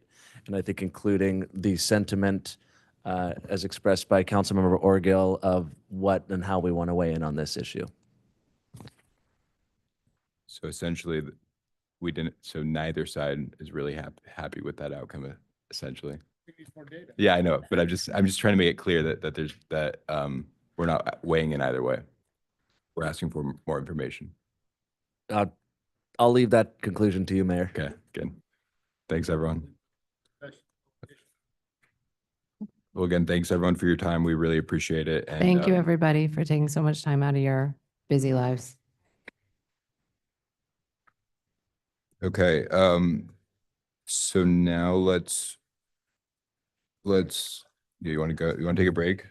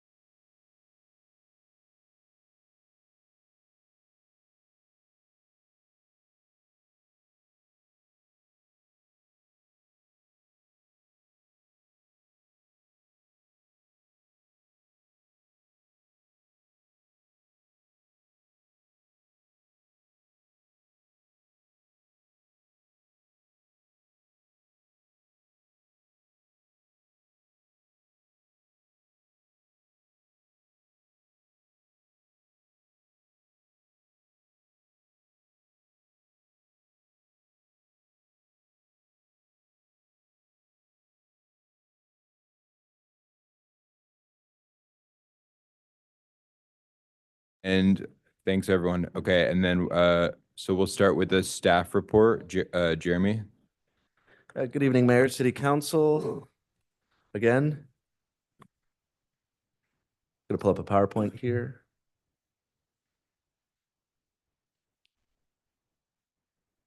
With me this evening is Aaron Fabian, Administrative Analyst, and Eli, who is our Project Manager with PlaceWorks. And I will run through the presentation and answer the easy questions and punt the hard questions to Eli. Before I start, though, I would first like to acknowledge several people, and specifically the CAP advisory team. Some here, Ann's here tonight, but Shelley, Steve, Matt Lawson is also here, Jacqueline and Bill Nickham. I think this group, there's been a lot of very complicated decisions to be made and directions to go, and I've been able to lean on this group of people many times through this 2-year process now. And this group of people are a testament, I think, to the skill and the capabilities that we have and the intelligence that we have in our community. I'd also like to thank the stakeholders who took time out of their days or out of their schedules to provide input, and then, of course, PlaceWorks for your patience above all else. I'll quickly go through why adopting a CAP. Would look no further than January. The trends are going, environmental or climate-related hazards are going in the wrong direction, and these are the studies to back it up. Just as a summary of future direction, and that column I highlighted in bold there. So the need to plan for this on a community level has never been more important. So what I'm going to do is just go through the various steps in developing the CAP and how we've arrived at the report that we're recommending adoption today. So the first thing is we conduct a greenhouse gas inventory, and we look at all of our emissions, and then we put them into using a defined methodology into certain buckets. And this is our community-wide inventory. The blue is 2021. We also had an inventory from 2018. Slight increase across the board, I think about 5% in general. But these categories are going to be instrumental in how we set up actionable and focused strategies down the line. We also took an inventory of the organization, the city itself. Across, you can see these categories with the same strategy in mind. Just one point, the city fleet there, there's no significant change there. It's just likely a methodology difference between 2018 and 2021 that's showing that anomaly. So once we do the inventory, we then move to our setting our reduction targets based on what we see. And where we are in 2021 is we're estimating 10 to 15% below the 1990 levels of emissions. And the 1990 levels is set by the state, and it's really kind of the benchmark that the statewide is using. So 1990 levels you will hear repeatedly in this field. The goals we set are commensurate with the state, that 40% below by 2030, and then 85% below by 2045. And with an added goal from this council by resolution back in 2022 to achieve carbon neutrality. So go beyond that 85%. The third step is to assess our climate-related vulnerabilities. And we look at our culture, our infrastructure, what's important to us, as well as our people, and we try to see where we need to identify to influence future decision-making. And I'll start with some examples of climate vulnerabilities. All these icons to the right are top vulnerabilities, but really interesting concept that illuminated itself to me during this process is the concept of cascading effects. And wildfire, no surprise, comes out. That is our number one hazard and our concern, our climate-related vulnerability in this community. But that is exacerbated by drought. And then anyone who's here in the Laguna Fires remembers the winter mudslides shortly thereafter. So that's a cascading effect. When we look at sea level rise, bluff erosion, emergent groundwater, or inland flooding, or others, severe weather leading into extreme heat, health hazards, so on and forth. It's pretty straightforward. One thing leads to another is the point. And we need to be aware of that as we plan. Vulnerable populations, senior citizens, a quarter of our population is over 65 years of age. And we need to ensure that our messaging and our procedures for evacuation are aligned with our demographics. Also, people with limited mobility are also, there's a crossover between those two groups, but not certainly exclusive. It takes time to get out of town under the best of conditions. So it's going to take us a little bit longer, and we need to be aware of that as we plan. And then the third group is local artists, our arts community. Last year in the summer, we had a hurricane come up through Baja, and it shut down all our art fairs for the day, all our art festivals for the day. That's impactful. If that becomes a regular thing during a seasonal event, those are the kind of things that climate can really affect our artist community. The report also provides the really good visual examples of our threats and our climate-related threats. For example, most of us have seen this map before, and we know these maps are being changed, but very high fire hazard severity zone. I mean, that's pretty much everything in our city, and everything around our city is in that. That is, I think, a great picture of the threat of wildfire to us. We also look at the increase in severe weather, where the green line, I believe it's green, that's up to today. And we're seeing this warming, this extrapolation of increased severe weather. Those are a number of days above the average temperature. And it's only going up. And then the last one I want to look at is sea level rise. And this one's really impactful with the modeling in 2050. If you look at the bottom here, you can see a lot of that coastline is covered. And what we're seeing is the blue coming up and the flood zones are the purple. This right side here, this is Main Beach. All of Rockpile is gone. All of Picnic Divers is gone. Boat Canyon is gone. Shaw's Cove is mostly underwater except a little strip. And most of Crescent Bay will be gone under normal conditions as modeled by 2050. That's my retirement year. That's why I won't have my favorite beaches when I retire. So a little bit impactful. That's your retirement year? 2050. Oh, I know. Hanging in one day at a time. When we move That's depressing. now, none of us hopefully will be here by this point, 2100, but we see it's even more impactful. Now we zoom out and we look at emergent groundwater. That's flooding from underneath. Our downtown will be significantly impacted. Where we're sitting right now, we'll have water, potentially could be flooded with water in the year 2100. Undergrounding utilities, everything we put underground will essentially be flooded out from underneath as the sea level rises and basically spills out from underneath. I'm sorry, I don't have a funny joke or anything right now to kind of break the doom and gloom, but what I will do is pivot over to the actionable strategies. And this is the next step. We acknowledge what's in front of us, and then we created actionable strategies to address and prepare. In this case, our report has 16 reduction strategies. That's greenhouse, limiting our footprint, and then 6 adaptation strategies, both of which both categories have many actionable items underneath that to address various aspects of what I've just shared. And they're really focused at some are policy related, some are municipal operations, community infrastructure, or education, community education, or behavioral based. So then our 5th step is to implement these actions. We've identified them, now we're implementing. And the group's recommendation here is rather than looking at 22, let's go bang for buck. Let's prioritize the strategies you see on the screen here, the initial first bite of the apple of this climate action and adaptation plan. Many of these things were already underway. This is obviously at the top is community resilience to wildfire risk. We then want to facilitate private sector adoption of zero emission vehicles. That's install public infrastructure or charging infrastructure.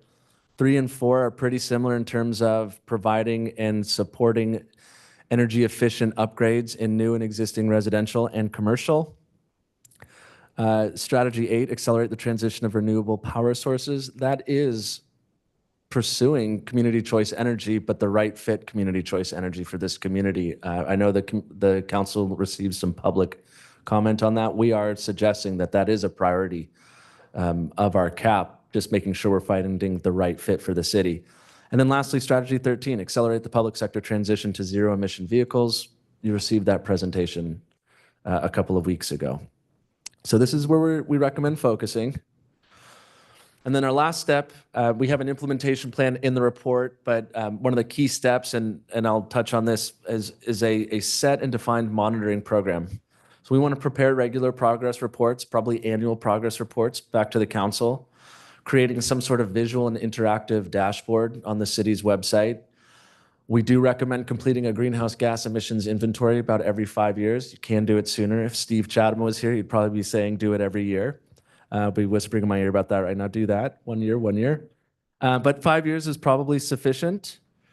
And that's how we understand the success, looking at and continuing to graph. Remember that's step one. We continue to graph against that. And then review and update based on the results and the technology. All of that said, what are we going to do in the short term? What are our next steps, short terms?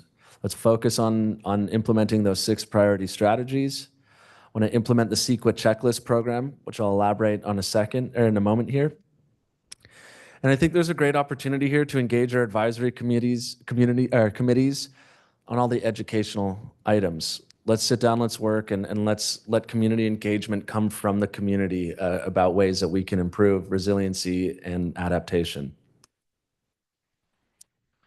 Quick detour on the CEQA certified cap. This is a CEQA certified cap that we are recommending this evening. The benefit to this is that local governments can use adopted greenhouse gas reduction plans like this to streamline components of CEQA.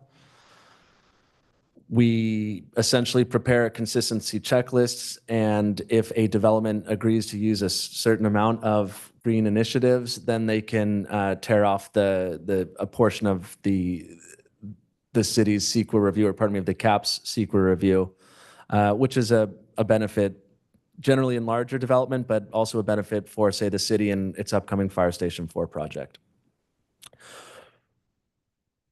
This cap meets the requirements of the state guidelines. I'll leave it at that. And then finally, here's how you access the full cap report. I have the executive summary attached today. This is a 100+ page, 150-page report. It is available online. Here's the link. If you can't find it online, email Erin, and she will make sure she can get it to you. That concludes the presentation. Thank you. Thanks, Jeremy. Any questions? No. Okay, let's open it up for public comment.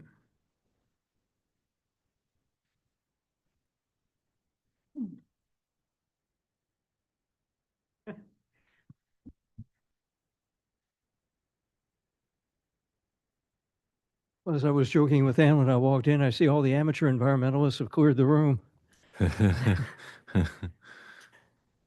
I think this has been a very, very, very interesting and really kind of an exciting experience. And I have to say that the big takeaway for me, as someone who's really focused more on public safety than on the environmental side, has been the fact that it's really two sides of the same coin. I mean, we cannot protect ourselves, our residents, our homes, and our community without also protecting our air, land, and water resources and all the various life forms and critters and whatnot, and flora and fauna that we're kind of responsible for if we're going to be good stewards of our environment. And that's really speaking to a point that Ann raised in one of our meetings. And it's really been a great privilege to work with a group of extremely smart, extremely interesting people who are very receptive to new ideas. And you know, we had a lot of discussions. This has been a very complicated project, which, by the way, I have to say, I think Jeremy and Erin have managed extremely well. You know, this has had so many moving parts. We've been at this now for 30 months, 2.5 years. I think I had hair when we began this project. It's really been, and it's become, for me, in a sense, very personal, because in the last 6 months, a couple of things have really happened in our own family, in that back in the fall, my brother-in-law and sister-in-law live in Florida. been there all their lives and basically on the water and on those sandbars they refer to as, those little offshore kind of barrier islands. They both lost their homes in the storms. And they've lived there for anywhere from 3/4 to 2/3 of a century. Had never seen anything like that. My sister-in-law, in fact, was a little concerned about the hurricane season. She went up to a place that she had a home up in High Point, North Carolina, 1,000 feet above Asheville, which is about 3,000 feet above sea level, hundreds of miles from the ocean. Asheville was essentially wiped out by a hurricane. No one's ever seen anything like that. And every time you turn on the news, you see some highly unusual circumstance. I mean, to see a hurricane almost come ashore at Dana Point a year ago last August. Who ever heard of anything like that? So, I mean, climate change is real, and it's not politics, it's math. And we really do have to deal with it. And I'm very proud of the fact that we have, I think, the first, and to the best of my knowledge, only municipal cap in the state of California that really focuses on fire safety as being a major component of not just our adaptation, but our action program. Because this is a huge generator of GHGs. It's recognized as such by the UN Environment Program. We know from the research done by folks at the University of Chicago and UCLA that the GHGs generated by wildfires in this state in 1 year, 2020, wiped out 2 times the amount of greenhouse gases that were withdrawn, did not go into the atmosphere due to all the regulation we have in the state of California for 20 years. So that's how dangerous it can be. And then to see a former hometown like Pacific Palisades, where I lived for 7 years, literally wiped out in a few hours.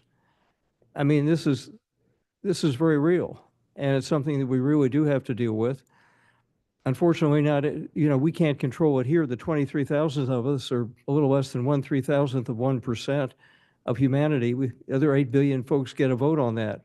But we can do a lot to protect ourselves and protect our environment, and the two go hand in hand. And it's been a great privilege working with the other members of the advisory committee. I think Jeremy's done a sensational job of managing this.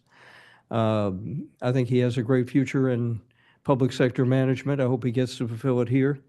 And I think that this is something that we can all as a community be very proud of, and I would urge in the strongest terms that council move forward and adopt this, and let's move forward and implement it. Thank you, Matt. Thank you. And thank you for your involvement in this process. We really appreciate it. Thank you. Mary? Sorry we made you wait longer. You could. That's all right. I got to hear a couple of other people go more than once, so I don't feel so bad about coming back up here. Like all city projects, God, I can't see with them, can't see without them. Like all city projects, this one I think should not come with an open checkbook. Otherwise, it's more like a wish list than a plan. There's not a lot of things over the years that I've wished for, only to change my mind when I found out how much it cost. So I think efforts should be made. I know it's not easy, but efforts should be made to quantify the cost of the proposed actions, and preferably before we make a final decision on it. As to the plan itself, I think the goals of the plan are admirable, and they're certainly ambitious. But there's little discussion in the plan of the risks and potential unintended consequences of the proposed actions. At a minimum, I think the plan should include the following information, which preferably, again, should be discussed by the council before the plan is adopted. First of all, the extent to which the proliferation of lithium batteries in things like vehicles, solar battery packs, and backup generators will impact fire risks, especially during wildfire and flooding conditions, and the plan for mitigating the added fire risk and the resulting air and debris toxicity risks. Secondly, the ability of the existing electrical grid to handle the increased demand that will result from the proposed increases in electric vehicles and solar panel usage. The impact that any resulting power outages or rolling power shutoffs may have on our vulnerable population, and what countermeasures we plan to put in place to address those issues. And finally, how the environmental loss issues related to the disposal of expended and non-biodegradable lithium batteries and solar panels will be addressed to ensure safe disposal practices and suitable disposal location. Thank you. Thank you. Any other comments on this item? No, okay, we'll bring this back to council. Are there any questions of staff? No, does anyone want to start with, agreed. Does anyone want to start with comments? I'll just make a couple. I do think, echo some of the speakers, I do think this is a very rigorous and thorough report. Along the lines of one of Mary's comments, I did talk with Jeremy today about budget and about cost related to this. And actually, as we went through the priority strategies, the 6 of them that are listed, we are going to have, I think, in the near term, budget associated with most of these. Strategy 1, for example, the community resilience to wildfire risks. I mean, the subcommittee that Sue and I are working on, as we did in 2019, we will come back with recommendations and cost estimates, associated with them. I think on the, on strategy 2, in the expanding the EV charging infrastructure, we have cost projections on that already. 3 and 4 are really not city direct costs. I mean, those are more, there may be some direct costs of new city buildings that have to incorporate some of these standards. It could increase a little bit, but we'll deal with that on a project by project basis. And then, the last strategy there, procuring zero emission vehicles and trolleys and buses. We have approved the electrification plan, and that's supposed to come back to us with a financing component in the next couple months sometime. So I don't know about the other 16 strategies that we are not addressing, but at least the priority ones I think we have in motion, and we are expecting back, cost estimates associated with them. So I like the fact that the committee and staff here have, kind of prioritized strategies and given us some that can really be worked on near term, and some, some progress made on them. So thank you for that. Thank you. Other comments, Hallie? I really appreciate you highlighting in this report things like CEQA compliance and stuff like that, because I know that was some of the concern we got from the public. And I will just build a little bit on what Bob was saying and what Mary said. I think understanding the dollars that are required, and also understanding the timelines, right? So as we build on these strategies, as we understand exactly how we're going to implement them, figuring out what reasonable timelines are, just to make sure we're holding ourselves accountable. Yeah, I agree with my colleagues. I think all of us up here recognize the existential threat that climate change poses to us, and at the local level, we can't solve the problem alone, but what we can do is, make an impact. And I think we can make an impact in a way that also advances our local interests, which are, local resiliency, long-term cost savings, and ultimately local reliability in terms of, our water resources, our energy resources. And I think the best way to do that is to lead by example. Some of the plan talks about telling private citizens what to do, and I think we're in a position where it's hard for us to do that, but what we really can do is have the city take a leadership role in advancing, the goals laid out in this plan. And one of the things that I always find funny, and I brought this up before, and I brought this up to Jeremy earlier today, is, so we're talking about encouraging the private citizens to do certain things, but what we really should be doing is collaborating with the other district who happens to have the same board of directors as us, which is the water district. So I really see this as how can we pursue opportunities for advancing climate action, but also in a way that advances long-term cost savings, and then how do we leverage those cost savings into an ongoing revenue stream. And before, I think it's official now, we have the Energy Efficiency and Fiscal Sustainability Revolving Fund, because we know that investments in things like solar, microgrids, and EVs are going to are going to lower our long-term costs. And we should always be looking at that from a fiscally responsible perspective, especially as costs and everything are just going up right now. So I would be, I'm supportive of and agree that, fire has to be our top priority. I think that the key should be over the next few months ahead of the budget is to figure out how we can go about leveraging the tax credits that could potentially go away.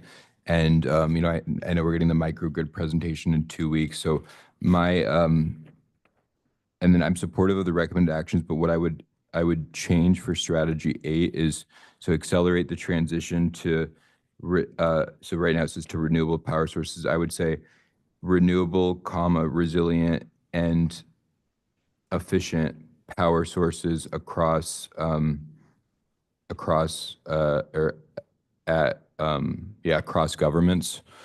because I really think leading by example is important. I think we should figure out how we can collaborate with the water district on the solar and on the electric vehicle, because I think we're advancing the same goals, and if we can do so in a more cost-effective way. Jeremy and I were just talking about some ways with the microgrids that we might be able to actually do that. So I'm supportive of the recommended action. I think that the key is how we can leverage this for long-term cost savings and how we can actually show results and not just have a plan that sits on a shelf. So I'm looking forward to the work of implementation ahead, and I'm hoping that we can make the investments in solar microgrids when that comes back to us, because I think that we're going to save money in the long term, and by not doing it now, I think we're going to lose out on a lot of money if these tax credits go away. So those are my comments. When the tax credits were, how long are the tax credits? I mean, under a normal government? I think they're for a while, Yeah, for a couple of years. yeah, that's good. I mean, I don't know, there's also a cost, there's a bigger cost of not doing anything. Agreed. It may be not true for Laguna Beach, but as a country and as citizens of the world, there's a much bigger cost of not doing anything, because we're seeing where, like Matt outlined, we're going to have a big chunk of our national budget going to disaster relief. That's what we're going to be doing if we don't get on it more aggressively. I mean, I don't know where we're going to get all the money. I guess we'll figure it out, but I support it. Mark? Good. I just tag on one comment to the mayor's comment in terms of coordinating with the water district, which I think makes sense. But the school district also, in fact, they had on their last agenda, but they pulled it. They didn't vote on it. A package for, solar. Yeah.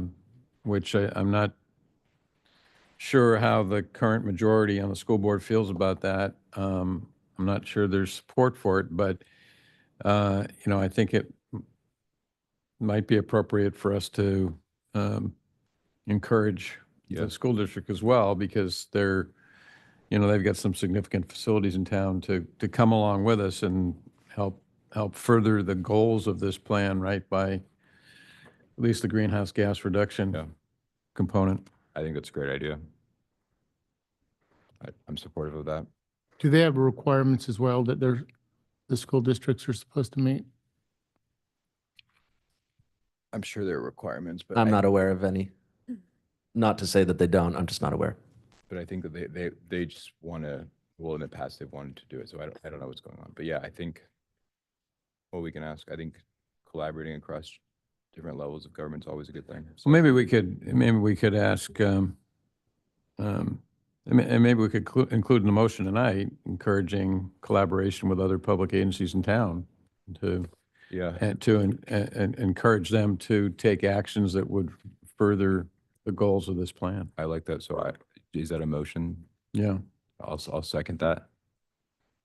Okay, all in favor? Aye. Aye. Aye. So we'd add that as a third recommendation then. Yeah. Okay. Good. Great work, everyone. Yeah, great work on this, you guys. I know it was thank a you. huge amount of work. Appreciate it. Okay. And I'm really sorry we made you stay here so late, and then we didn't even ask you to present.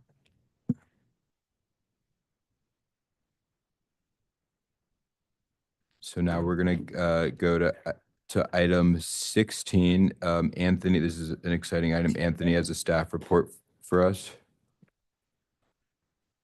And this is amendments to Title 25 of the Municipal Code and Local Coastal Program as modified by the California Coastal Commission, and determining that no further environmental review is required pursuant to the Public Resources Code, Section 21166.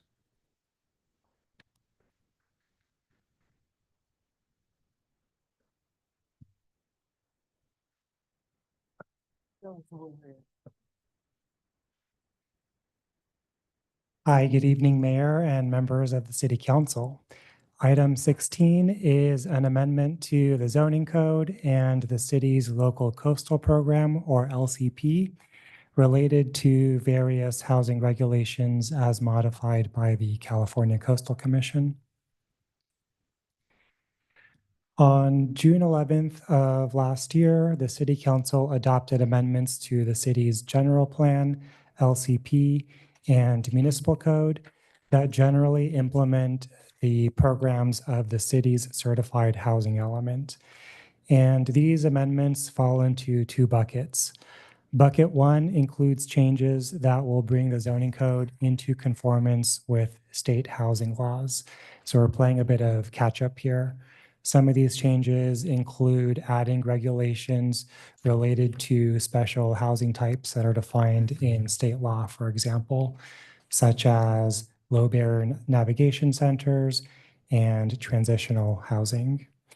Bucket two generally relates to reducing barriers to housing production.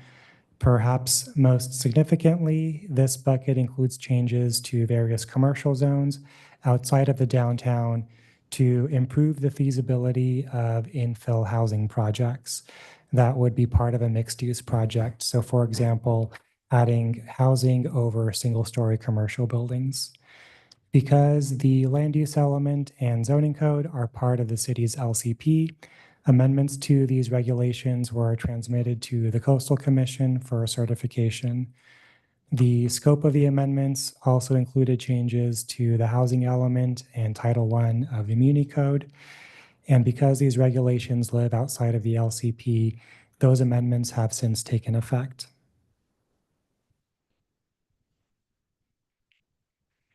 Earlier this month, on February 5th, the Coastal Commission conditionally approved the LCP amendment as recommended by their staff, with modifications to the zoning ordinance amendment. In the lead up to that Coastal Commission hearing, we met with their staff on at least a monthly basis to answer questions and provide feedback on their draft changes. Overall, city staff's impression is that these modifications that are identified in your agenda report do not interfere with the city's goals for this project to implement the programs of the housing element. And importantly, the creative ways that we developed to improve the feasibility and reduce development constraints of infill housing on commercial sites were left intact.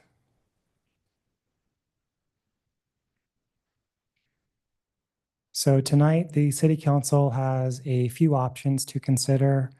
The staff recommended option accepts the modifications. If the first reading is passed tonight, we would return to you at your March 11th meeting for the second reading. The Coastal Commission would then need to find that the city's action is legally adequate and consistent with the Coastal Commission's conditional approval. Alternatively, the council may prepare a revised ordinance, which will require a public hearing before the Coastal Commission. It may also choose to reject the modifications or allow the modifications to expire. With that, staff again is recommending that the City Council pass the first reading this evening, and you would also direct city staff to return to you on March 11th with a draft resolution that we would transmit to the Coastal Commission, agreeing to the modifications. That will conclude the staff summary, and I am available for questions. Thank you. Good, and I'm going to retroactively open the public hearing, because I should have already done that before your presentation. So the public hearing is open. Are there any questions of staff?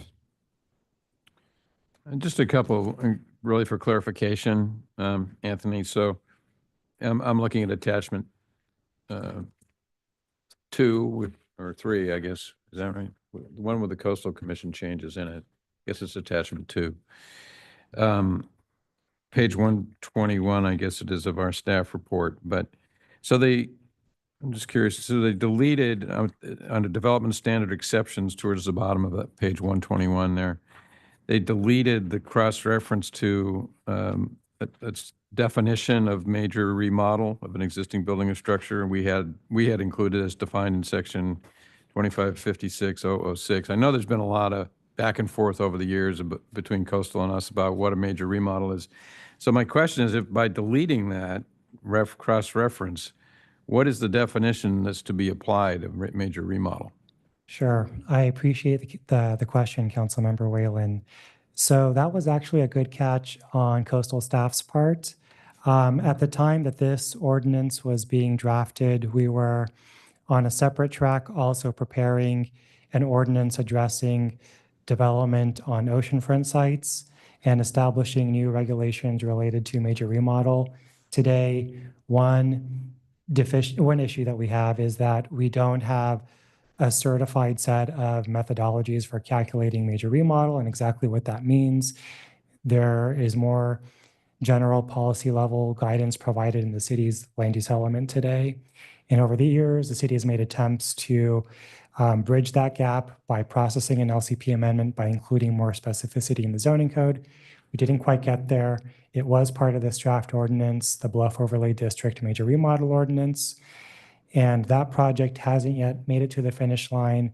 And that code reference for now is incorrect until such time as that definition is added to that chapter of the municipal code. So for now, what the planning staff relies on is a major remodel handout that we have published on the city's website. And it's our best interpretation of how Coastal Commission staff applies major remodel calculations based on our review of their appeal staff reports. Thank you for that explanation. Is that other ordinance making any progress, or I know it's been a difficult one? For now, it's on hold. At the last meeting where you considered that ordinance, the council provided some limited direction on revisions, which we've completed in draft form. And the council, in response to some of the public comments that you received, directed staff to have an initial study prepared. There is also an administrative draft of that document. Now, since then, we've had to reallocate staff resources to focus first and foremost on the backlog. So we've had to be more selective on other special projects that we took on. So at some point, that project will be ready to advance forward, but for now, it is on hold. Thank you. Just one other question, which was really just a curiosity, but in several places here, they inserted the requirement that, a proviso that says provided it's a residential component of a mixed-use project. Can you just explain why those changes? Yes, so that's specifically in reference to some of the special housing types. So city staff and council had initially envisioned that some of these uses would be allowed by right without any requirements that the site be shared with some other use. Now, Coastal Commission staff has what they call or refer to as priority uses. And within the context of coastal zone, that typically means visitor serving uses and coastal resource dependent uses. So for example, harbors, for example. And so in the context of some of these commercial zones where that requirement was added, Coastal Commission wanted to ensure that these sites were shared with, for example, retail shops. And coastal staff left it open-ended. They didn't require a minimum floor area percentage dedicated to the commercial component of those mixed-use projects, for example, but they wanted that these sites be shared with some other use. Okay, thank you. Other questions of staff? We'll open it for public comment. I don't see any members of the public. Okay, I'm going to close public comment. Are there further questions before I close the public hearing? No. Okay, I'll close the public hearing. I'll just start on this one. This is, I really want to thank you, Anthony, for getting this across the finish line. It's a huge deal because I remember when I first got involved with city issues, I read the report from the 2018 or 2019 Affordable Housing Task Force, and one of the recommendations in that report was to look at this, what everyone, like on all sides, seemed to see as an illogical provision of the code that says that you can do, second floor office space in the commercial zone, but you're not allowed to do second floor housing because, residential uses can only be 50% of the gross floor area of the ground floor. And so what this ordinance is going to do is it's going to correct for that. And I think it was designed in a way where it eliminates a lot of the barriers for housing, and it incentivizes smaller units, which are going to be naturally more affordable. So I really think this is a model. I also want to compliment Anthony and how we were able to work with the Coastal Commission because, this was supposed to be probably a lot longer out in terms of when the Coastal Commission would hear this item, and we were able to collaborate with them and have a iterative dialogue that produced something that I think could be a model for other coastal towns where you're able to add, the necessary housing in a way that's compatible with coastal resources, and that's not going to change the mass and scale of a character, but instead add to it. So I couldn't be more excited about this. I think this is a model for how we should be doing things as a city. And, great work, Anthony. We're lucky to have you. So thank you. I second that. We are lucky to have you. Sue? I third it. Okay. So Well, then I'll fourth it. I will, so I close the public hearing on this, and then, we have council comments, or I'll close the public hearing. Is there a motion on this item? Move the recommended action. Second. Okay, and you're going to read the title? An ordinance of the City Council of the City of Laguna Beach, California, amending certain portions of Title 25 of the Laguna Beach Municipal Code and the city's local coastal program as modified by the California Coastal Commission, and determining that no further environmental review is required pursuant to Public Records Code Section 21166. So just one final question. When would this take effect? So once the city council completes the local adoption process, which we're planning for March 11th, we'll transmit that decision to the Coastal Commission. It will be reviewed by the executive director, and then that's reported out to the Coastal Commission. Right now, I would guess maybe the May timeframe is when that the Coastal Commission may take final action on our decision, and we'll move forward with implementation from there. Because one of the questions we had was whether applicants could process, Yeah. during the pendency of this process. Are we at a point now where they can do that? At this point, the Coastal Commission modifications are known, and with tonight's decision, there's that reassurance that the council is accepting of those modifications. We have already communicated to those that have expressed interest that we can at least start going through the zoning plan check process and reviewing plans against the new standards. Great. Good. Thanks, Anthony. Thank you. Great work on this. So there was a motion and a second, and Anne Marie read the ordinance. All in favor? Aye. Aye. 5-0. Okay, so items 17, the continuation of the ordinance amending the code related to ADUs and JADUs. So I'm going to open the public hearing on this item, and open public comment, close public comment, close the public hearing. I would move to continue this item to March 11th, to the March 11th, 2025 City Council meeting. Is there a second? Second. All in favor? Aye. Aye. And then item 18, continuance of an urgency ordinance amending the zoning code and local coastal program related to ADUs and JADUs. So I'm going to open the public hearing on this item, open public comment, close public comment, close the public hearing, and then is there a motion on this? Move the recommended action. I'll second that. All in favor? Aye. Good. Are there any future agenda items that anyone wants to bring forward at this time? Okay, we will adjourn the meeting until our closed session, special closed session meeting on Friday, Yes, we'll be having a special meeting at 2:30 on Friday. 2:30 on Friday. Good. Okay, well, thanks everyone. Appreciate it.